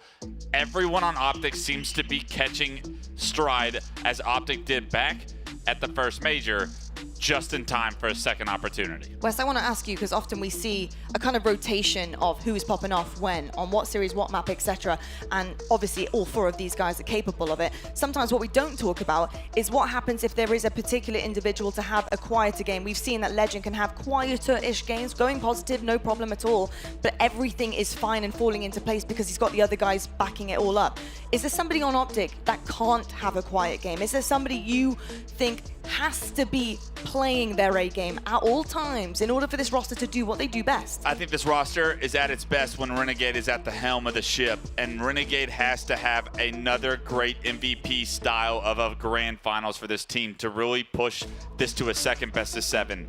Look no further than this man on screen. When he is on fire, great things happen for Optic. Even when the other members of Optic are quiet, Renegade still can be loud enough to get the job done almost by himself in that regard. So I'm looking at him to say, hey, can you find some consistency here? Because FaZe on the other side have been consistently great all weekend long. So this is greatness versus greatness in the grand finals. Let's talk about the other team here. We've got FaZe.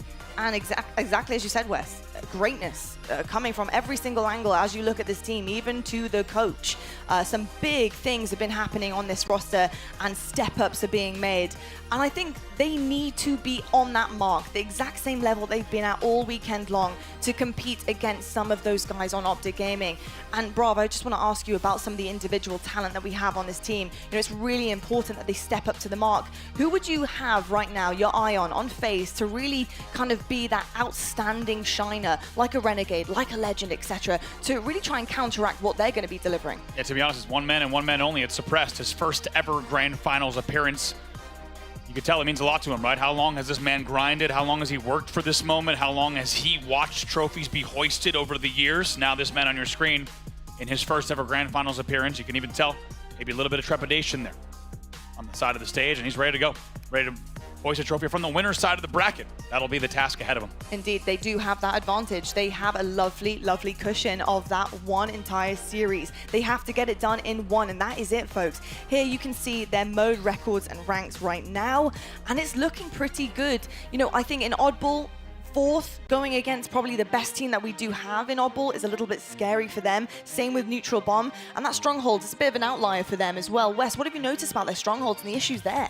The Strongholds are so topsy-turvy. It's just that style of mode that once control is gotten, how long can that team keep control? The big thing for me is how quickly can FaZe get off of these bad situations, these spawn traps that they get put in, because Optic will put you in a blender if they get full map control with power weapons and whatnot. They will split spawn you. They will force you to, like, situational Halo is going to be so difficult in those moments that when you're on your back feet, you're going to have to respond with greatness and make an individual play to at least subdue some of the pressure that Optic are going to be throwing at you. So a lot of responsibility thrown on everybody as an individual. Hey, you're not going to have help this fight. Can you get me one?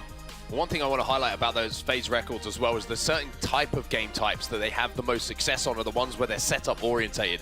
You have the Slayers, where it's a very simple objective. It's play for kills, King of the Hill, and CTF as well. It's the ones where you have to be a little bit more of a unit flowing around the map, where they lost records started to kind of go against them a little bit in comparison to those other game types. So taking a look at this particular grand final, this first best of 7, you have a King of the Hill to start. Good news for FaZe. Then you have a Slayer game 2, where they've had so much success. They've been the best Slayer team here at the event. So I keep saying about how you don't get a better opportunity than this for FaZe to win a grand finals. You're coming from the winner's side. You have to win one of 2 series, and seeing 2 game types at the start here that favor you in the records you have so far has got to fill them with confidence. Looking for a hot start, honestly, on both sides of that stage today. Cannot wait to get into this, folks.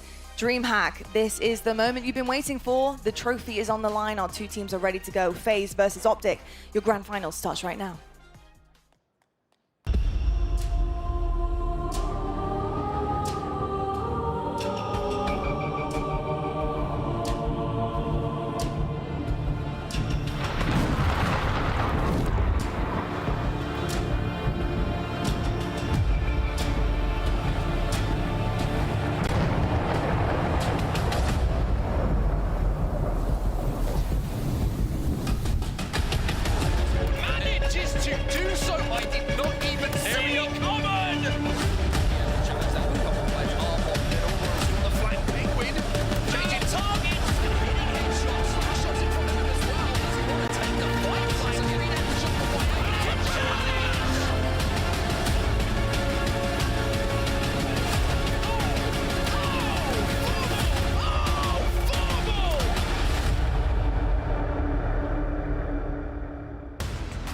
Well, a weekend that has been full of surprises may have one more in store here as we approach our grand finals here at DreamHack. It has been an incredible tournament, like I mentioned, full of game 5s, full of upsets, and the 2 teams that are on our main stage right now have different stories they want to conclude. For Optic Gaming, it's about going back-to-back. It's about a second elimination bracket run that results in a championship. But for FaZe, it's a first grand final of this season and a first chance to lift that trophy. Packed house all weekend long here at DreamHack, and of course the grand finals are no exception.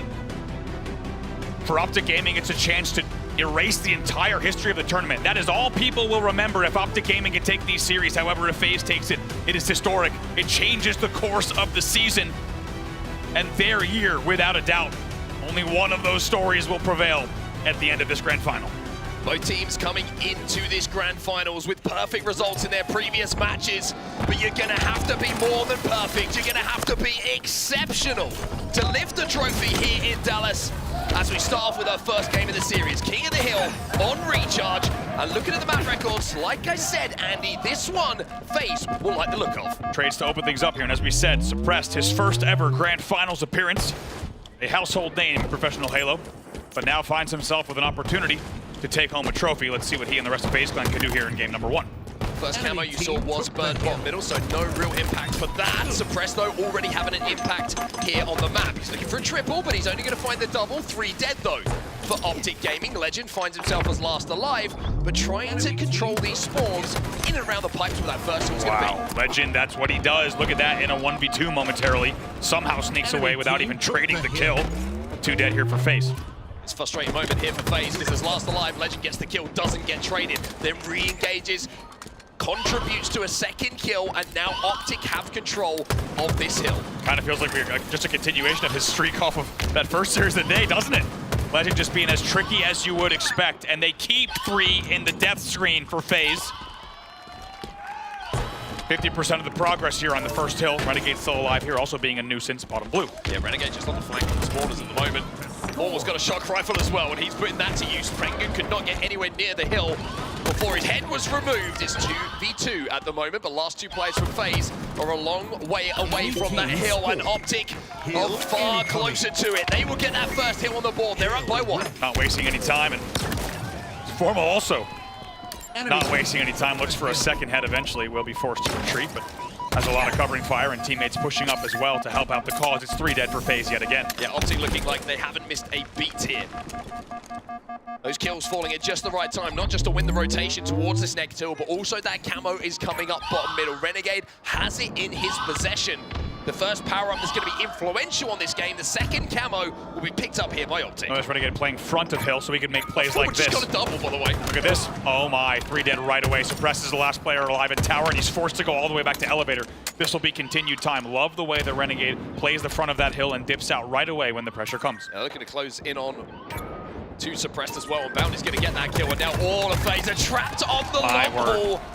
Renegade has free reign to move in and pick up the most simple double that a player of his ability can ask for. They've already crossed the 20 kill mark here, just outslaying heavily and only moments away from getting the second hill as well. This has been clinical from Optic Gaming. This has been dominant from Optic Gaming. FaZe really haven't had an opportunity to step inside of that hill. It's another simple double kill for Renegade, and off the back of the kills, it's a second hill for Optic. They're already up by 2.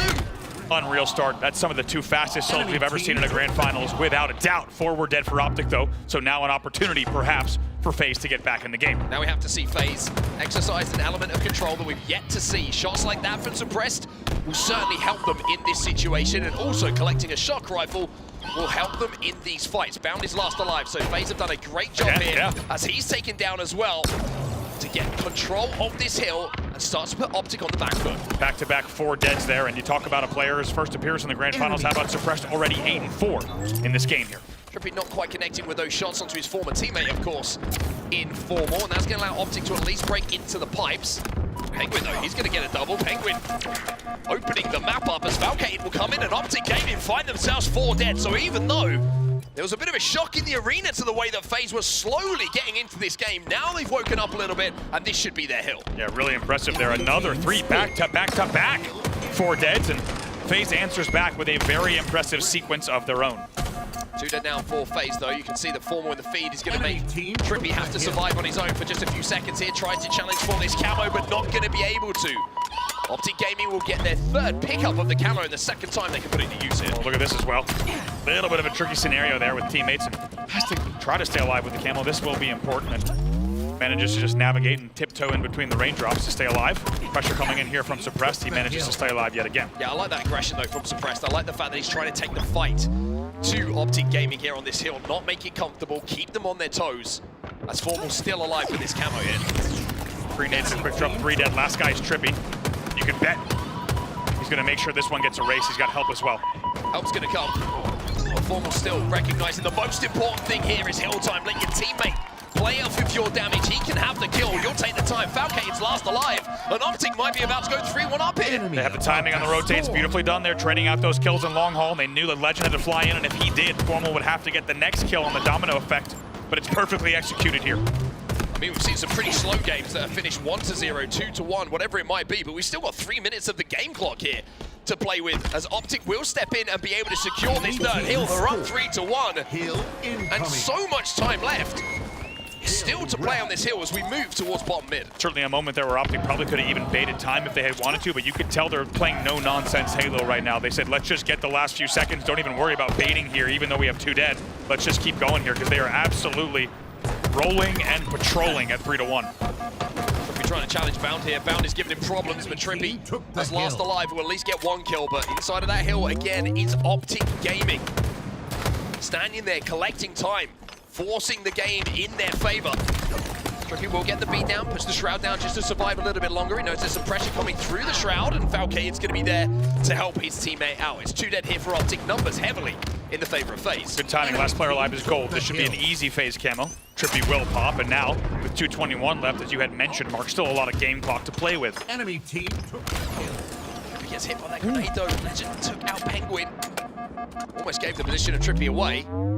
As Optic will manage to get 2 kills on the board and force FaZe onto the back foot. Trippy trying to stay alive with this camo and influence this game, but a lot of pressure being put onto him at the moment.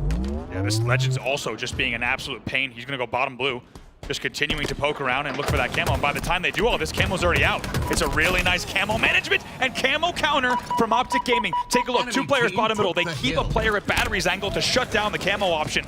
And it's a really nice neutralization there of the power-up. And how frustrating it is to play against Optic. You're seeing it from the point of view of Trippy there. You know, he broke about 3 or 4 shields, but none of the kills get picked up. He's doing everything he can to put Optic under pressure in those gunfights, but just the help, the baiting and switching from Optic too strong in those situations. And now they're 60% of the way to closing it out game number 1. You get the feeling that Optic only has one speed on this championship Sunday.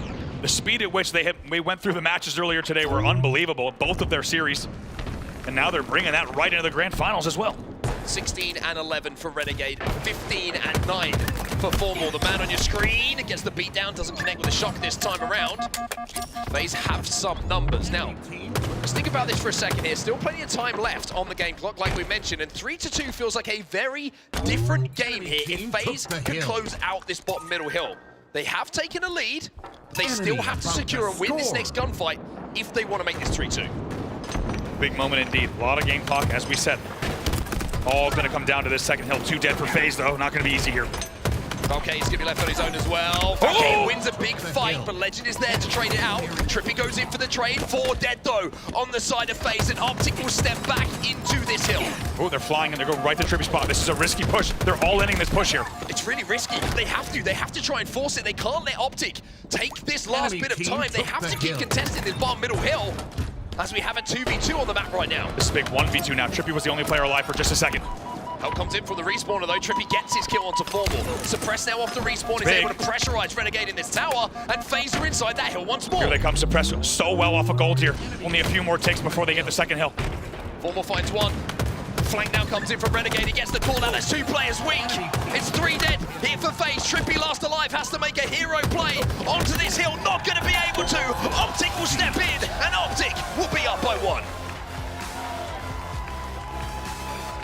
And FaZe doing everything they can with repeated gold spawns to try to fly at the bottom middle hill, but as you can see, easier said than done. Being forced time and time again to keep their teammate alive, and they're able to do it over the course of 2 spawn cycles, but they were no match for Optic's early game. Those opening 3 hills were dominant. Very, very impressive start from Optic, continuing the momentum that we just saw from their win against TSM in that elimination bracket final. Now they have to keep this momentum going. FaZe started to work their way back into that game. It could have been a very different final minute or 2 had they secured what was a hotly contested bottom middle hill. But Optic, as we've seen so many times in this tournament, the big moments are the ones that they've come out on top of. Formal 22 and 11 with just shy of 5,500 damage to lead the lobby in just about every category.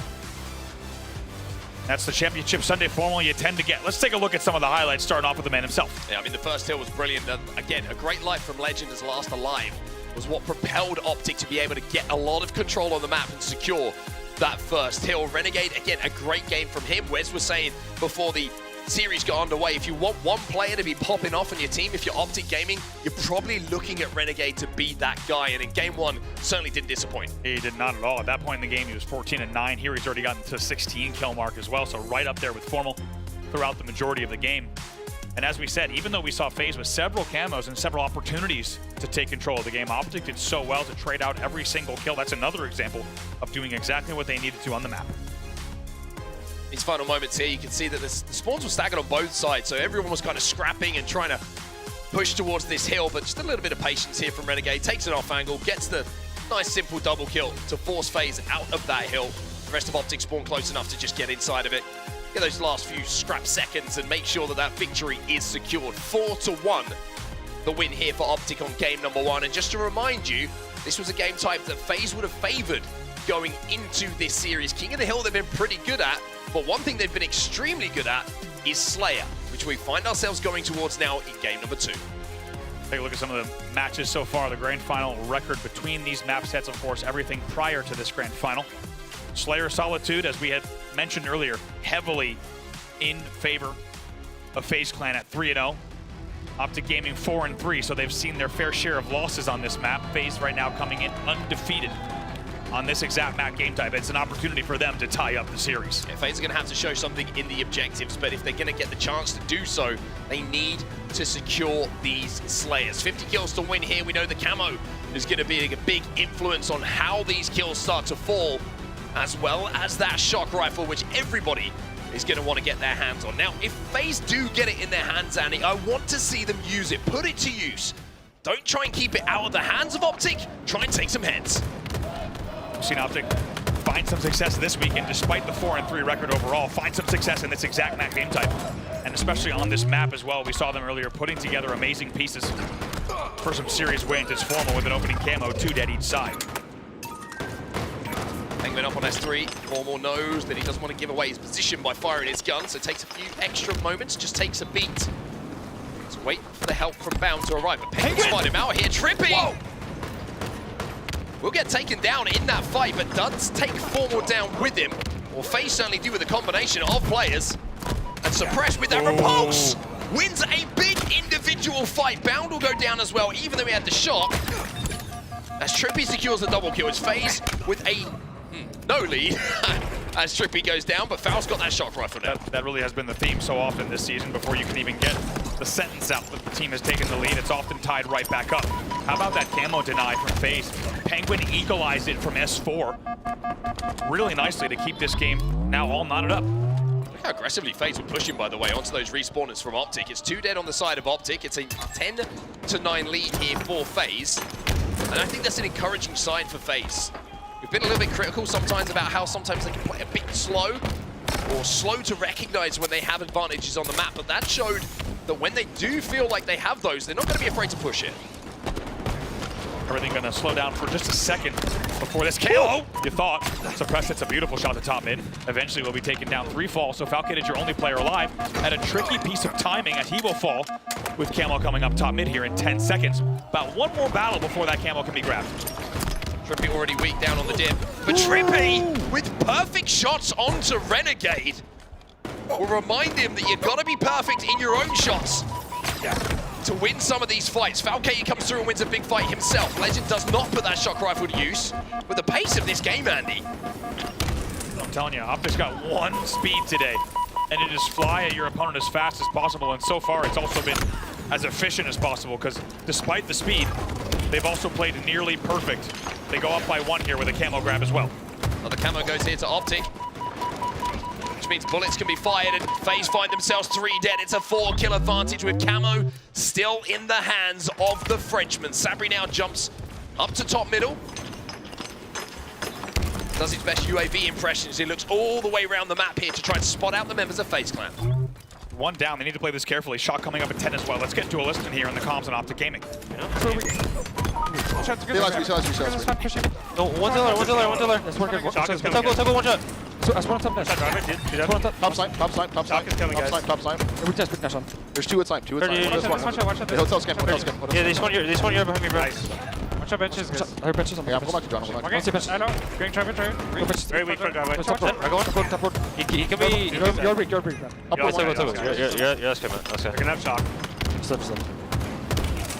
Nice, man. Could be jump right on you. Remember. Is there one shot? Just left. One shot. 2 deck. Let's do this. No one's pushers. I think that's Shock. I think Shock's pushers. Spend deep. It could be Hit. Go Nest, There's one shotgun left. Break. And jump right. I died. Jump right. Dude, pretty solo. He's going solo Mike. I think he's U-turn. Watch fighter. Death came in U-turn. Nothing in blue. Nothing U-turn. What's going to be like snake fight? Ammo and 15, guys. I can lift enemy. Yeah, top goal. He might push my blue. Yo, push suppress. Push break. One's on snake fight too. Watch out, push suppress, absolute. And snake fight weak. One shot. Push. Do that, guys. Camo. Fires on me. Stay alive, Brown. One shot. Trade. Enemy glasses. Can I go? Just keep it, guys. U-turn. Glass also weak. Can't go for this yet. They're baiting. I can't wait, Trippy. One shot, on the awning. And show the weak, Brandon. It's a great flank, bound. Great flank, bound. Watch out, Inside the stairs. You turn them side, one shot. Already, alone set it. No one's marking. It's okay. Two players.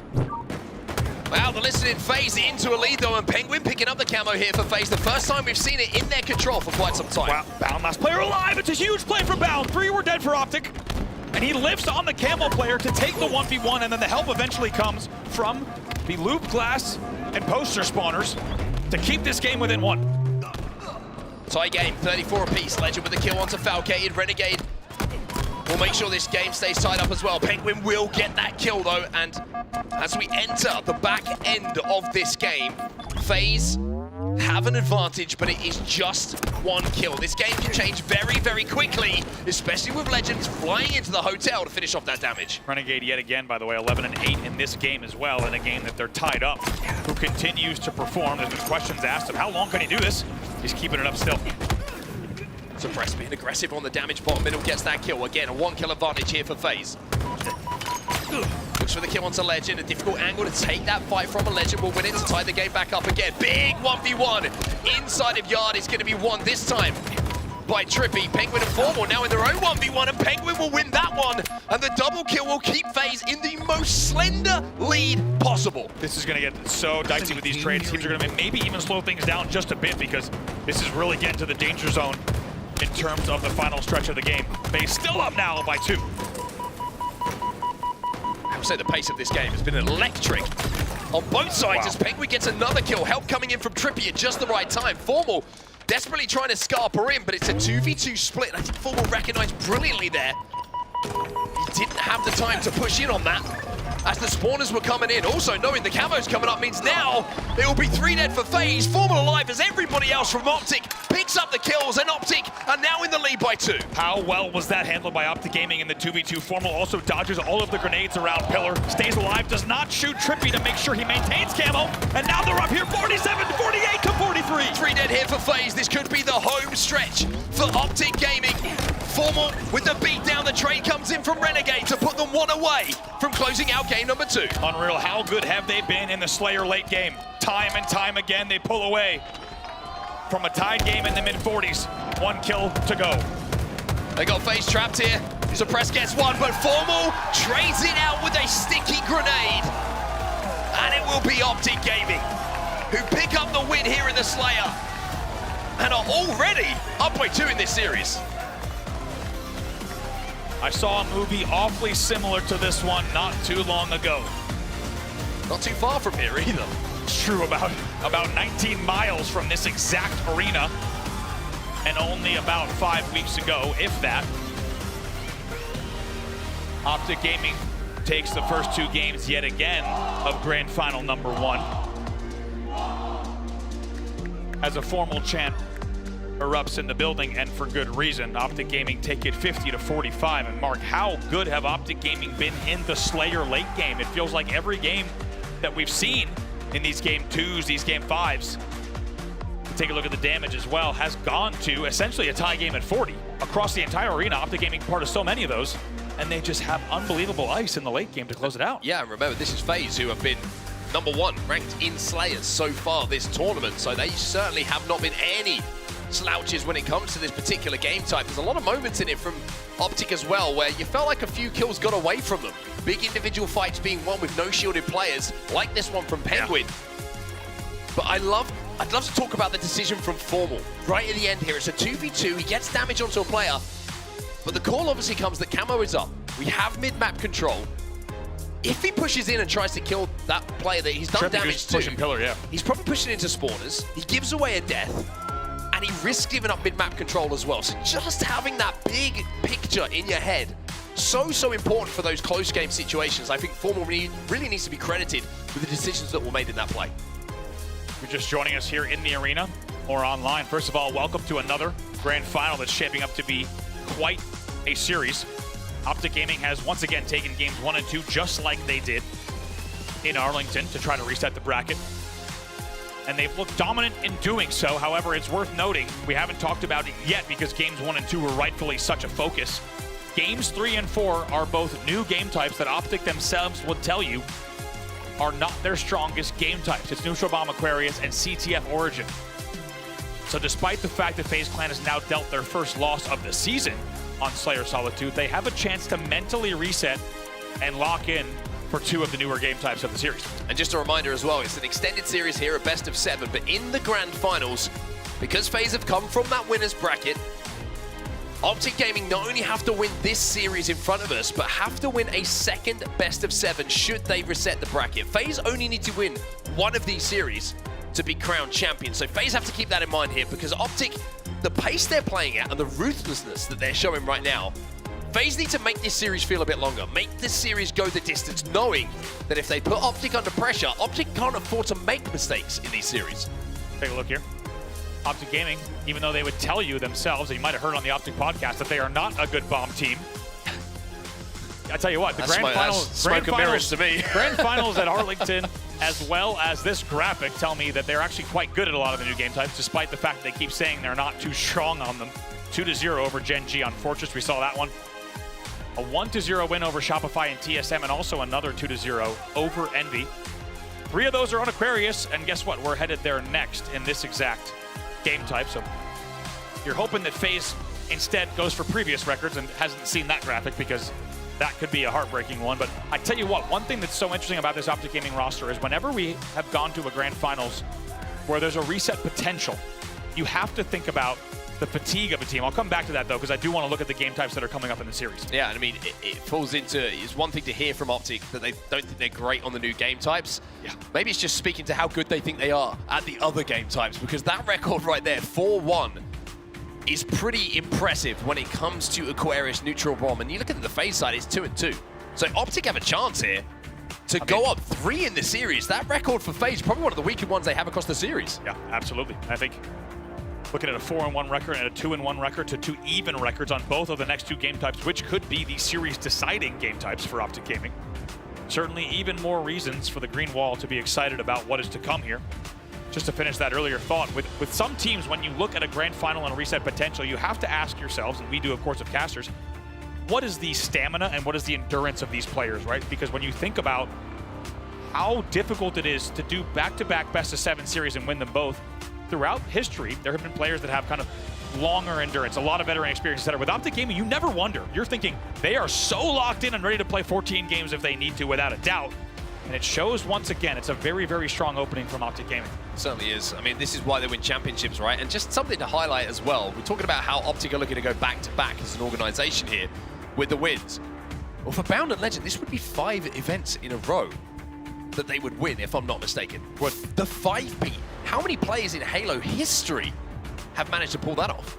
Very few. I think you're looking at, I know it was discussed also on with Maniac and APG, and Lethal as well. You're looking at, you know, an Ogre roster, certainly some type of STK 3D FB roster, I'm sure has done 5 in a row. I'll just leave it at that, though. It's probably the Ogres and friends, plus maybe 1 or 2 players here or there. It is a very rare achievement. Certainly a very select group of players. And I'm sure for the Halo Championship Series as well, and a lot of the North American players probably thinking, where did Legend spawn from? Because, you know, a lot of, historically, the European teams haven't been able to go on to win championships, haven't been able to get towards the grand finals. Legend spawns in. And I've talked about his story a lot. He gets the opportunity to join Space Station, wins a World Championship, wins multiple events, season MVP. Now he's going into a bracket of a player who could win 5 events in a row. It's an incredible rise. Unbelievable. Some people play through the high ping. He was raised by the high ping.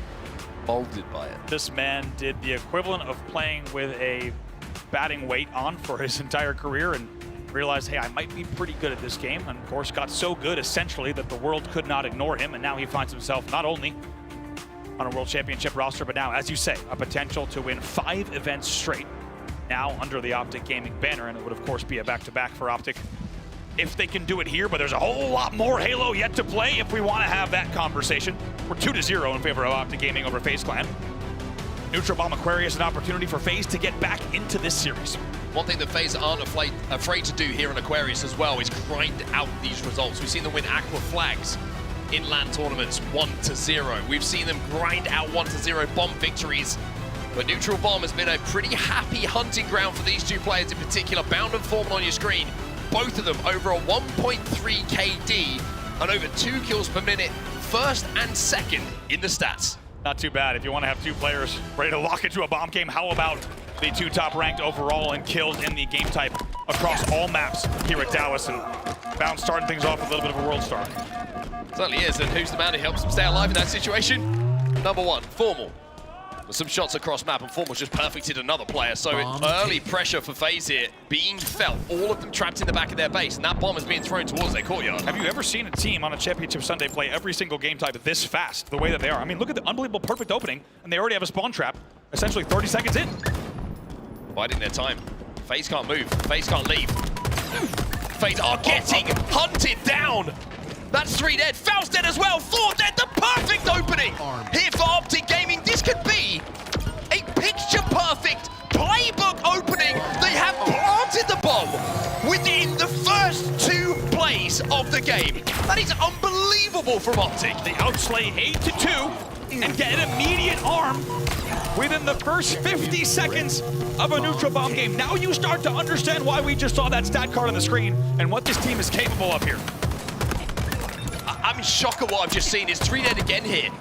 And it might be 4 dead. Trippy's no shields in the courtyard. He'll go down as well. FaZe can't spawn at the moment, let alone think about getting that bomb. It's another one here for Formal, surely, but Suppressed at least gets 1 kill. Formal had a little bit of a smile on his face there, haven't lost that one. Yeah, Suppressed maybe buys a tiny bit of time here for FaZe, but as we said, you really cannot overstate just how insane this opening and the series and the day has been for Optic Gaming. I think we're all wondering if FaZe is going to get back into the series at any point, but it is not looking like this game type will be the one just yet. I wonder if FaZe can get out of their base at the moment, let alone back into the series. I don't think we've seen anyone from FaZe on the Optic side of the map, let alone the bomb. Another kill gets picked up here for Optic. It's going to be 3v3 momentarily, but Renegade with yet another. The bomb's still progressing towards the FaZe base. FaZe are in the blender of all blenders at the moment, and finally Trippy with an individual win might give them a route out. The biggest win, certainly not easy to win those peak shot battles against Bound when he has that peak advantage, but still after all of that carnage, it's going to be Renegade coming away with the camo, and things will slow down for just a second.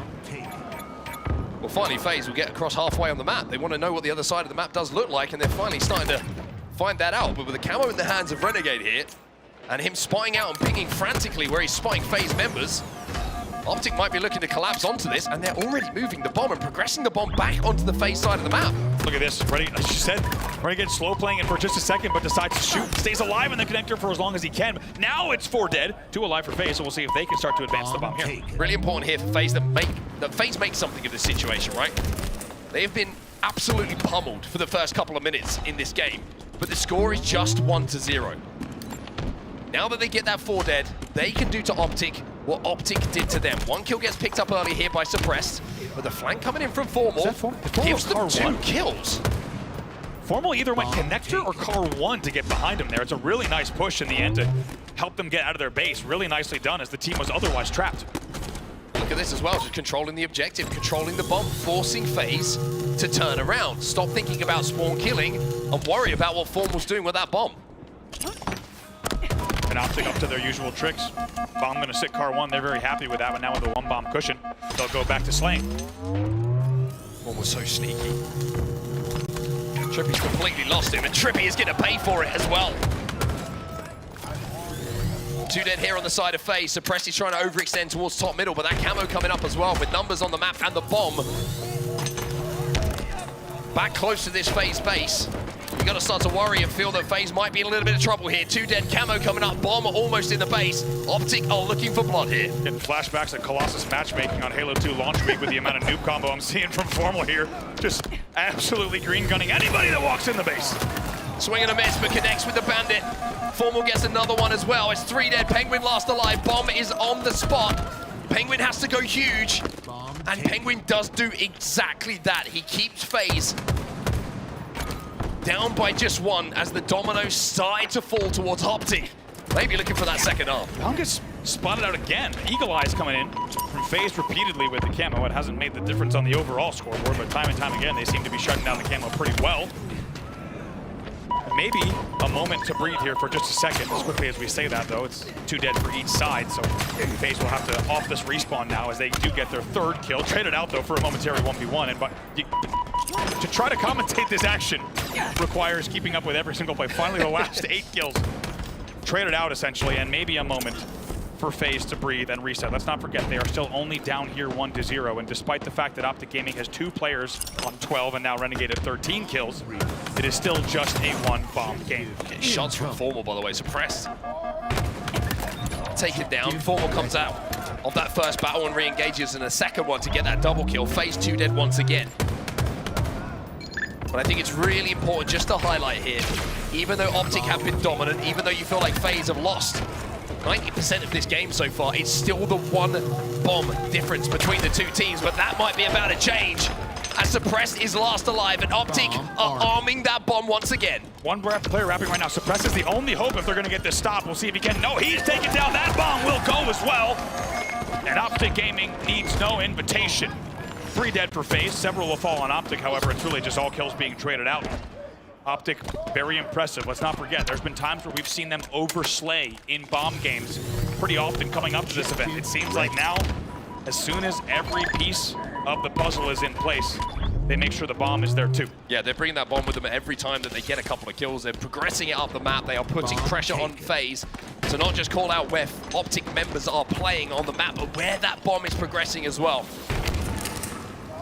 Legend just looking to make sure there's no overextenders here from FaZe. So now he wraps back towards top pink. Trippy finds 1 kill though. Penguin going to be double teamed on the bottom of the pink tower as Renegade gets yet another camo here for Optic Gaming. And as things now go to 2-0 here, we can look at Formal stat line at 19, 10, and 6. Bomb reset. Leading the entire game in kills. 1 shy of the assist leader. Suppress has 11 on the other side. And only 6 deaths in the game, leading in that category as well. When you talk about a man showing up on Championship Sunday, it's Formal. 3 dead yet again for FaZe. Renegade taking on Falcade. Falcade wins the fight, but immediately Bound is there to trade that one out. Gotta keep an eye on where this bomb is at the moment. Sure, it's still down bottom middle, but it might start progressing towards the FaZe base once again here as Bound on our screens picks up a couple of kills, gets a beat down as well, and now FaZe find themselves 3 dead, and yes, indeed, look how quick and efficient Optic Gaming are. Immediately after the kills are picked up, the bomb's already being armed here. Might have to drop and shoot here, Formal knows it, but a lot of players coming in through the pink door, very weak, he picks up a double. More pressure still coming in from the pink side, however. This might be a FaZe clearing out here, 2v2 on the map. Yeah, nobody just close enough to Formal there to help him out after picking up that double to block off the final 2 players who were trying to rotate in to clear that bomb out from FaZe. So, unfortunately for Optic, 1 player maybe just fell at the wrong time to leave Formal a little bit isolated, but again, even in that situation, Formal coming out of that situation with a double kill with 2 dead, you'll take it all day. Love that play from Bound, even though he could have gotten camo 1 second later. Instead, he drops to help out with kills on both sides of the shroom stairs. It's 2 dead yet again. Foul might not be long for this world. It's a staggered 4 dead. He picks up the last kill as well. Bomb taken. Bound starting to introduce himself to this game as well as another camo goes to Optic. FaZe have got to sort this out. They have lost pretty much every single power-up so far in this game, which is making it very, very difficult to get kills on the board, let alone get that bomb anywhere near the Optic base. The Legend plays this so wisely. Make sure he's not in the sideline whatsoever. The patience to make sure he doesn't accidentally drop down. Picks up a double as well. And now with just 3:39 left, you feel like it's just a few extra moments here for Optic Gaming to continue slaying. 3 dead yet again. How many times have we said that? 3, 4 dead for FaZe. Too many if you're a FaZe fan. It's the only real answer you can give to that. Formal with another kill, 22 and 9. Formal on this game at the moment. Penguin will add another kill. Or should I say death to the tally here for Formal as Trippy will find 2. Optic Gaming find themselves 3 dead. Remarkable Formal now with that last string of plays, leading in every single category and has a bomb arm to his name. You cannot say enough about what that man is doing here in this grand final, specifically in this game. Chance here for FaZe though. They've got that bomb towards the base. They've got 3 dead as well. Falcated, even though FaZe have been pummeled for the majority of this game, are going to get an arm on the board here, and it's 2-1 with time still left in this game. There is life, there is a chance, there is something for FaZe to hold on to. And you wonder, with the stat lines on the screen, every single member of FaZe negative here, and the numbers that we just discussed at length on Optic Gaming, how on earth is this a 2-1 game? And with 2:40 left, there's still a little bit of game time to play with. FaZe showing that if they get the opportunity to get the bomb in the base, if they get the opportunity off the 4 dead, they know how to get the job done. And finally, Penguin will grab a power-up for them as well. It's 2 dead on the side of Optic. And Penguin takes the 1v1 and wins it against Legend. 2 dead here on a minor man advantage. FaZe know they need to start moving this bomb, and that's exactly what they do. Bomb taken. Penguin doesn't really want to be the player with this bomb in his hands with the camo. He wants to be the one influencing the fights. He's the one who wants to take the individual where he has that first shot advantage. All of Optic trapped in the back of the base. 2 minutes left in this game. The camo disappears. They're going to have heard that as well from Shroomstairs. The push has to come now. The threat sensor goes in here. That's going to give away all the positions of Optic Gaming, who are just waiting and hoping their grenades will connect. But it looks like damage advantage is FaZe's again. Only 1 kill, though. Still a lot of work to do on the arm. Yeah. Renegade gets 1, though. That's going to slow down the push here from FaZe, but Falcated will clean up another.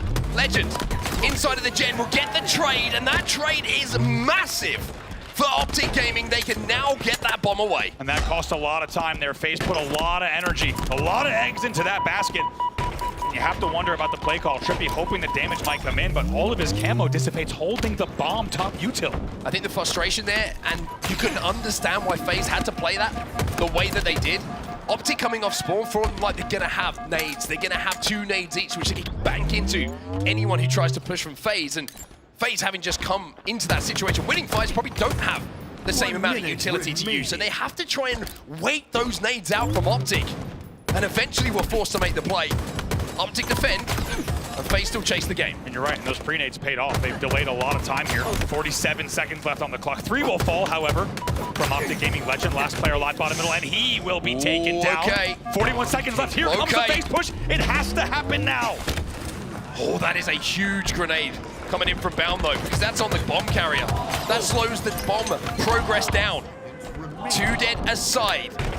27 seconds left on this game clock for FaZe to pull off a miracle. Falcated was hoping it'd be a free camo, but now him and Suppress are both in trouble. One of them should be able to get this camo, but they have to fly right now. 15 seconds left. 2v2 on the map. Penguin throws that one out into the courtyard, somehow stays alive. Trippy's there as well, but Renegade, he'll find 1. He looks for 2. Renegade gets 2, shuts the game down, and puts Optic Gaming 3 up in the series.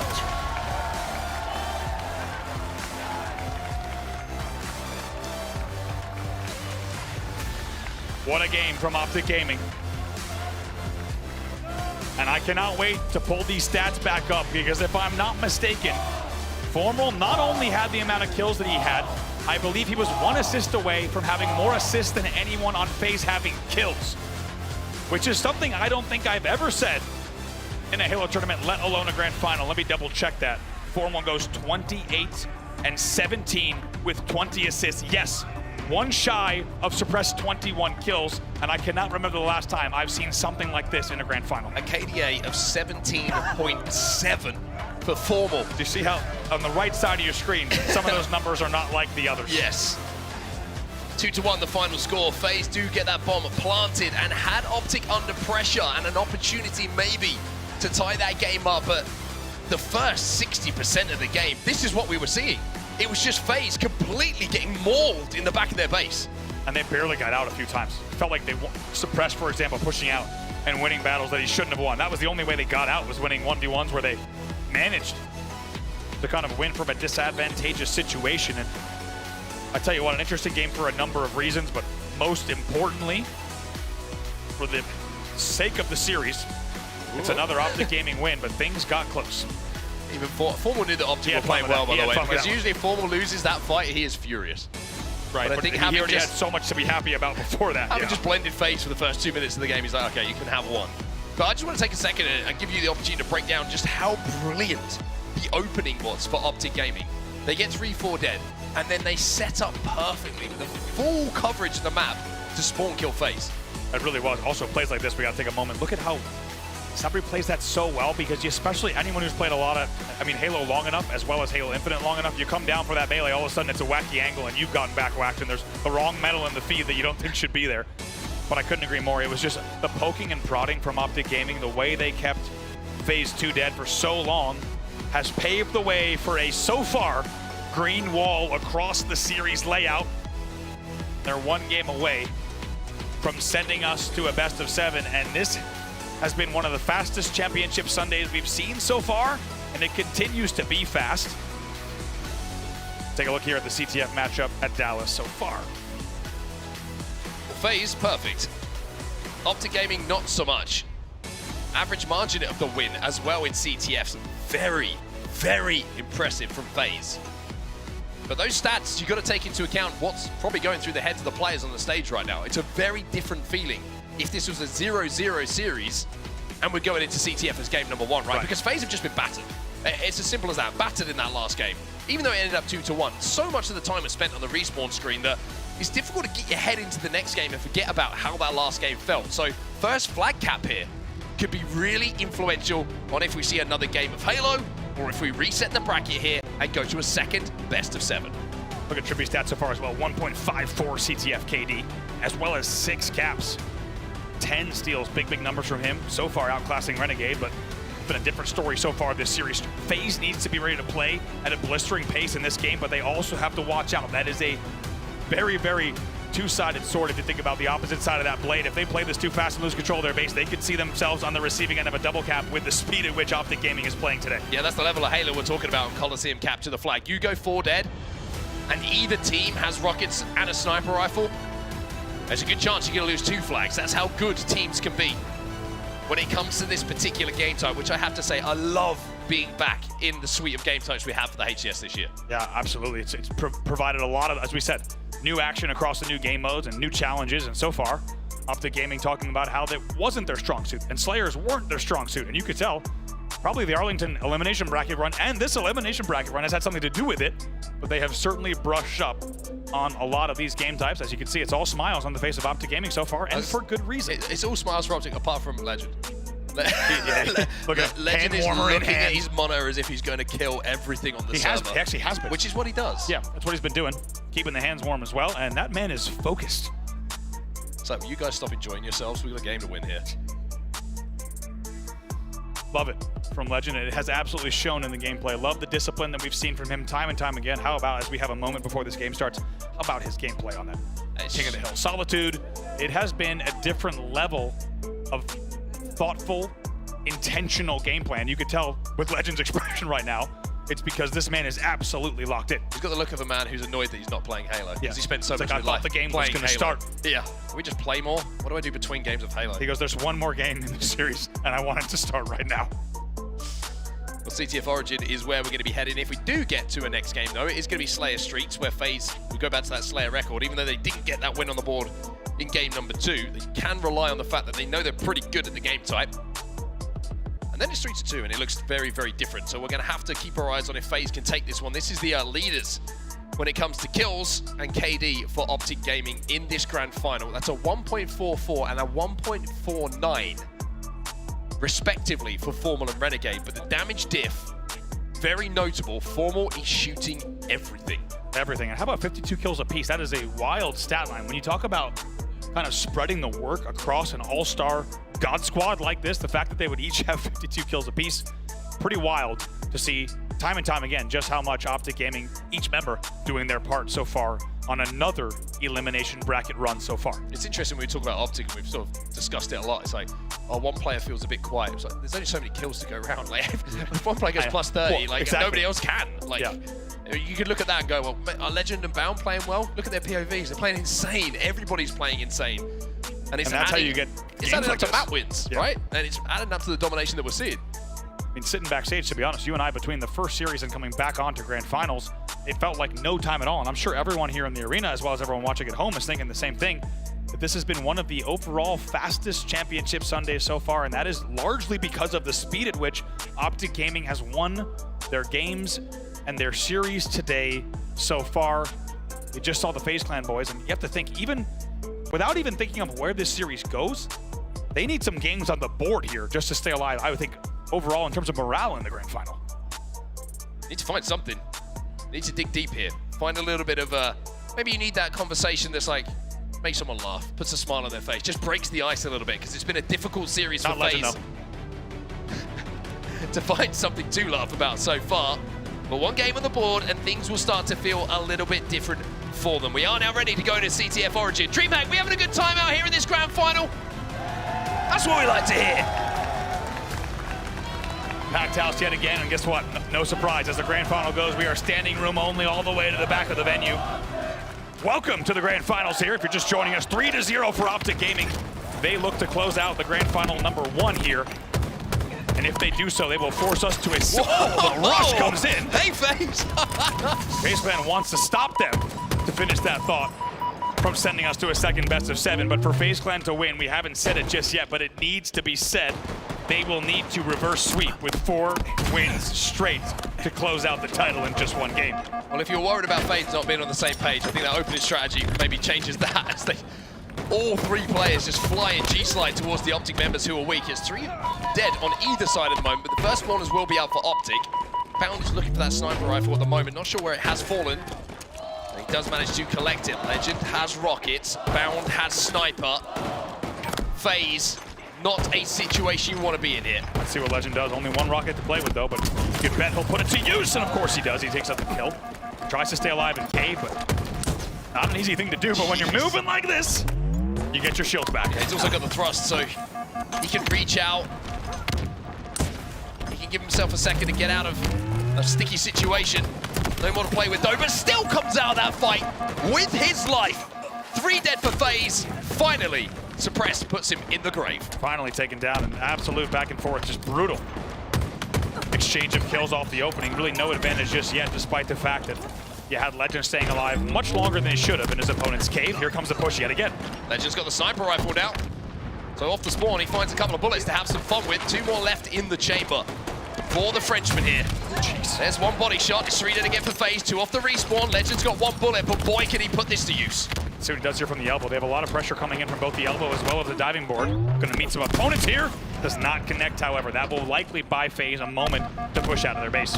Trying to clear out Renegade, who's still in their cave at the moment. They managed to do so. 25 seconds or so until those rockets pop up on the map as well. Suppress playing the rocket stream, trying to pin Optic back as they spawn on the elbow. And as we said, it feels like it's a rare moment when FaZe has a second degree in any of these game types, and we generally never say that. Halo Infinite, yes, a fast-paced Halo title, but generally there's a little bit more time for play calling here. That has not been the case for FaZe. They're 3 dead again. Suppress just came off spawn as well in the cave. It's a little bit of a staggered 4 dead situation for them. And again, they're having to play on the back foot. Not a lot of progress up the map for FaZe at the moment. It's kind of a repeat of the opening that we saw in the previous game. But they just can't find the necessary kills to get up the map. They're 3 dead again here. Trippy lost alive. See what Trippy can do, and Suppress off the spawn very luckily takes out Formal. That will once again give them just a bit of space, and that's an important trade as 4 will fall for Optic Gaming. Renegade first off the respawn on the elbow, and finally FaZe can get onto the Optic side of the map. But Renegade off the respawn wins his fight. Keep an eye on those rocks. Thrust up as well, so... First spawner gets 2. Renegade does get the thrust, but I believe it's a rocket grab. Yes, from the side of FaZe. No, not yet. Trippy was up the rocket ramp, but he's forced back down due to a snipe presence coming in from Optic. So split across the map at the moment. Yeah, FaZe having to play on this rocket side because of the pressure and the sniper rifle that's in the hands of this man. A little bit of a rare miss coming in from Legend with this weapon. Falcated is going to just try and bide some time, play his life. Suppressed is going to find another one, and now the shots become more difficult for Legend as FaZe will pressurize him. And the flag starts to move. And even though he gets the body shot, Penguin gets that flag out. 2 still dead for Optic Gaming. 3v1. Formal's the last player alive, and Suppress finally gets the rockets. Lots of elbow presence here. Legend split spawns, though. How does Suppress play this? Will he connect with this rocket? Trippy will with the bullet from the sniper rifle. The flag is still down. Optic will have to force their way forward. Trippy can't connect this time around. Renegade's moving in to try and get that return, and I'm pretty sure they're going to do it. So a scary moment here for Optic Gaming, but they do send that flag back home. Certainly, and you could say for the first time this series, FaZe Clan showing up in a big way. That's 3 dead now for Optic, and the pressure continues.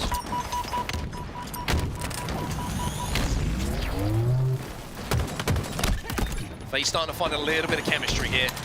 Killing spree for Trippy, 5 kills in a row. And they're going to have to summon Big Game Trip at this point because this is Trippy. He's just struggling to find a little bit of momentum at the moment. As are the rest of his FaZe Clan teammates. 3-0 the series score at the moment. Still tied up in this game. No real moments where that objective has moved and we felt like there's an opportunity for that flag to be completely run back. Yeah, absolutely. Big trades here coming in. Finally, 2 dead for both sides. And as we said, FaZe putting up their best fight yet. Let's see how the comms are on the side of Optic Gaming, how they're going to finally break this FaZe wall.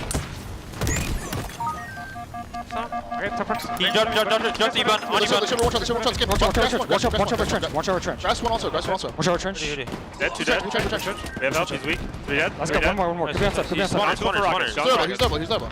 Ready, I'm looking for him. Where is he? He just needed this. We have rockets pushing elbow. We have rockets pushing elbow. Watch out, flank. We'll kill that guy. Got one. Okay. One tap. One side, guys. We have rockets to flag, just trying to Be live. red card.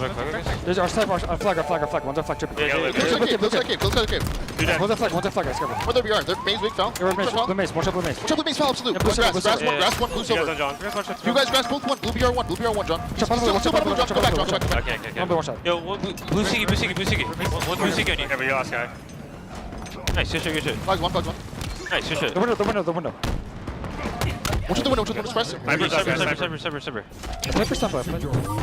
Out the comms and into the game, and FaZe show some life. They get the first flag on the board. And for the first time in this series, FaZe are leading a game. They're up to 1-0. And what a wild series of events. When we started that listening, we had 4 dead, and Optic Gaming pushing in with the rockets, as well as the next rotation beginning. Renegade spent a lot of resources on pre-rocketing the back of the base and then checking the back of the base. In the end, they get counter-capped on. FaZe takes a lead, as you say, 1-0. So FaZe finally with something to talk about. Showing some signs of life in this series.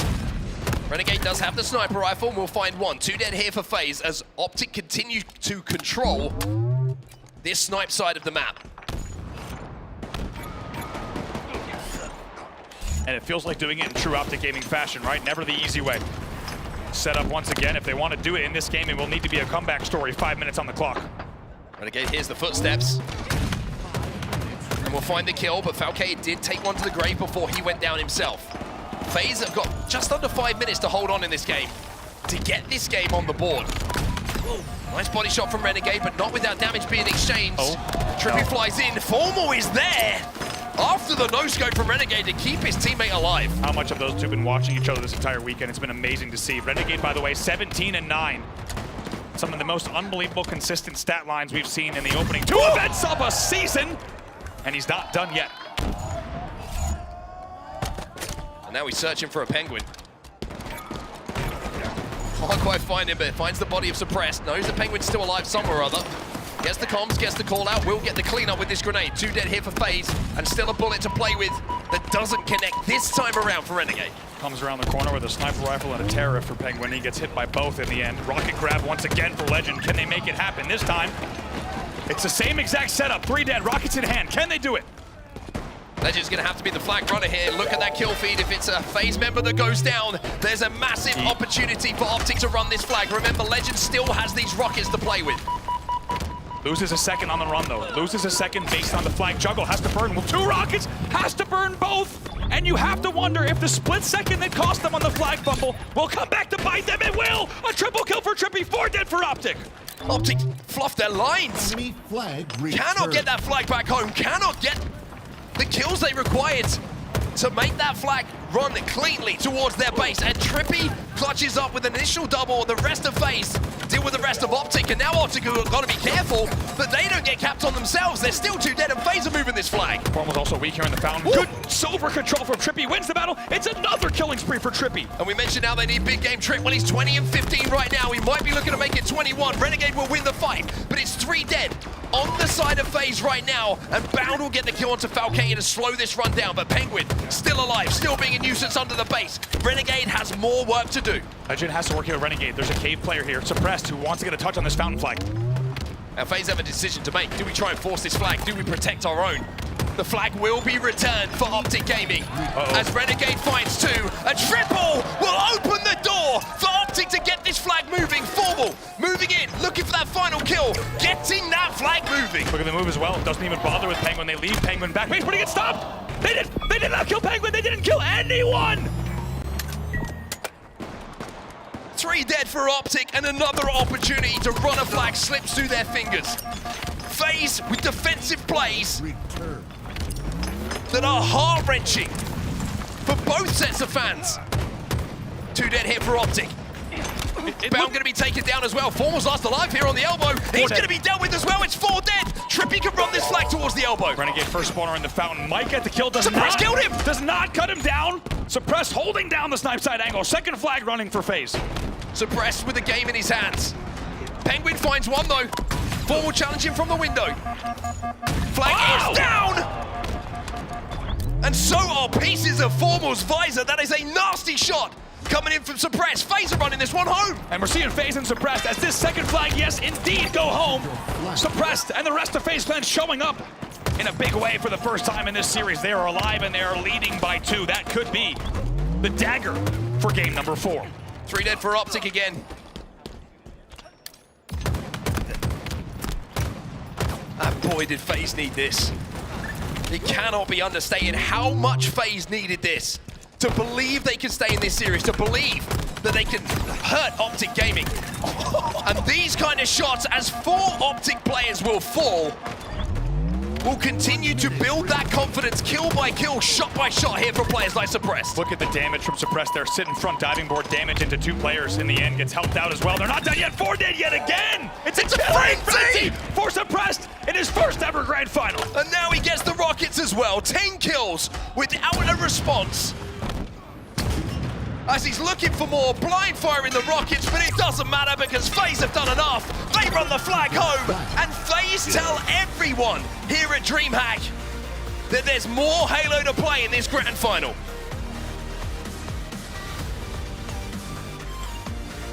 What a game from FaZe Clan. It took a little while for them to get hot, but once they did, they changed the course of this series. Now, of course, still a very long road as they trail 3-1, but I think most importantly for FaZe fans, as you said, it's signs of life.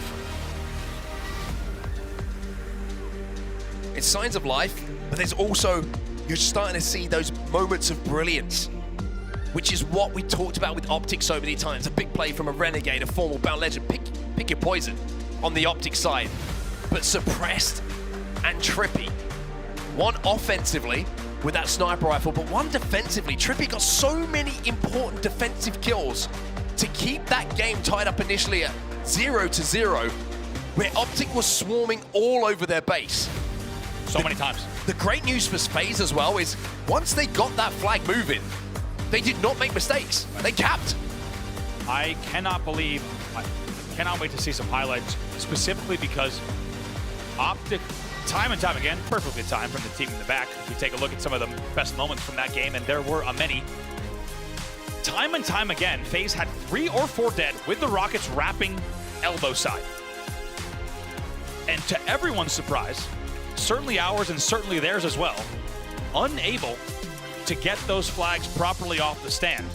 And this thing, let's not forget, 5 minutes in, we were still here 0-0.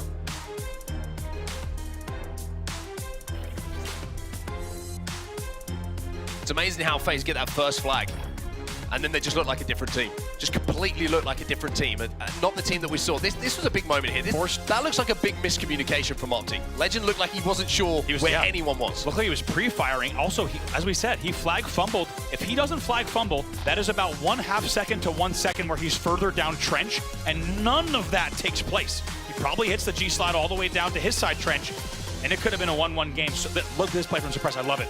Isolates, engages both, then ISOs the 1v1. The team in the back already knows we had to see it twice as the team finishes that. He wasn't done here. Comes up elbow, stays alive with even more help.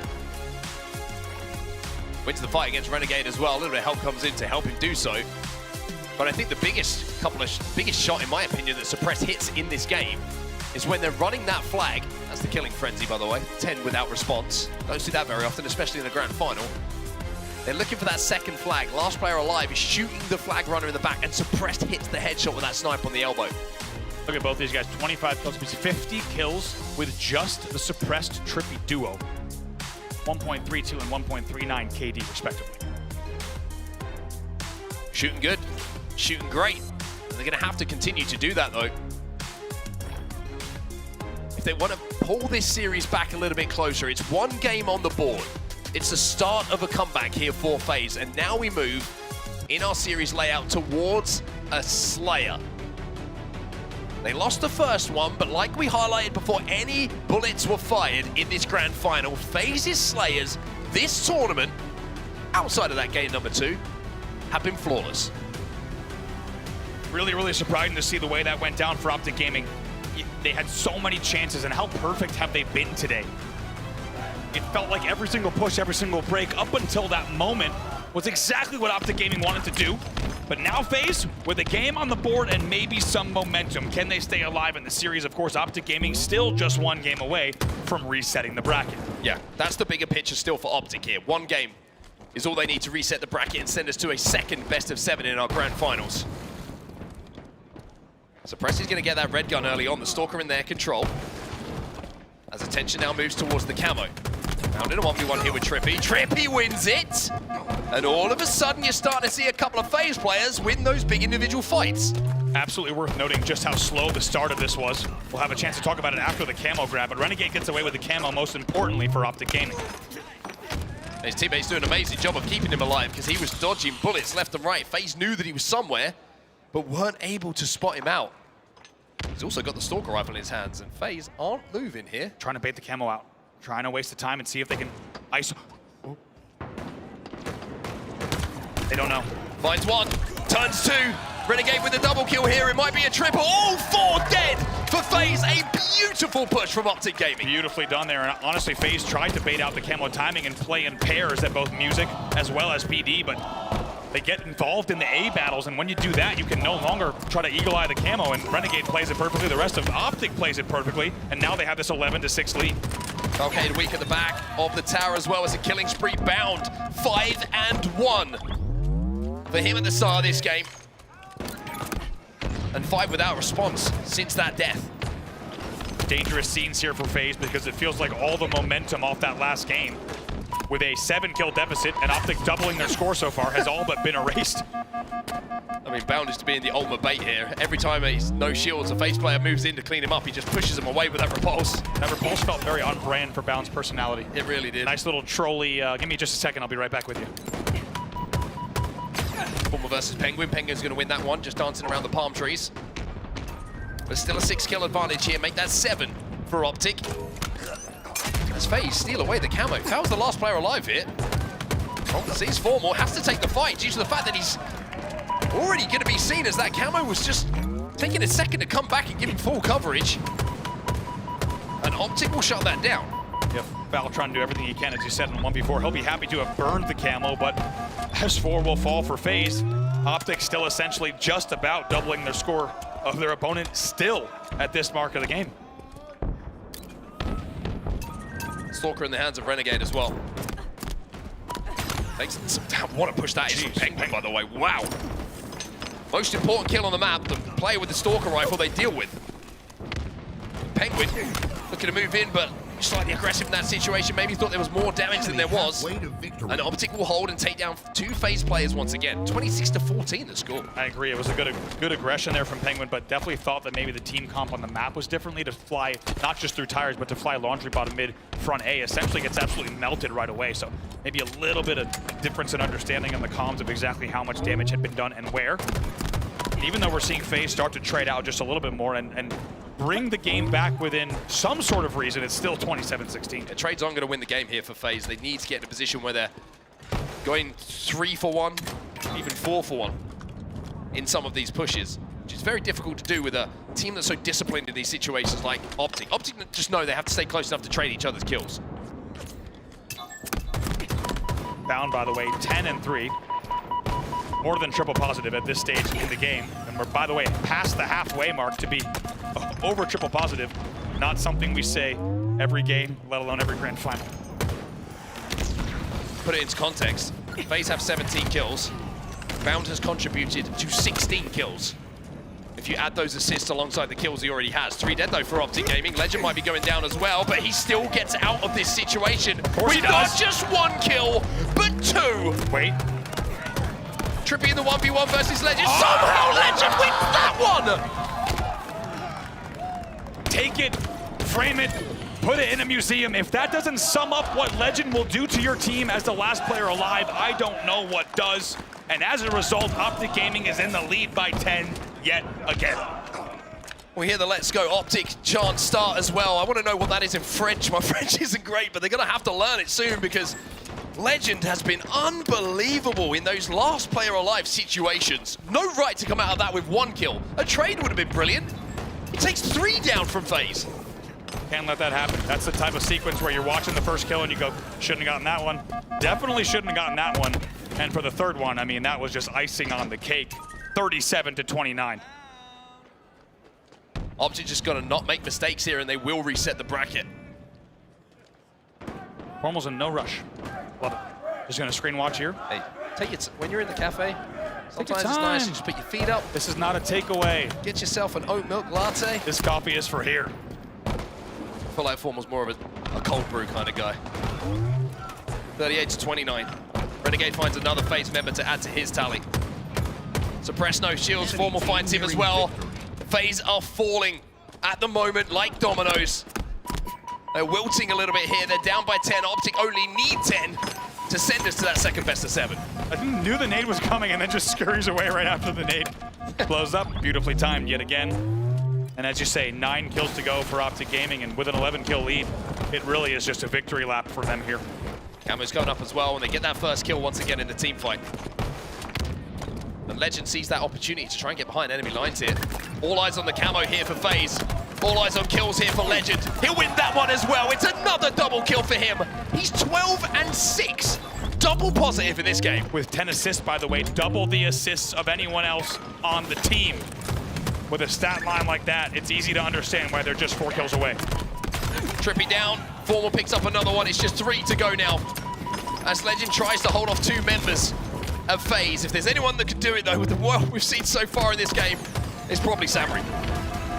49 on the board, just 1 kill to go here for Optic Gaming. Trippy gets 1, but it's not going to be enough. Formal closes out, and Optic Gaming send us to a second best of 7. Optic reset the bracket. And now it's a shootout between FaZe and Optic as to who will be your champions here at DreamHack. They do it again. And on Championship Sunday, we do not mind more Halo. Bring on the second best of 7. Optic Gaming, it only took 5 games. They send us the distance and 1 more series for the trophy here in Dallas. Only the 1 game FaZe managed to get on the board there. And only 1 game that really felt like they had a chance in. The other 3, it was complete domination. Excuse me, the other 4, it was a complete domination from Optic Gaming, who just look set and ready to lift that trophy you can see on your screens right now. But we also see sometimes some funny things, right? The first series can go one way, and then we have a much more competitive second one. Let's go back to Arlington, for example, where Optic ran through Shopify Rebellion in that first best of 7, reset the bracket, and then we end up going to the last second of a game 7 to decide who is going to be your champion. But 50-35, Andy, just incredible. Not close, and Legend goes 13 once again. 13, 6, and 11 assists. The only player with double-digit assists in the game. And damage led by Bound on the side of Optic Gaming, the only player in the lobby on 4K. Impressive stuff from all of Optic. Difficult to really pick holes in what we have seen from them so far. The CTF Origin, just a blip, it feels like, as they take game number 1, 4-1 on King of the Hill Recharge. 50-45 on Solitude, and then 2-1. But it could have easily been a 2-0, maybe even more for them on that Aquarius neutral bomb. 50-35 to close it out. Optic Gaming, they reset the bracket. Lot, Wes, Optic are looking for a second chip. They certainly are indeed. It's very reminiscent of what happened the last time around. I will say this was very one-sided, and I'm not really surprised by that, to be perfectly honest with you. And I think we had a picture-perfect example of that the last time in Arlington, and it can be very difficult. I will say, you know, I'm going to give something to FaZe, and on the side, getting that CTF across the board 3-0, that was clean. That was a nice little pit stop there, just to show us you have signs of life. And honestly, that's what I was looking for in this first best of 7. I wasn't necessarily thinking that FaZe were going to come right out of the gates and totally knock Optic off of that main stage. I'll be real with you. So to see signs of life is promising, but I will say Optic, they have momentum. And not only that, Wes, they are just gaining the firepower. Every single member of the team has stepped up in whether it's whatever map or mode or moment. They are having these huge, huge kills that are just opening up the map. And FaZe, they just don't know what to do with it. It's just too much. So how are you feeling about Optic right now and their chances at really doing this once again? I mean, it's deja vu. It's deja vu all over again from Arlington. This is an Optic team that nobody seems to have an answer on how to stop, how to actually eliminate this team from a tournament. We saw them hoist the trophy in Arlington, and they look like they're prime and ready to go 7 more games to get another trophy into their hands. And right now, I mean, it's Formal that's the difference for me. His damage so far today has been unbelievable. And it's like that Royal 2 Anchor-esque position where you got Bound and Legend flying in, you got Renegade creating some space for him. And if the pressure is off Formal as far as like gunplay, then Formal's going to lay down enough damage for those guys that have the success that we are seeing, and that is a dangerous Optic, as you can see from the scoreline, 4-1. I got to say, Wes, picture perfect with that, because Formal, not only is he just doing his role well, he's doing it and some. The anchor that is coming from him is unbelievable, just peppering with shots. The damage that is coming across, I'm really curious to see where we're at in terms of damage and kills for him, like we saw in that head-to-head graphic between him and Renegade, because I can only imagine it's significantly higher and better. I mean, he is not only making sure that every single person has some sort of fight for them to clean up, but he's cleaning up the fights himself. We saw the kills. They were leading with Renegade. He was up there with him, and that is just unbelievable. That is just something that is so difficult to comprehend if you are the opposition. One other note I will say, I'm a little bit worried about FaZe. And they're going to have to dig deep here, Wes. And I wanted to talk to you about this because I don't know if you guys have noticed, but we've got a huge crowd in the building. It is unbelievable. And I know a lot of Optic fans who are coming over from, the COD League and coming over from Optic. Obviously, Optic being knocked out there. They're coming over to show their support to their favorite org.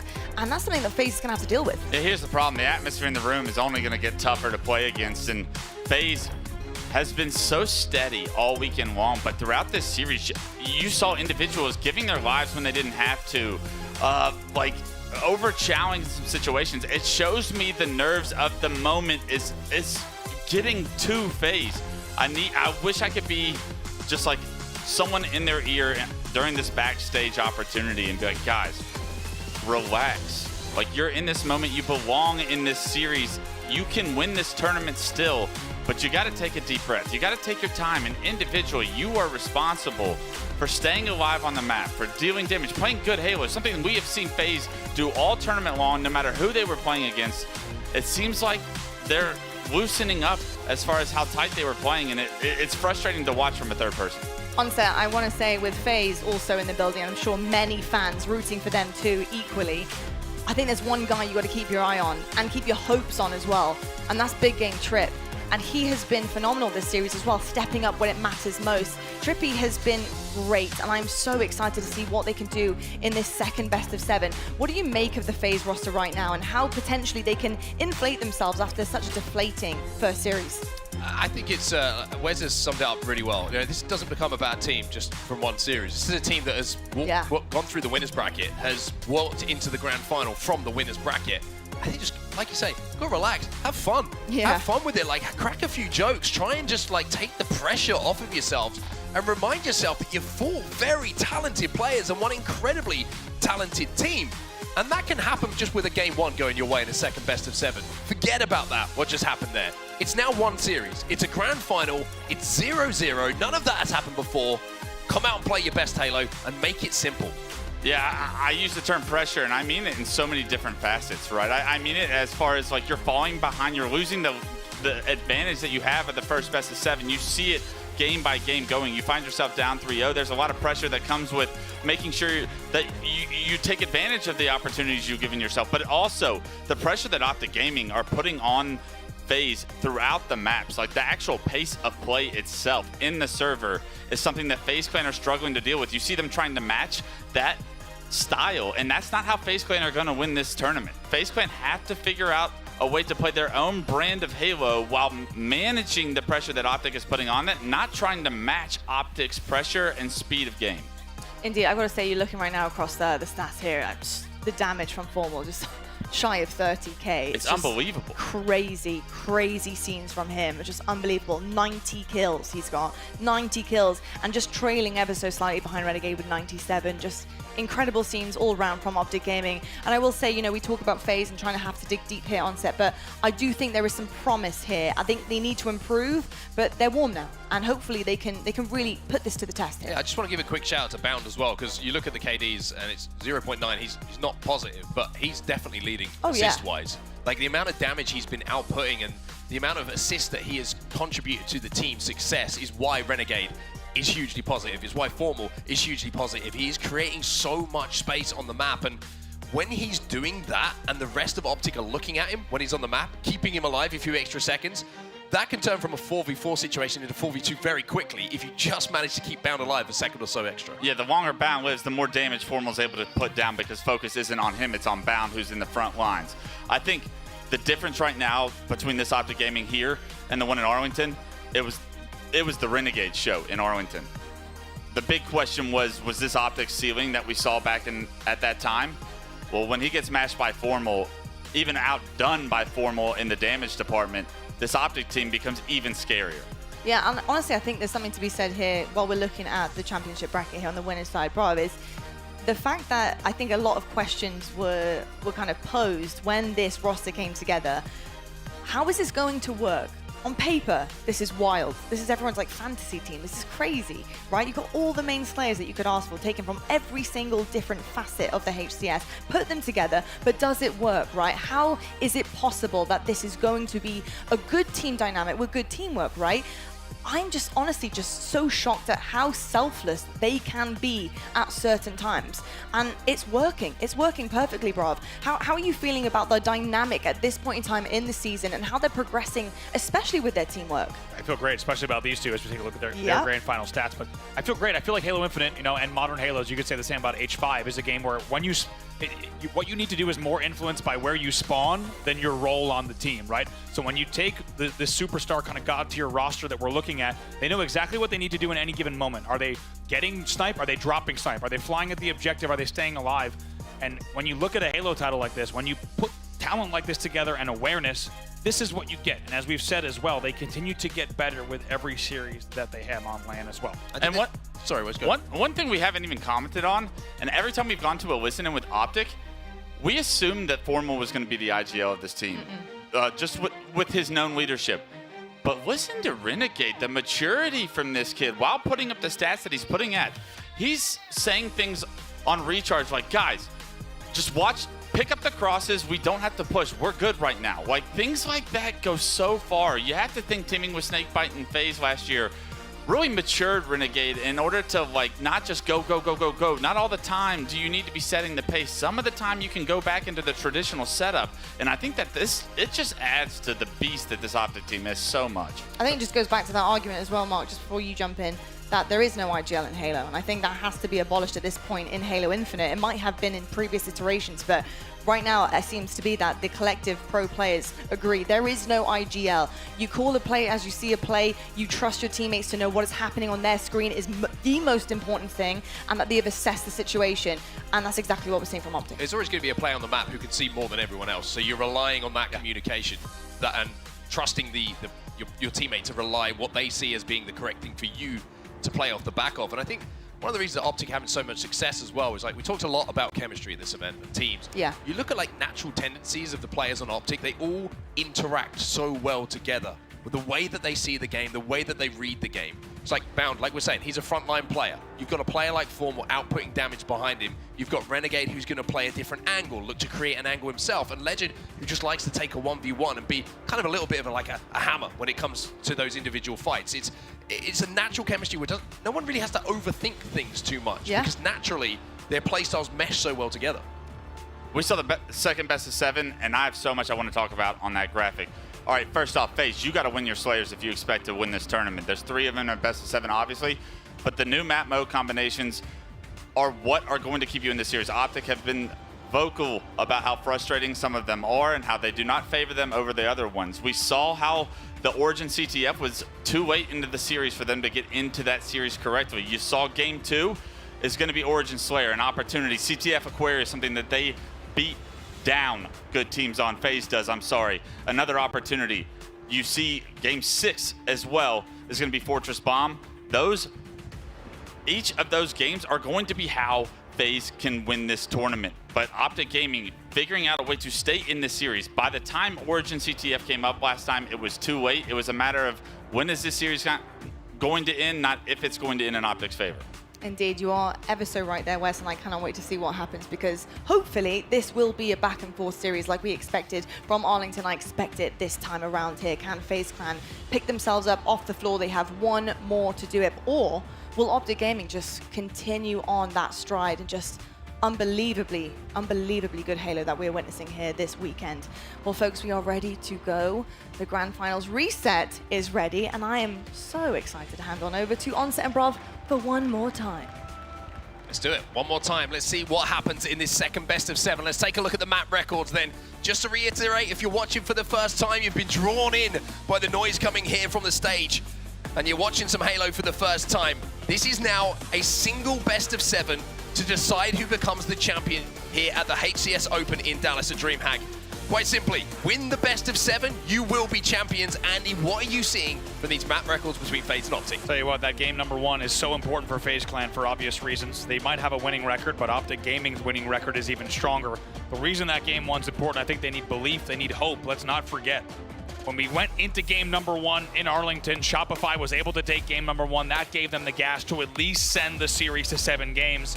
And I think a lot of people are wondering, even though we saw moments of brilliance from FaZe in that game number 4, question is, do they have the gas in the tank to play another best of 7? We're about to find out here with this game number 1. Well, the great news for FaZe is the fact that because they came from that winner's side, they are still in this grand final. They still have a chance to call themselves champions, but Optic Gaming will be full of momentum and full of energy heading towards this second best of 7, knowing that they could possibly become champions. But it's going to be 2 down off the rip here for Optic. FaZe seem to be just a little bit more relaxed. Right, welcome along to your second best of 7 here. Nice work. Suppressed it.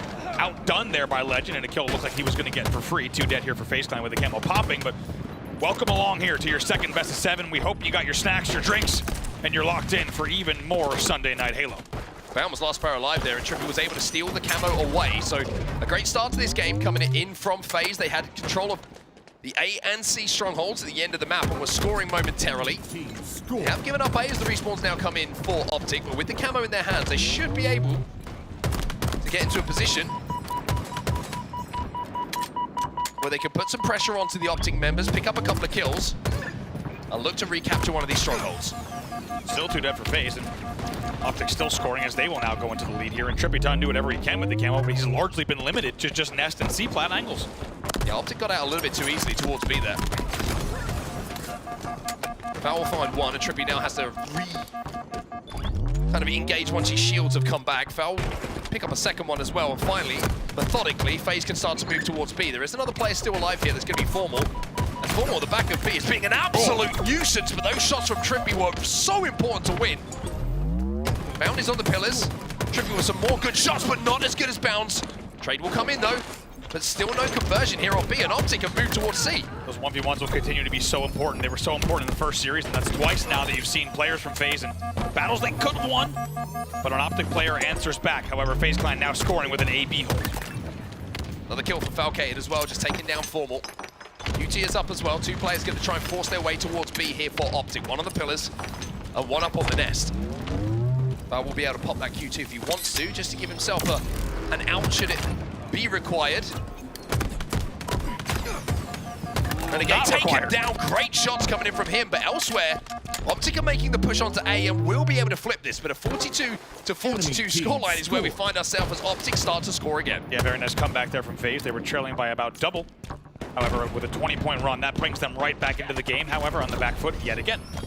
Just to explain once again, if you're walking by, you're watching Halo for the first time, the way the strongholds works, control 2 or more of those strongholds, get them in your control, you will be scoring. If you get all 3, you'll be scoring even quicker.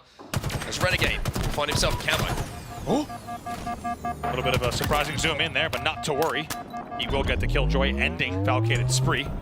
Of course, that spree a large part of why FaZe was able to get back in this game, but now it's Optic still with the AC hold they maintain, and Renegade with a sniper rifle in hand. Yeah, really big reset there as well. onto C, keeps them scoring, and now they're almost doubling the score of FaZe. 3 dead for FaZe, and a snipe in the hands of Renegade. Knowing that FaZe have to move towards one of these strongholds, I get the feeling we might have some headshots in our future. They will get B, and he immediately rotates because he knows that the only push might be coming from dummies in top mid, and he guessed right. Good comms here from Optic Gaming as Renegade will lock down top tower. Penguin manages to find one. Suppress being a real nuisance, and Penguin will actually turn that into 2. That snipe played. FaZe will be able to flip C, but the respawn is from Optic already onto A. One thing I'm just worried a little bit about here from FaZe is a little bit slow to progress up the map once they get a couple of kills. They're letting Optic challenge and defend the second stronghold they have control of. Yeah, it feels like if there is any opening and remaining damage, the first spawners are not taking any advantage of it. They're really being forced to wait for each other, which, you know, at certain times is a necessary strategy, but you certainly don't want it to be the standard case. You want it to be the exception in a game, not the rule. 3 dead here for Optic Gaming. Legend was last alive. Manages to survive.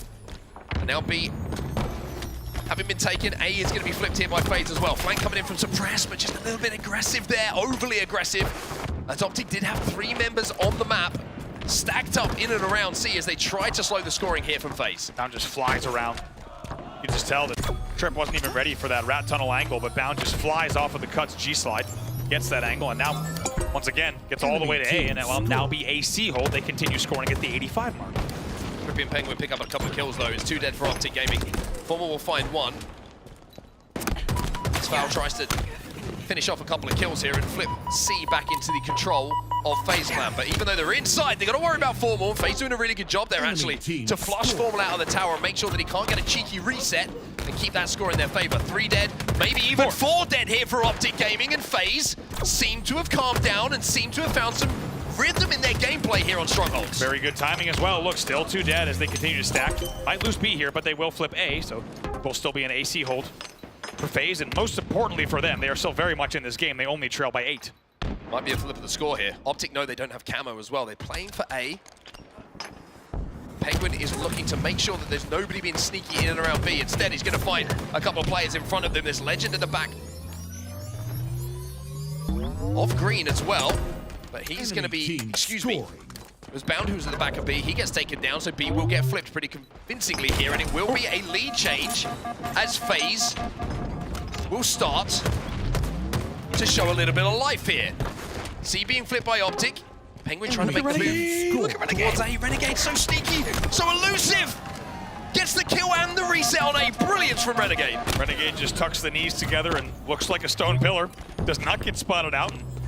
That will play spoiler to just delay the A flip. Eventually a Legend taken out as well, so a momentary man advantage for just a second. And if Bound wins this one in back A, things are going to get messy. 3 dead for FaZe. Double kill for Bound, and again there was a reset on that stronghold in all of that carnage. Penguin now trapped at the back of B. He's going to be off the map. It was 3 dead momentarily for FaZe. They're all respawning around C. The double cap still being held here by Optic, but this is a tight game. But Legend can make it a little bit more comfortable if he can hit a couple of bodies or even a couple of visors with the bullets from this sniper rifle. What a response from Optic. The fact that we got to see that first-person POV on what Renegade did. Look at the domino effect of Renegade staying alive at the edge of Rat Tunnel and what happens thereafter. Optic Gaming has had control of the game since that moment. In a big 1v1, catching FaZe off guard. It's been a game of double caps so far. Nobody's been able to get enough control and enough consecutive kills to look to secure a triple cap where we really will see the score get out of hand.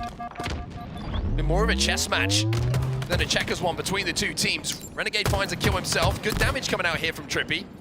Onto the players on the sandbags, but the damage is one thing. Optic still want to push. Trippy doing an amazing job to get 1 kill in that situation, with 3 players from Optic flying towards B. So far the bait has actually worked. It's 2 dead. They do have the man advantage still, but Bound with his shields recharging here. In a momentary 1v3 or so at Green. We'll see what he can do. Nicely timed by FaZe yet again. Optic managed to convert for just a second. FaZe will take it back off of them. Big work from Trippy there to stay alive the way he did. He was essentially in a 1v3 for about 20 seconds. Formal just got 2. Formal might be getting a triple kill! And Formal, once again, creates the space for Optic to jump back into B. Enemy team score. And start scoring again themselves. It is so tight, this game. And how difficult is it with this Optic Gaming roster? It feels like you do all the work you need. You take down every single member, but the last player alive time and time again is going to play spoils to whatever advantage you might have had. And Formal not done, still racking up even more kills as the AB hold will continue. One thing to note here is nobody is really having like a crazy performance out on the Optic side. It's actually Falcated, who's 18-9 on the FaZe side, who is having a big slaying performance from them. Optic really have outslayed FaZe the majority of the time, but with the triple cap momentarily in effect, the scoring is what really matters for them. FaZe starting to pick up a couple of kills though, but a 157 and 132, FaZe is going to have to do more than they've been doing so far. Nice drop from FaZe once again if they can close out B here, but with 2 falling, it's actually going to be an Optic B reset for a moment, and now 3 dead, 4 dead for FaZe. It's a devastating point in the game when Optic already leads here by 30. And I mentioned how there hasn't really been a triple cap. Well, now we have the triple cap. Optic Gaming control A, B, and C. And keep your eyes on that score, because it is only going to go one way. It is flying towards 200 points. Lots to talk about what the Renegade just did, but to be honest, the game's moving too fast. We'll break it down afterwards. Another kill comes in. Now, in a 1v2, it's Renegade who has to stay alive. Top middle, snipe popping now.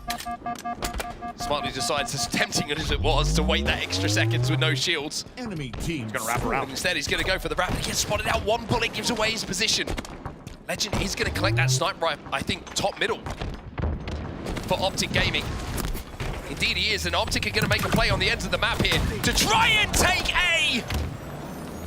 Legend again with a whip shot, bodies a second, sets him up! Trippy wins the fight though. How big could that be? 3 dead for Optic. A must win there for Trippy. Gets the reset as well. The reset on A and keeps them just at the 200 point mark. This kill would be big as well to keep the spawn staggered. Oh! He does it!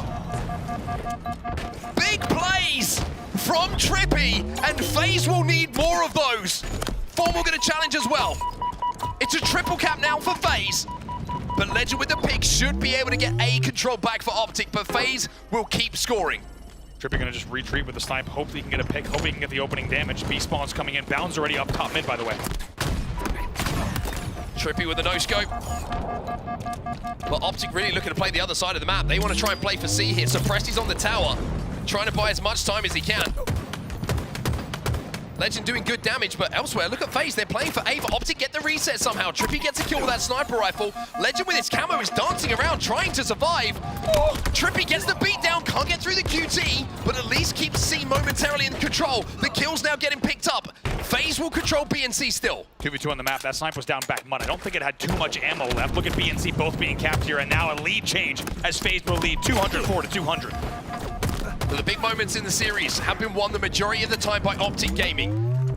This is one of those big moments. What happens in the next 30 seconds will decide which side will be celebrating on our main stage when this game is done. B has been flipped by Optic, and now they have control of C as well. They will be the team scoring, but Falcated with that stick creates an opportunity for FaZe to move towards B. Optic Gaming scoring it again. Now they will go. Big flank from Bound. Into a narrow lead. Here they come to green. Falcated is flying in as a solo here at the back of green. Legend was no shields. Bound! Perfect shots from him. Trippy last alive. B will be defended. Trippy trying to do what he can. Stays on! Stays on the map and gets traded out here by Formal. Desperate times now for FaZe. They have to push B here. Very good timing there for Formal. Knows he needed to go to green to get the last kill just in case Trippy got it. And he did now. Still holding AB, and they look to hold back green. First pick though is Penguins. Oh! Up into the skies goes Formal. Legend there to join him. Penguin flies through though. 2 dead for Optic Gaming. An opportunity maybe for FaZe to look to cap B here. But it's going to be Legend inside of B, in the pit, who will slow down FaZe, pick up the double, and elsewhere at C, they will convert it, and Optic Gaming will close out game number 1.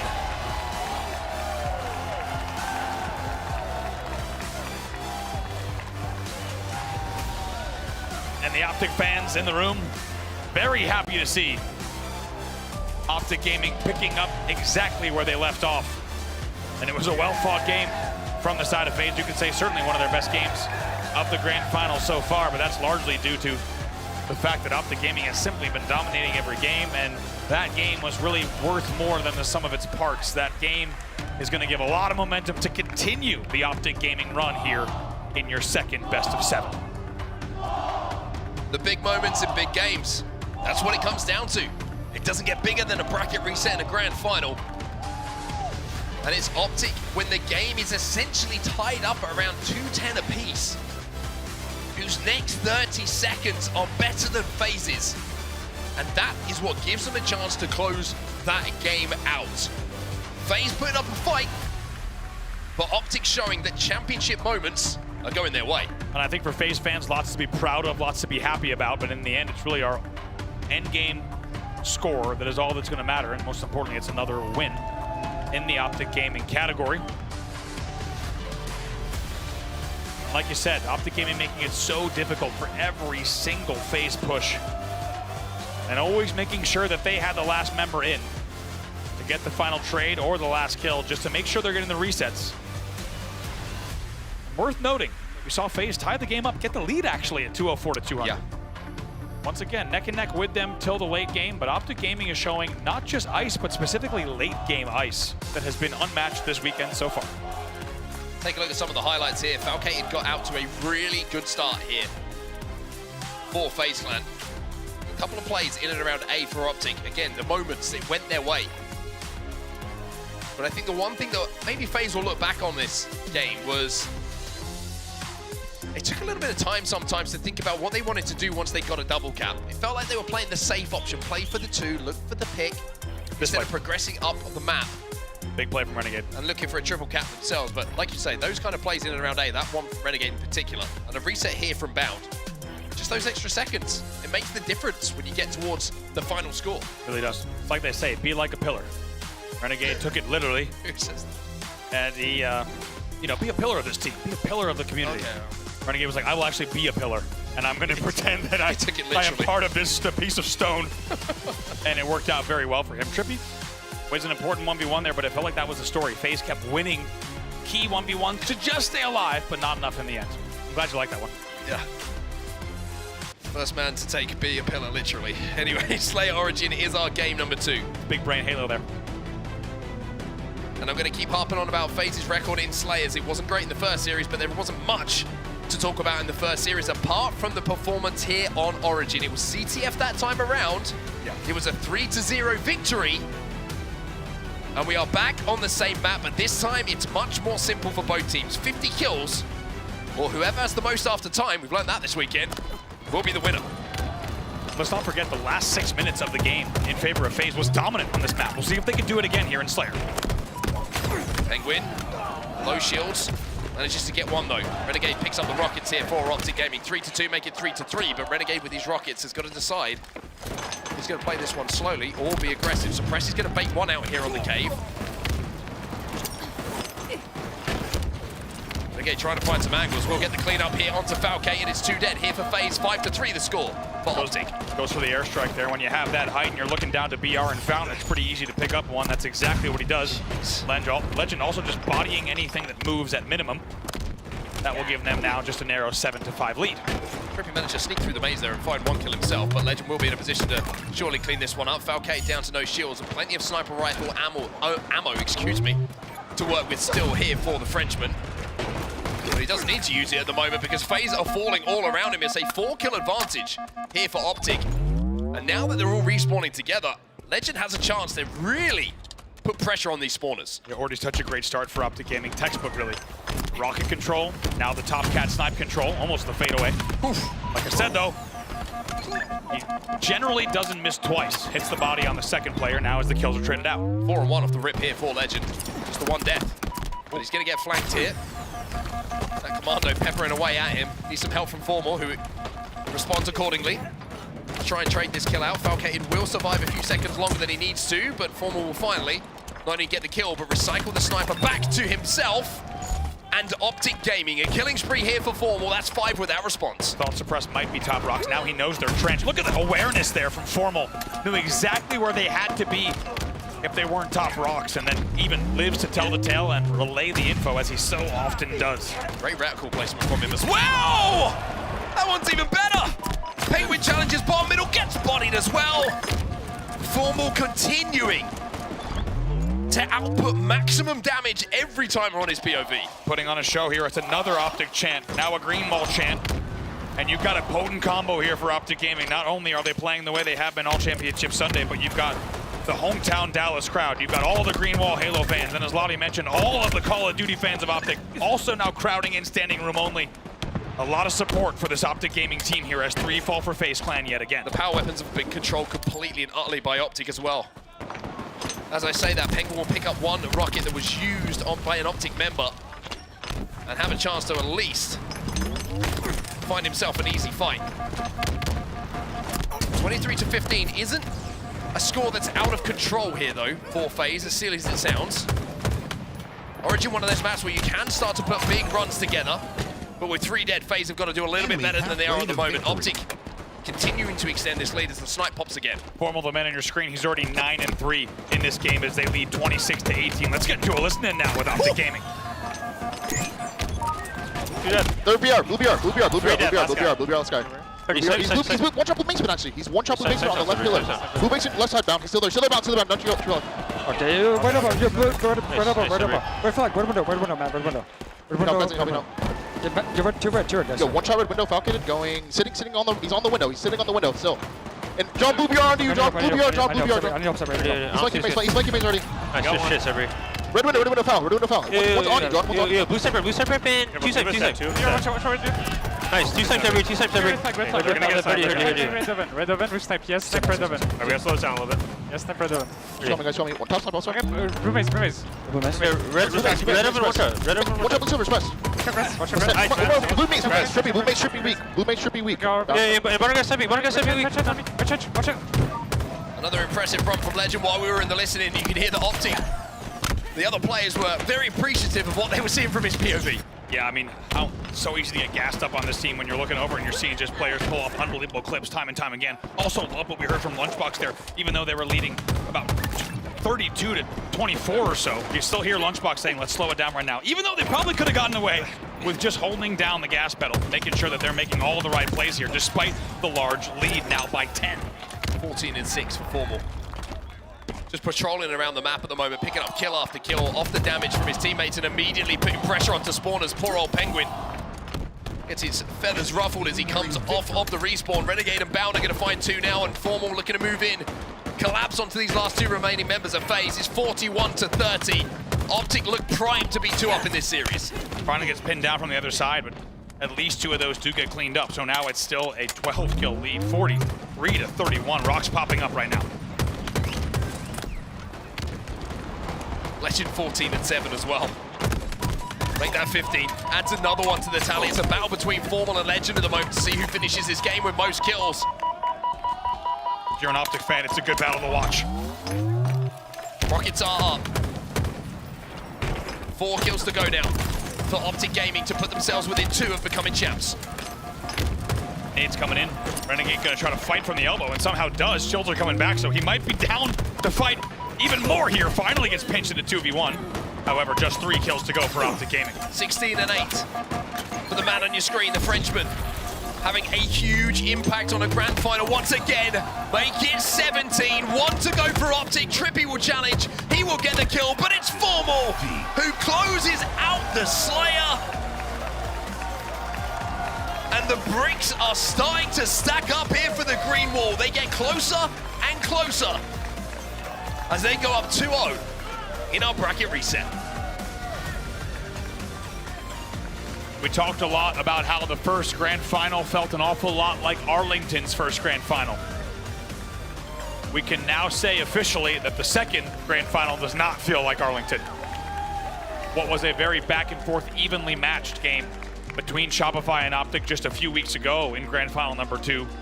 It's a very different series layout than what we are seeing so far, as Optic Gaming will take their second game of the grand final, their 6th overall, and now only be 2 games away from taking home an early championship on Championship Sunday.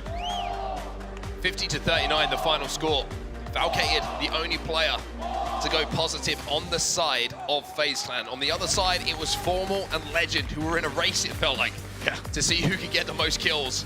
17-9 coming in from Legend. And how many times have we talked about Legend having big Slayer game performances in really critical times of series? Another example of it here. We're also seeing, I think, Legend time and time again, by the way, Formal, of course, 16-10. Not too shabby for him either. We're seeing Legend time and time again playing even more clinical Halo with every time we're on his POV. He's not making mistakes. And beyond that, like we saw throughout the series so far, he is squeaking out extra damage, if not extra kills or two, that he should not be, especially up against a team in the grand finals. This little run from Formal was a joy to watch as well. Yeah. Unless you're a player on the receiving end of that kind of shot that causes your Spartan to do the backflip that you don't want to be on the receiving end of. But he was just doing such a good job of just finding routes to clean up damage Formal in this little run. You can see everyone he's looking at is weak, suppressed, weak, moves in. Teammate already cleans that one up. Falcated moving towards him. He's already taken some damage. That's an indication of how well the unit is working here, which makes Formal's job so easy. Perfectly timed here. Legend just waits for all the damage. Gets the call out. Oh, this as well, right? To not trade and just stay alive, just sit here in cave. I mean, it's plays like this that really sum it up. Because guess what? It's Formal who flies in. Easily get the last trade against Trippy. And close it out. As you said, 17 and 16 kills respectively for the two men on the end of the stage. And Optic Gaming will take a 2-0 series lead, overall leading 6 games to 1 so far. 2 to go here for Optic to call themselves champions, to go back-to-back. And you got to wonder if FaZe have got something left in the tank here. Exactly. Because this, like you say, 6-1 overall at the moment. And some of those games haven't been close. They have not been. And it feels like FaZe needs something similar to Game 4 of Series 1 to get back in here, get some sort of mental edge or at least an ounce of confidence to get back into these games, because despite being neck and neck at different points in these games, the end game has been very clear for Optic Gaming. Next up is going to be CTF Aquarius. Game type that everybody knows and loves. One of the most iconic ones in Halo Infinite, but also probably the closest to the iconic game type that we have in the Halo history books. Yeah. Classic arena map. CTF, get it back to your base, first to 5 caps. Almost caps after time, will win that one. And I think maybe one good thing here for FaZe is there's not power weapons to worry about in this situation. It's all about the bandits. Also, interestingly, because we can look ahead to a guaranteed game number 4 minimum, that is King of the Hill Solitude. And we already saw Legend and Optic Gaming put on a show in that game type, slowly picking apart their opponents. And that's the man on your screen. We've been talking about his discipline, his approach. And it's hard to think of another player. There's a very, very few. You think of the Snipe Downs of the world. And honestly, not many other names on that list who have ascended the ranks the way that this man has. Continues to write his own history at the moment. And he's doing it under the banner of Optic Gaming as well. Really has been little smile there. Tiny bit of a smile. Even Legend smiling at this point. Someone said something to make him laugh. I mean, my favorite thing about Optic Gaming as well is we go back to the Space Station days where Legend joins, and he was just known as Legend in the player comms. Yeah. But now they're saying Sabri. Yeah, it's a great point. It's good great friends point. now. Yeah, it's a really great point. Through. It used to be bounce comms. Bounce comms where Legend do this, Legend do that. And now instead it's just holy expletive. Nice, Sabri. Nice work. As he picks up another snipe kill. Like the idea that he finally went into bounds room and went, by the way. Yeah, by the way, my name. Sabri, good to meet you. He's been there for 4 months. Here we go then. So Preston, Trippy on your screen. They're going to need big performances from both of these players here, FaZe, if they want to keep this series going. 1.32 on the side of Suppress, 1.39 on the side of Trippy. Remember, the CTF was the one game that FaZe managed to take in that first series. They're going to need it now. Otherwise, the road looks too treacherous for them to come back. And FaZe is also going to need to shake off what happened in Aquarius last time these two teams met, because y'all remember it was a blender of industrial strength that they found themselves in. First 2 kills and a camo right away, going to Optic Gaming off of the opening. A lot of control of this power-up has been all Optics. It's that team fight beforehand that really does decide which way this goes. Falcate here trying to get that kill on Will, so the camo will be taken down straight away. That's stage 1 of getting a little bit of map control complete here for FaZe. 2 dead here for Optic, though, for an opportunity for FaZe to get some aggression. 3 dead now. Trippy's running that flag. And Val, he's trying to watch for these overextenders on the respawn as well. And I tell you what, this could be a hot start coming in for FaZe. They need to take a second here as Penguin has fallen. You can't let this moment slip, though, if you're FaZe. Val's going to try and jump on this return. Trippy makes the right plays, gets the touch, but Legend, who else but Legend? Gets the double kill, gets another. 4 dead. This should But be it's going to be everybody in the death screen, and FaZe do not let that opportunity slip. They will put the first flag in. Nicely done. It's a really good bait and switch. They're also just, as you said, the timing there on the util. It got nervy for a second, without a doubt, but being able to isolate that kill, and how about Trippy going into the util corner to get the back whack on Renegade? Without that play, that flag goes straight back to the Optic base. As you said, it's FaZe Clan who leads 1-0 off the opening. 3 dead here for FaZe, though. Optic looking a little bit pissed off of how that first few moments went. They haven't bled too many times in this series, and the immediate hot start is being responded to by this run coming in from Renegade. Bound picks up a kill in the feed. Suppress is going to have to watch this flag be run from the death screen. Renegade knows that things are a little bit too quiet there. Turns around, does a little bit of damage, but Penguin will cut down the run. Interesting angle. Penguin gets to car 1 because he knew he had to take the car 1 angle. I like the play from Renegade, but Penguin, was wise to it. 3 dead here for FaZe Clan. Going to be able to get this return pretty comfortably. Nobody off the respawn yet to challenge it. As the camo comes up as well. Legends in a really sneaky position, actually. The damage came in from Formal just to cut that player down. Well, it will be collected here by FaZe. Yes, it will. Suppressed will get that camo. And now with the camo play and a 1 flag lead, let's get into an early listen in here with FaZe Clan. You guys go on the street. I don't see anything. Yo, one's car 1. Run this car 1 to Argent. He's a combo Argent. Combo Argent. Okay, that's him. He's okay, one was Argent. Nice nade. Hit him with that. Weak. What's that Argent? Dude, 2 there. Okay, 2. Low gen. Nice, that's green gun down there. Our low gen now. He's going for that green gun. Going back to guard. Come back. Connector. Come in, car 2. Watch out, blue connector. Nice, blue Mike. Going blue gen. Mike Chow, you call one. I'm behind him. I'm behind them. I'm behind these guys. Still blue gen, guys. Yo, front base. Watch out. Car jump. You guys have me, Joy. Yo, low. Watch out, car 1 on me. The Peter in. I'm coming.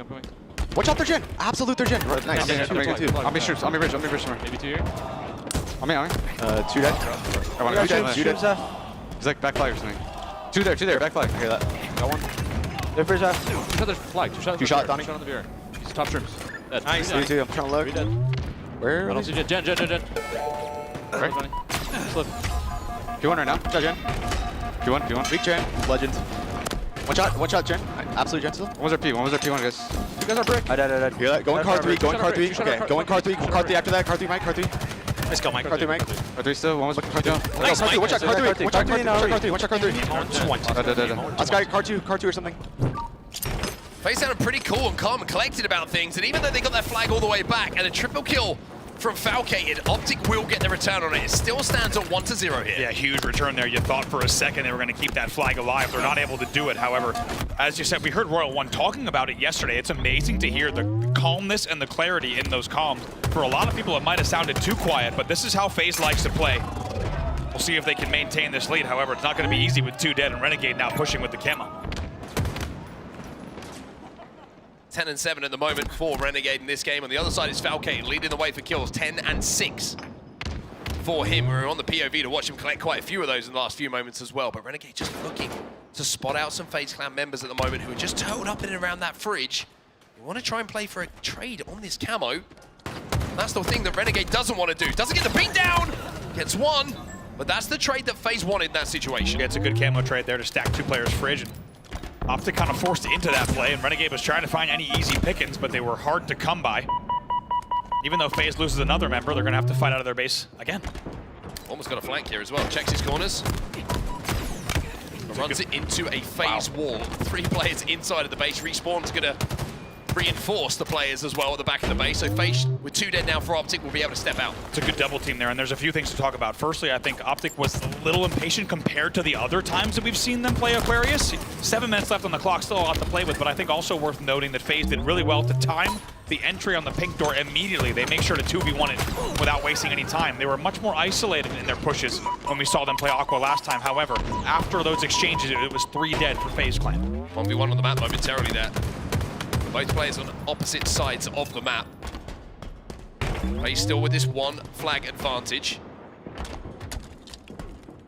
Now trying to hunt down a couple of overextenders. One of the big Falcated. He will confirm that kill and now takes the 1v1, which will be traded out. 2 dead on either side of the stage at the moment. Formal looking to push into the FaZe base though. He'll find Trippy, he'll get the kill, and he's got some support here to think about a flag run. Good pre-nades as well. That's going to lock off bridge. Flag doesn't quite go out just yet, and to be honest, loses just a little bit of time with that flag not going off the stand, and it's 2 dead for Optic as a result.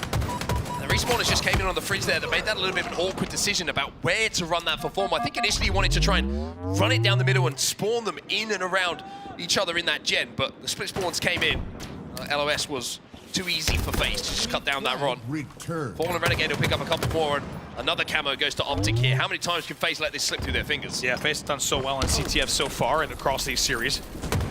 Continued, as you said, camo control coming in now. 2 were dead. The flag is already running here, but suppresses top mid. Very important role. But Legend got around the corner.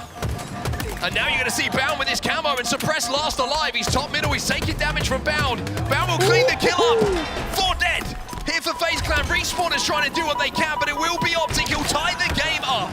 1-1 now. But they got to avoid this counter cap as FaZe pick up a couple of kills themselves. Nicely done there for Legend. He does not wait his shield for his shields to recharge. Renegade last player alive here for Optic, and now FaZe will continue with the aggression. 5 minutes remaining. Just under 5 minutes left in this game. Bound with his 1v1 versus Penguin. And now Bound is taking his turn to be the kill leader for Optic Gaming. He's 14-9 in this game. Takes the 1v1 with Trippy. A little bit of a jiggle around that wall. He's so elusive. Man, look at this. They just cannot deal with him. They cannot finish him off. 2 dead. Optic have him for 1. Look where the last 2 players are. The flag is running as well. Legend finds 2. Optic will run this one in as well. They're going to turn this game around. It's 2-1 to Optic. And Mark, you called it. It was a little bit too close for comfort the entire time that FaZe was up by that 1 flag.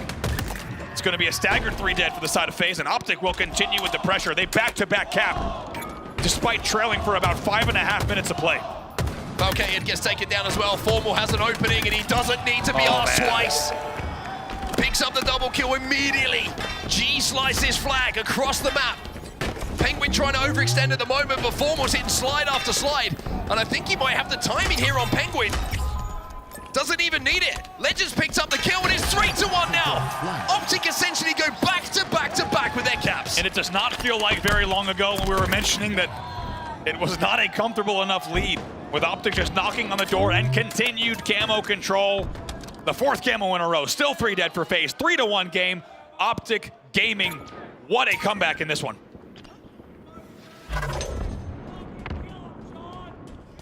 Renegade on the flank now, 18-12 for him, leading the assist as well. And he's like, hey, you know what? This looks safe. I trust my teammates to pick up the kills on the way back. The pink side of the map looks pretty open. I'll leave this here for now. Let's get this flag moving. Love this from Renegade. Like you said, it's an unorthodox run, but he identified the gaps in the setup. However, both flags are away. Goes on a killing spree. FaZe are trying to counter cap this. Renegade's just trying to stay alive at the moment. Legend will find one in the feed. It's 3 dead for FaZe. That flag is still away. I'll pull it again. Not to worry. Now with the opening and FaZe still 2 dead. Renegade said, first time it didn't work. This time we'll try a little bit more of a traditional route. He's like, actually, I'm going to leave that flag there. If you can send your flag back, I can run this one a lot easier. And here he comes. Both flags still away. Brings it into the back of the base, but a little bit of a flag standoff here as 2v2 is where we find ourselves on the map. Renegade now actually last alive. FaZe do a great job of winning the fight on that pink side to give themselves a chance at getting this flag home. However, time is a problem here now for FaZe. 2 minutes 20 left on the clock. The longer this standoff goes on, Optic loves this standoff. The closer Optic are to winning. Renegade. Wait and bait. It's a tricky corner, but does get spotted out by Foul. Foul gets that for free with minimal damage taken. Actually, no damage taken, so he's going to continue pushing up the map. He wants the standoff to end immediately. Yeah, they need to go fast, though. They need to get up onto the Optic base before Renegade respawns. Give themselves the numbers advantage. Trippy finds 1. Bound's going to go down as well. It's going to be 2 dead. Last player alive is Legend in the back of the base. He will fall as well. Double kill here for Falcate. The return will come in. And FaZe have that flag back at their base. Now, if they cap this one in the next few seconds, there's a chance for a double cap. Enemy captured your flag. They will put that one home to make it a 1-flag game. And Falcate was still alive. Finally, Renegade will take him down. That's such an important kill for Optic, just to stabilize it. Very important kill, going to buy them just a little bit of time to push out of their own base. Most importantly, there's only 120 left in the game, so even though FaZe makes sure to end that flag standoff almost immediately, they need to do it again. They've only got 70 seconds or so to tie up the game and send us to overtime. Kills like that from Renegade are going to make things even more difficult. Optic will continue to push up the map as well. They know they don't want to play this too defensively and let FaZe take map control without being challenged. The And by picking up these kills, and by clearing this space, we are getting closer and closer to an Optic Gaming win. Essentially a 4 dead there that's staggered. You have Penguin already and Suppress as spawners, but now with only 45 seconds left, FaZe really has just one last push at most to get a flag off the stand and keep it alive. FaZe have got to go, they've got to go now, but they got 4 more up in your gen. Look how aggressive they're being here, Optic Gaming. There is an overextension coming in from Suppressed on the pink side. And Trippy with that big win. 3 dead, 3 and dead. Penguin with that kill. Oh my. There is an opening here for FaZe to run this flag. Suppress was the overextender and immediately starts moving this. Wow, what an about FaZe. He was about to hit a bottom mid run. Instead, he gets the call to get a gen run and they're making it work here. However, Trippy does fall. Trippy will fall. And they have to be careful that they get kills on the respawn here. It's not comfortable for Suppress. He knows that kills haven't been picked up. He will have to fight to secure this flag. Renegade's still the overextender. Falcate gets another one. Penguin with the 1. There's 2 more players from Optic inside of the base. Suppress needs to get these kills. He finds 1. He'll get 2. Trippy puts it in just in the last second. And we will go into overtime. We said they had 1 push, and that is all they had. They make it count. And how about the overextension from Suppressed to be in the right place at the right time as they get 3 dead? And how about the play call? He was about to fly G-slide bottom mid with the flag. Instead, he hits a hard left turn into gen. And the gen run not only works, but they perfectly time the wait and the bait. They isolate Formal top middle. They get that kill. And even though they had to fight a difficult 2v2 in the back of the base against Legend and Renegade, they get the cap. However, it has only bought them overtime. Overtime, next flag wins. Formal's got a camo, and I was about to say, I was a bit worried for FaZe, having done the hard work, that they might be able to see the game slip away, because the flag was moving, but Foul will make sure he secures that flag. Back at the base, both flags now. Uh-oh. So we have a reset on the map. Formal was just picking them apart. Luckily, Falcate gets back to Shrooms to help Trippy and Penguin. In the end, he's taken down, however, so it's a 4v2 on the push. Oh, big nade from Penguin, but look at the push still coming in from Optic. Threat sensor goes down. They know the flag is clear. They know everyone's trapped on the P side.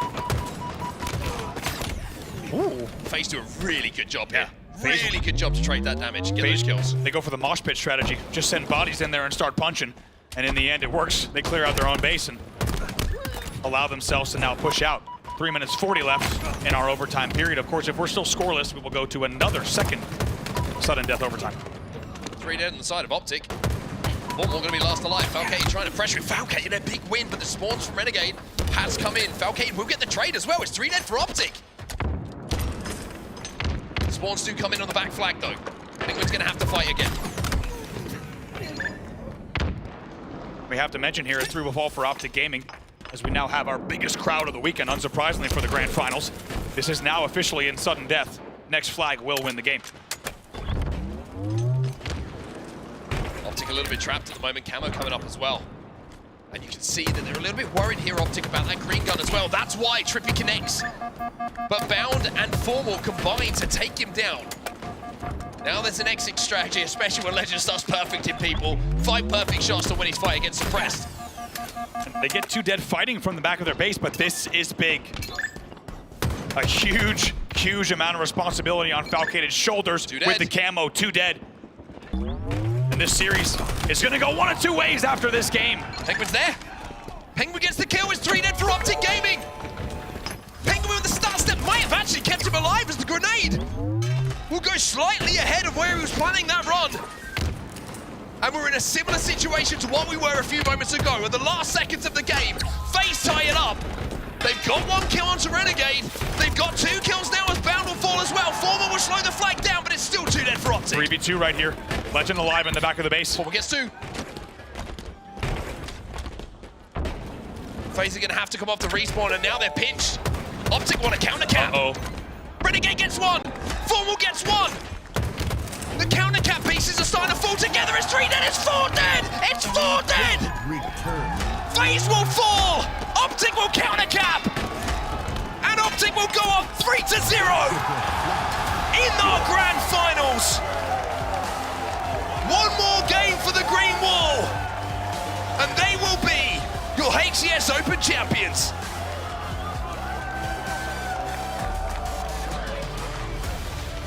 It has been all about the late game.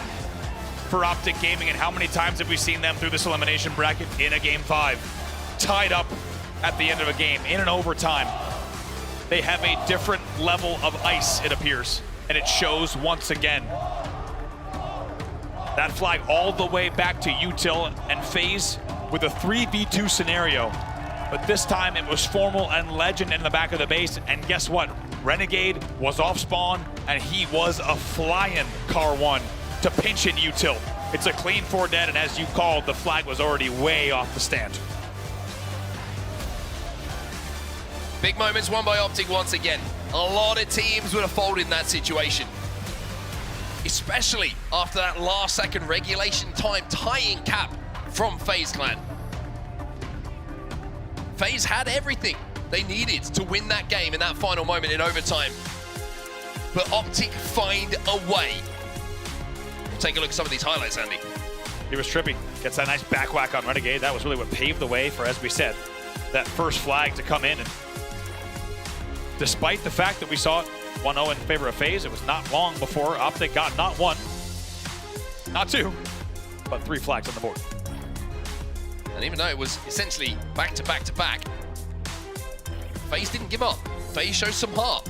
FaZe showed that they still want to try and compete in this grand finals.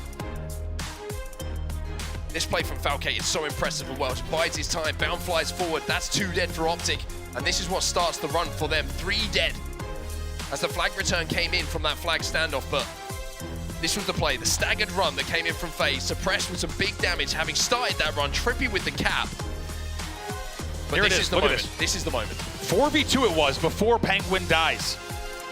So in a 2v4, Optic not only gets the stop and the pull, they also get the return and the run. And this is what we mean when we say backs against the wall. It was not just something where they got an easy 3 dead and pulled the flag. It was instead fighting from enormous disadvantage to win very key team fights in the back of the base. And now, once again, put another game on the board, undefeated in your grand final reset so far. And each of these games have been neck and neck at 200 or at 40 or at 3-3, but they've only gone one way.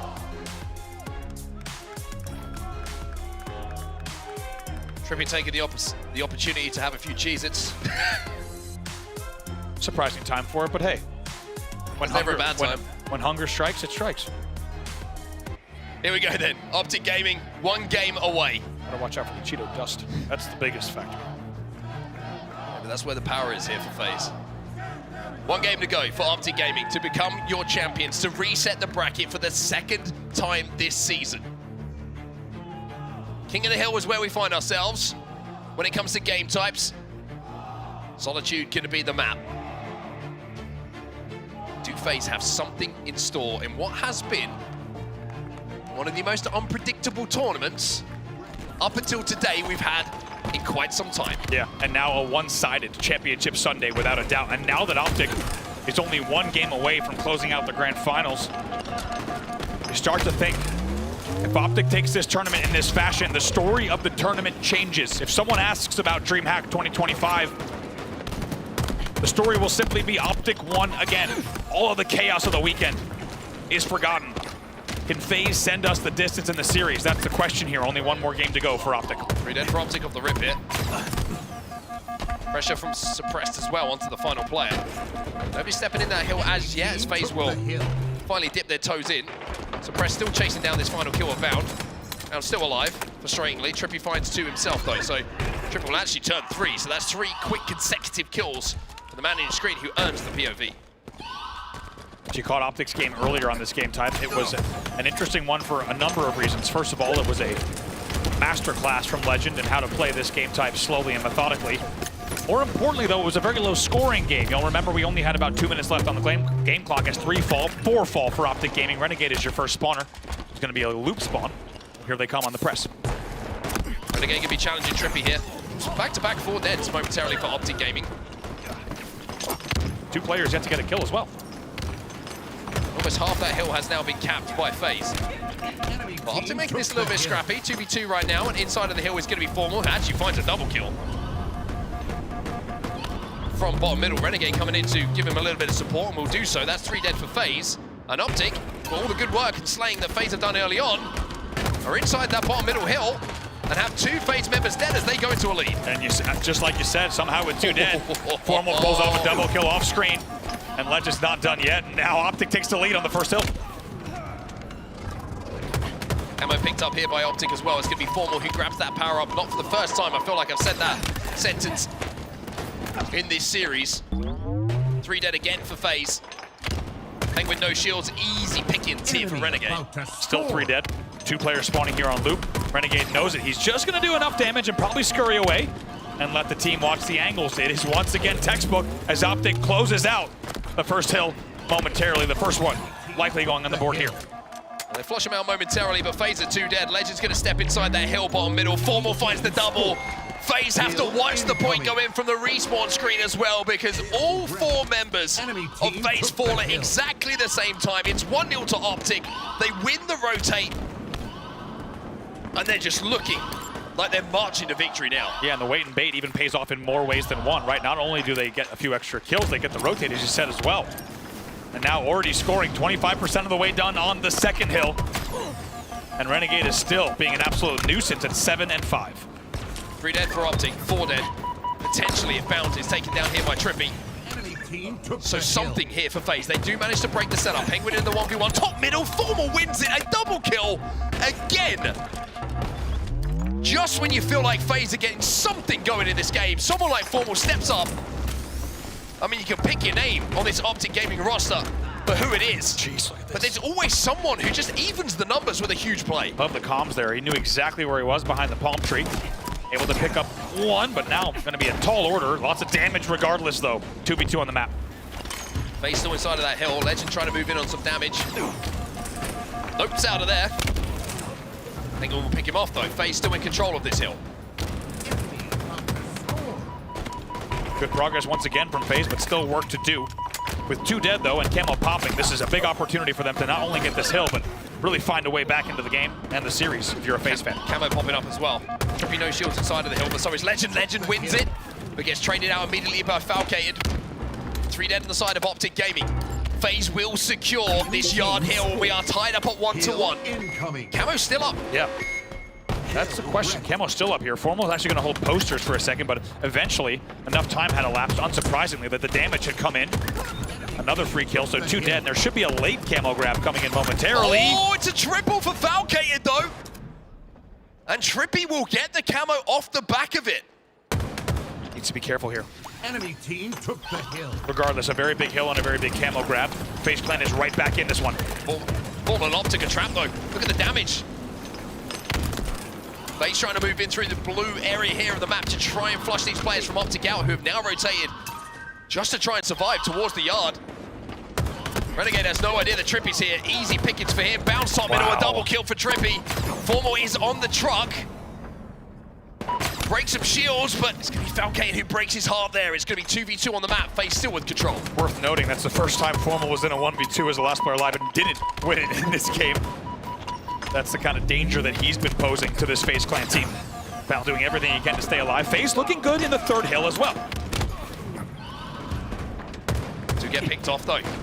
Val looking to deal with Trippy. Last player alive is going to be suppressed now as Renegade will deal with Trippy. Val can take a second here just to get his shields back before moving in. Look at the play from Suppressed. It's taken down, though, in the end. Pulse wasn't enough in that situation. Optic still can't get near this hill, though. Finally, they do step into it. If that hits a little bit differently and those 2 players get sent bottom mid and Suppressed stays alive and spawns teammates blue, that could have been very different. 1 dead for each side now. Beautiful grenade there from Bound. Bowls it in. Shot rifle coming up as well. And the Camo picked up by Optic again. Burned. 2 dead for both sides here. Shock is up. You can already tell Legend trying to keep an eye on that. It will be FaZe and will have the advantage in terms of the option to grab. They will. We'll see what they could do here. Just all tied up here on the 3rd hill. So much riding on where this hill goes because the game clock is at 1:30. Okay, it has a little flank around the side here. You can see the Optic were trying to keep control of blue. They wanted those spawns, but they've given a lot of the map up here to the rest of FaZe. Falcade finds that kill. 3 dead here for Optic Gaming. Renegade going to challenge. But Nobody's still able to get close enough to that hill. It's a real battle at the moment just to get enough control to be able to step into it safely. And just like the last time we saw Optic play this game, it's going to go down to time. It's 1-1 here, still tied up with exact progress marks essentially, and only 60 seconds left on the clock. These next few kills will determine where the game goes. Okay, and the patience pays off. It's 4 dead for Optic. Finally, FaZe can make their way towards that hill and step inside of it. One more push here for Optic. And Falke, it lines up bound. And that could be a game-winning shot from him. Trying to stay alive here on S4 if he's able to. They might be able to close it out. They need more kills, however, still 2 dead. They might be able to close it out here. Doubling up on this hill. Legends trying to fly through the hotel. Penguin does die inside of that hill. Renegade finds one. Bound finds another. Bound finds 2. Falke is on his own. Optic with a huge, brilliant last-second push to break the hill. Once again, it's Legend behind enemy line. Somehow stays alive in hotel while the rest of the team causes chaos around dip and driveway. And Optic Gaming might steal this right here and right now. 40 seconds left on the game clock. Optic have control of the map.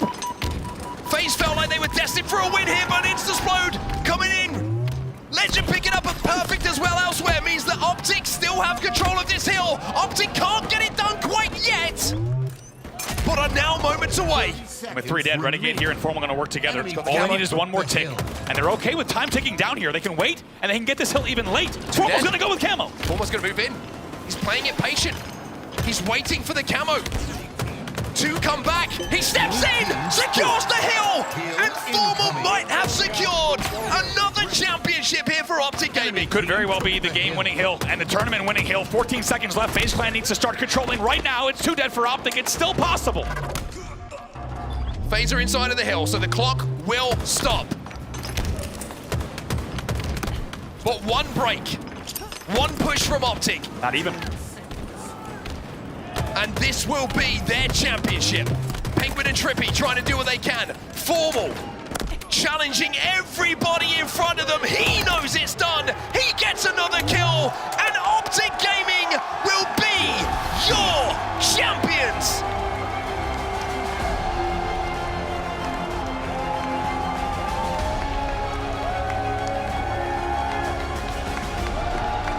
And you see it there from the green wall as they rush the stage.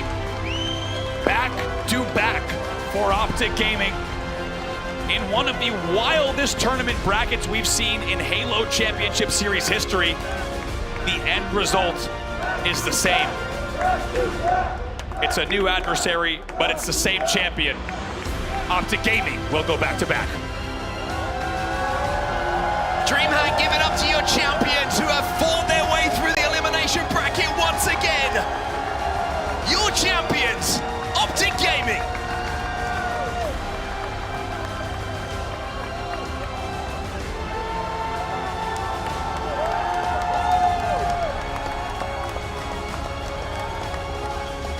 And what a way to do it, even though it's another win in a second best of 7. It is a completely different set of game types. Optic Gaming looking so dominant, and it is once again the same story that despite a closely fought and well-contested battle down to the end game, it's Optic Gaming that finds a way to squeak out a win in the final moments. Unbelievable things from Optic Gaming. Yet again, another weekend, another tremendous journey through the elimination bracket, doing the absolute unthinkable. Elimination round 1, folks. They built their way up, having to take down so many different titans on their path. You really cannot put it against them in Formal. You can tell how much this one also means to him. I think he's just really happy with a streak at this point that isn't a second place. It's a streak of first, and it's a streak of greatness, Wes. This is a completely different story from Arlington, in my opinion, for Formal, because he talked about in the interview post the win in Arlington about how he didn't know if he had it anymore. To me, Formal was the MVP of this grand finals. He was the MVP for this Optic team this weekend. An unbelievable tournament, and that grand finals was pure and utter domination. This team, when they formed, there were questions. They are exactly who we thought they were. They certainly are indeed. That is terrifying. You're looking at a grand final reset here. Absolutely magical. I mean, from the first one, obviously, FaZe managing to squeak one map out into that series. But this second one, you were hoping for FaZe to have some kind of, I don't know, sign of life, to keep this alive, to keep things going. Yes, it got a little bit close at times. I will say, FaZe fought back. There were moments where I thought, oh, this could be a turnaround here. But Optic always seemed to have an answer to anything FaZe dealt them, including a potential overtime cap that was in FaZe's favor. It was literally in their gen. It was ready to go. Penguin had his hands on it. And Formal, like you said, MVP, the iciest of nades into that gen, just deleting every little ounce of advantage they had to get that last cap, to get something on the board. It just seems like Optic, you can just never count them out. You may think you have one up on them, you don't. To win a championship, you got to win the close games. And that second best of 7 had 3 out of 4 of the games very close. But Optic showing the resilience, showing the iciness that they bring to the table as well as the dominant performance. And I mean, we got to give our hats off to FaZe for as great of a tournament as they have. But man, did Optic show up ever since getting into the elimination bracket, and they showed out every damn time. They certainly did indeed. We're looking right now at some highlights, and I've just got to say it's flawless work, isn't it? It really is some high-level Halo Infinite, and it's always on display with Optic. Yes, they may have, you know, some of these small instances where they trip up, they fall short, and obviously end up in the elimination bracket. But honestly, at this point in time in the season, Halo Infinite is full of margins. It is such small little errors that can send you packing into the elimination bracket. And what matters most is digging deep and knowing what your team is worth and being able to build back up again and doing what it takes to win. Wes, I want to ask you about the level that Optic always seem to hit on a championship Sunday. It is untouchable, isn't it? When it's go time for these boys, and they don't like to do it the easy way. The championship bracket did not feature a ton of Optic on the winner's side, but it was all Optic Gaming come the elimination bracket back against the walls. And we act like we're surprised, but they did it again after the Arlington run. I mean, Bound, I'll kick this off. Welcome to the couch, boys. Congratulations on the championship. But Bound, we talked when you put this team together, and you mentioned, was this the greatest team of all time and whatnot? I'm like, you guys haven't even played a series together yet, but with the 2 runs that the 2 opportunities you've had and the 2 runs you put together, you are writing one hell of a story. I mean, yeah, it's pretty crazy. To do that twice back to back, it's pretty surreal. Unheard of. It really is. Honestly, at this point, it's a little bit of a troll question, but are you guys just, is that, you just like that? Do you want to play more Halo? I do a little bit, yeah. I do like to play. It gets you going. It's like it's a challenge at this point. It really is. Honestly, historic runs back to back. I think it's unheard of. I don't think many people would be falling into elimination round 1, going all the way and getting 2 best of 7s done back to back, and then doing it again in another event, literally repeating. So unbelievable stuff. I mean, it's ridiculous at this point. Formal, I want to ask you a little bit about, you know, the way that this roster was built together and how you saw this working, because I think there were a couple of questions that were posed about, listen, you're taking 4 of the absolute best ever Slayers to ever do it on a stage, putting them together. How is that going to work? Is it going to be too selfish? Is the teamwork going to be there? How's that dynamic working with egos, etc.? But what did you see in this roster for you to really like say, let's do this, guys? I mean, like, these 2 are on like a 6-peat, so obviously they know what they're doing. And then me and John, like, we both had the similar style year last year, where we both came into this year like hungry as hell to just win again. And like with these 2, like, dude, I don't know, man, this is so fun playing with these guys. It looks like a lot of fun. Formal, I got a question for you. Last tournament, obviously a breath of fresh air. The comments you made about not knowing if you had it anymore after the second place. That weekend, I feel like Renegade was really the MVP for me. And come this tournament, you guys got backs against the wall early on, but it was you as an individual that I think really stepped up and matched the level that John was slaying at from Arlington. You're my MVP of the tournament personally. How did it feel to find your flow state like you did today and be the MVP asset you can be to a championship squad with guys that, I mean, he's MVP of last year, Bounds in the conversation every single time. John's done it before as well. Arlington was a hell of a show, but you finally had that individual performance that I think there should never be a doubt in your mind. Yeah, I mean, like, I was blacked out today. Yesterday, like, I was so mad at myself the way that we lost to Shopify, the game 5. I mean, you can ask them. That's probably the most mad they'll ever see me. I was just enraged at the way I played the game 5. So I just knew come today, like if we make it this far, like I'm giving them my all. I'm making sure like it's not for nothing. And yeah, I mean, I'm just proud that we played as a team the whole night. It showed, man. Not only do you still have it, you're just unbelievable. Honestly, goated. It's insane to watch every single time. It's just a different level that is hit by all of you guys. Renegade, hello, mate. What's up? I gotta say, you are just unstoppable, aren't you? Every single series, every single map mode, whatever it is, it doesn't matter to you. You are always hitting the exact same level. Your consistency is undeniable. It's incredible. I want to ask you a little bit about that transition and now coming into a team that is just winning absolutely everything. Do you feel like a pressure is lifted, or do you feel like you have a little bit more pressure now to go and win absolutely everything? I think I have more pressure to win absolutely everything because the way we won the first tournament was, you know, loser bracket round 1. And I was like, you know what, we won it that way. Let's come to this tournament and like try to, you know, win through winners finals, have a dominant event. Dominant. Now you said you want it that way again. I did not want it that way again. But it happened that way, and I trust in these guys, and we had trust in each other in our game plans, and we knew that if we just fixed everything, that we would win. 100%. You had plan A, didn't work out. Plan B worked perfectly fine. You've done it once again. Legend, unbelievable. Très bien. Thank you. Absolutely unbelievable.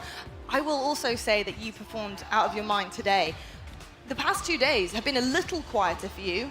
Still phenomenal, but today, you were unbelievable, incredible. Thank you. What is it like heading into a championship Sunday with the rest of these teammates who are just incredible as well? But they're lifting you up clearly because today was a different level of Halo Infinite that was met for you. I mean, I feel like with this team, like we're able to do like anything we want. Like even when we're back against the wall, like for example, the Game 5 against SSG, like we had them 10 kills, and we had the ice to like come back and win it. So that team is pretty insane, and yeah, like I said, I feel like we can do anything. Yeah, I feel like I've gassed everybody up other than Legend. And Legend, earlier today, you start the series of the day with Shopify Rebellion. Arguably, you guys are looking at the bracket saying Shopify's here. If we can just get past them, we can beat everybody else that's left in this bracket. But to kick that series off the way you did, specifically, you were the best player in that series by far, and the fights that you were winning were crazy. What was the morning routine like? Like, how did you, like, because it was like 10 a.m. Like, that's early. I know John struggles at that time of the day. I know I would. What'd you eat for breakfast? Was it candy bar? No, I ate some Snickers and like. He always eats the Snickers. And I drink a Monster for breakfast. A Monster. And a Monster Energy. Kill to be young again. And a Monster Energy. What the hell? That's it. That's crazy. That's crazy. There we go. Breakfast of Champions, Monster Energy, and a Snickers bar. You heard it Yeah. here first, folks. I've got to say, incredible stuff from all of you guys. Congratulations once again. An historic run.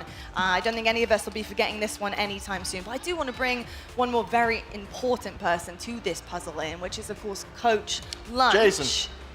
Lunch, get on in here. Come on.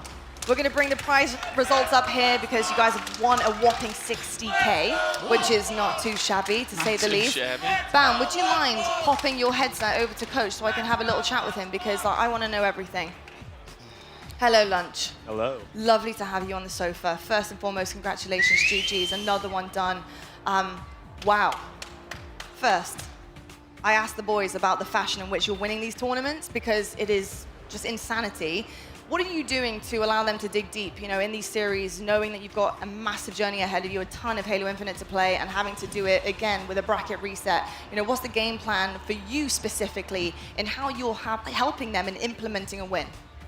Well, first of all, I don't like starting in losers bracket round 1, but these boys show that it's not a problem. So 2 events in a row for them to do that is insane. And, you know, they're just max confidence no matter what. We lose a series and, you know, they just keep their heads up and move on to the next one. So I'm just super proud of them. This is why they built the team. And unfortunately, this is the competition's worst fear, that they win the first 2 events of the year, because, you know, they formed this team to do that. So just proud of them. You might have to have the guys running ladders or whatnot if it happens a 3rd tournament in a row. Some kind of level of punishment to make sure you guys don't drop into the EOM bracket round 1, like it seems to be the theme. But Box, obviously you're a historic player that's gone on whatever runs and whatnot, has many championships. It feels like these guys are catching up to you. What's it like to see the new next age pros, and you have the first person perspective to be right behind them? These guys are great, but I'm sure your perspective on this is, how good is this team? Bound, I mentioned this when I asked Bound the question earlier, but Bound, when I was talking to him about when this team first formed, he said, is this the greatest team of all time? He asked me that. I go, you guys haven't even played a series yet. As the wins start to amount up, I know we're only at 2, but what's the ceiling for this team? I mean, the ceiling is limitless. I think they've shown that the first 2 events here haven't taken the path that we maybe wanted, but I think these guys might want it. They like playing more games at the tournament, so it's worked out in our favor, and I've got no complaints. I just try to stay out of the way. Well, I'll tell you what, it's working. Whatever you guys are doing on and off the sticks, it's incredible. So thank you so much for making history once again. Lads, stay on the sofa while I quickly close out the show, because this was an insane weekend of Halo Infinite. You can see the roadmap. We have so much more left to go. And you heard the lads. They want to win everything back to back to back, and all the way down to Seattle, the Halo World Championships with $1 million on the line. So much for stake, so much left to go in this season, and I cannot wait. Wes, thank you so much. Lads, GG's, congratulations once again. Your DreamHack winners, the champions, Optic Gaming. Folks at home, I hope you've enjoyed the show. I certainly have indeed. We'll catch you on the next one, where we're going to bring plenty more Halo Infinite and plenty more crazy things happening coming your way. So we'll see you in the next one.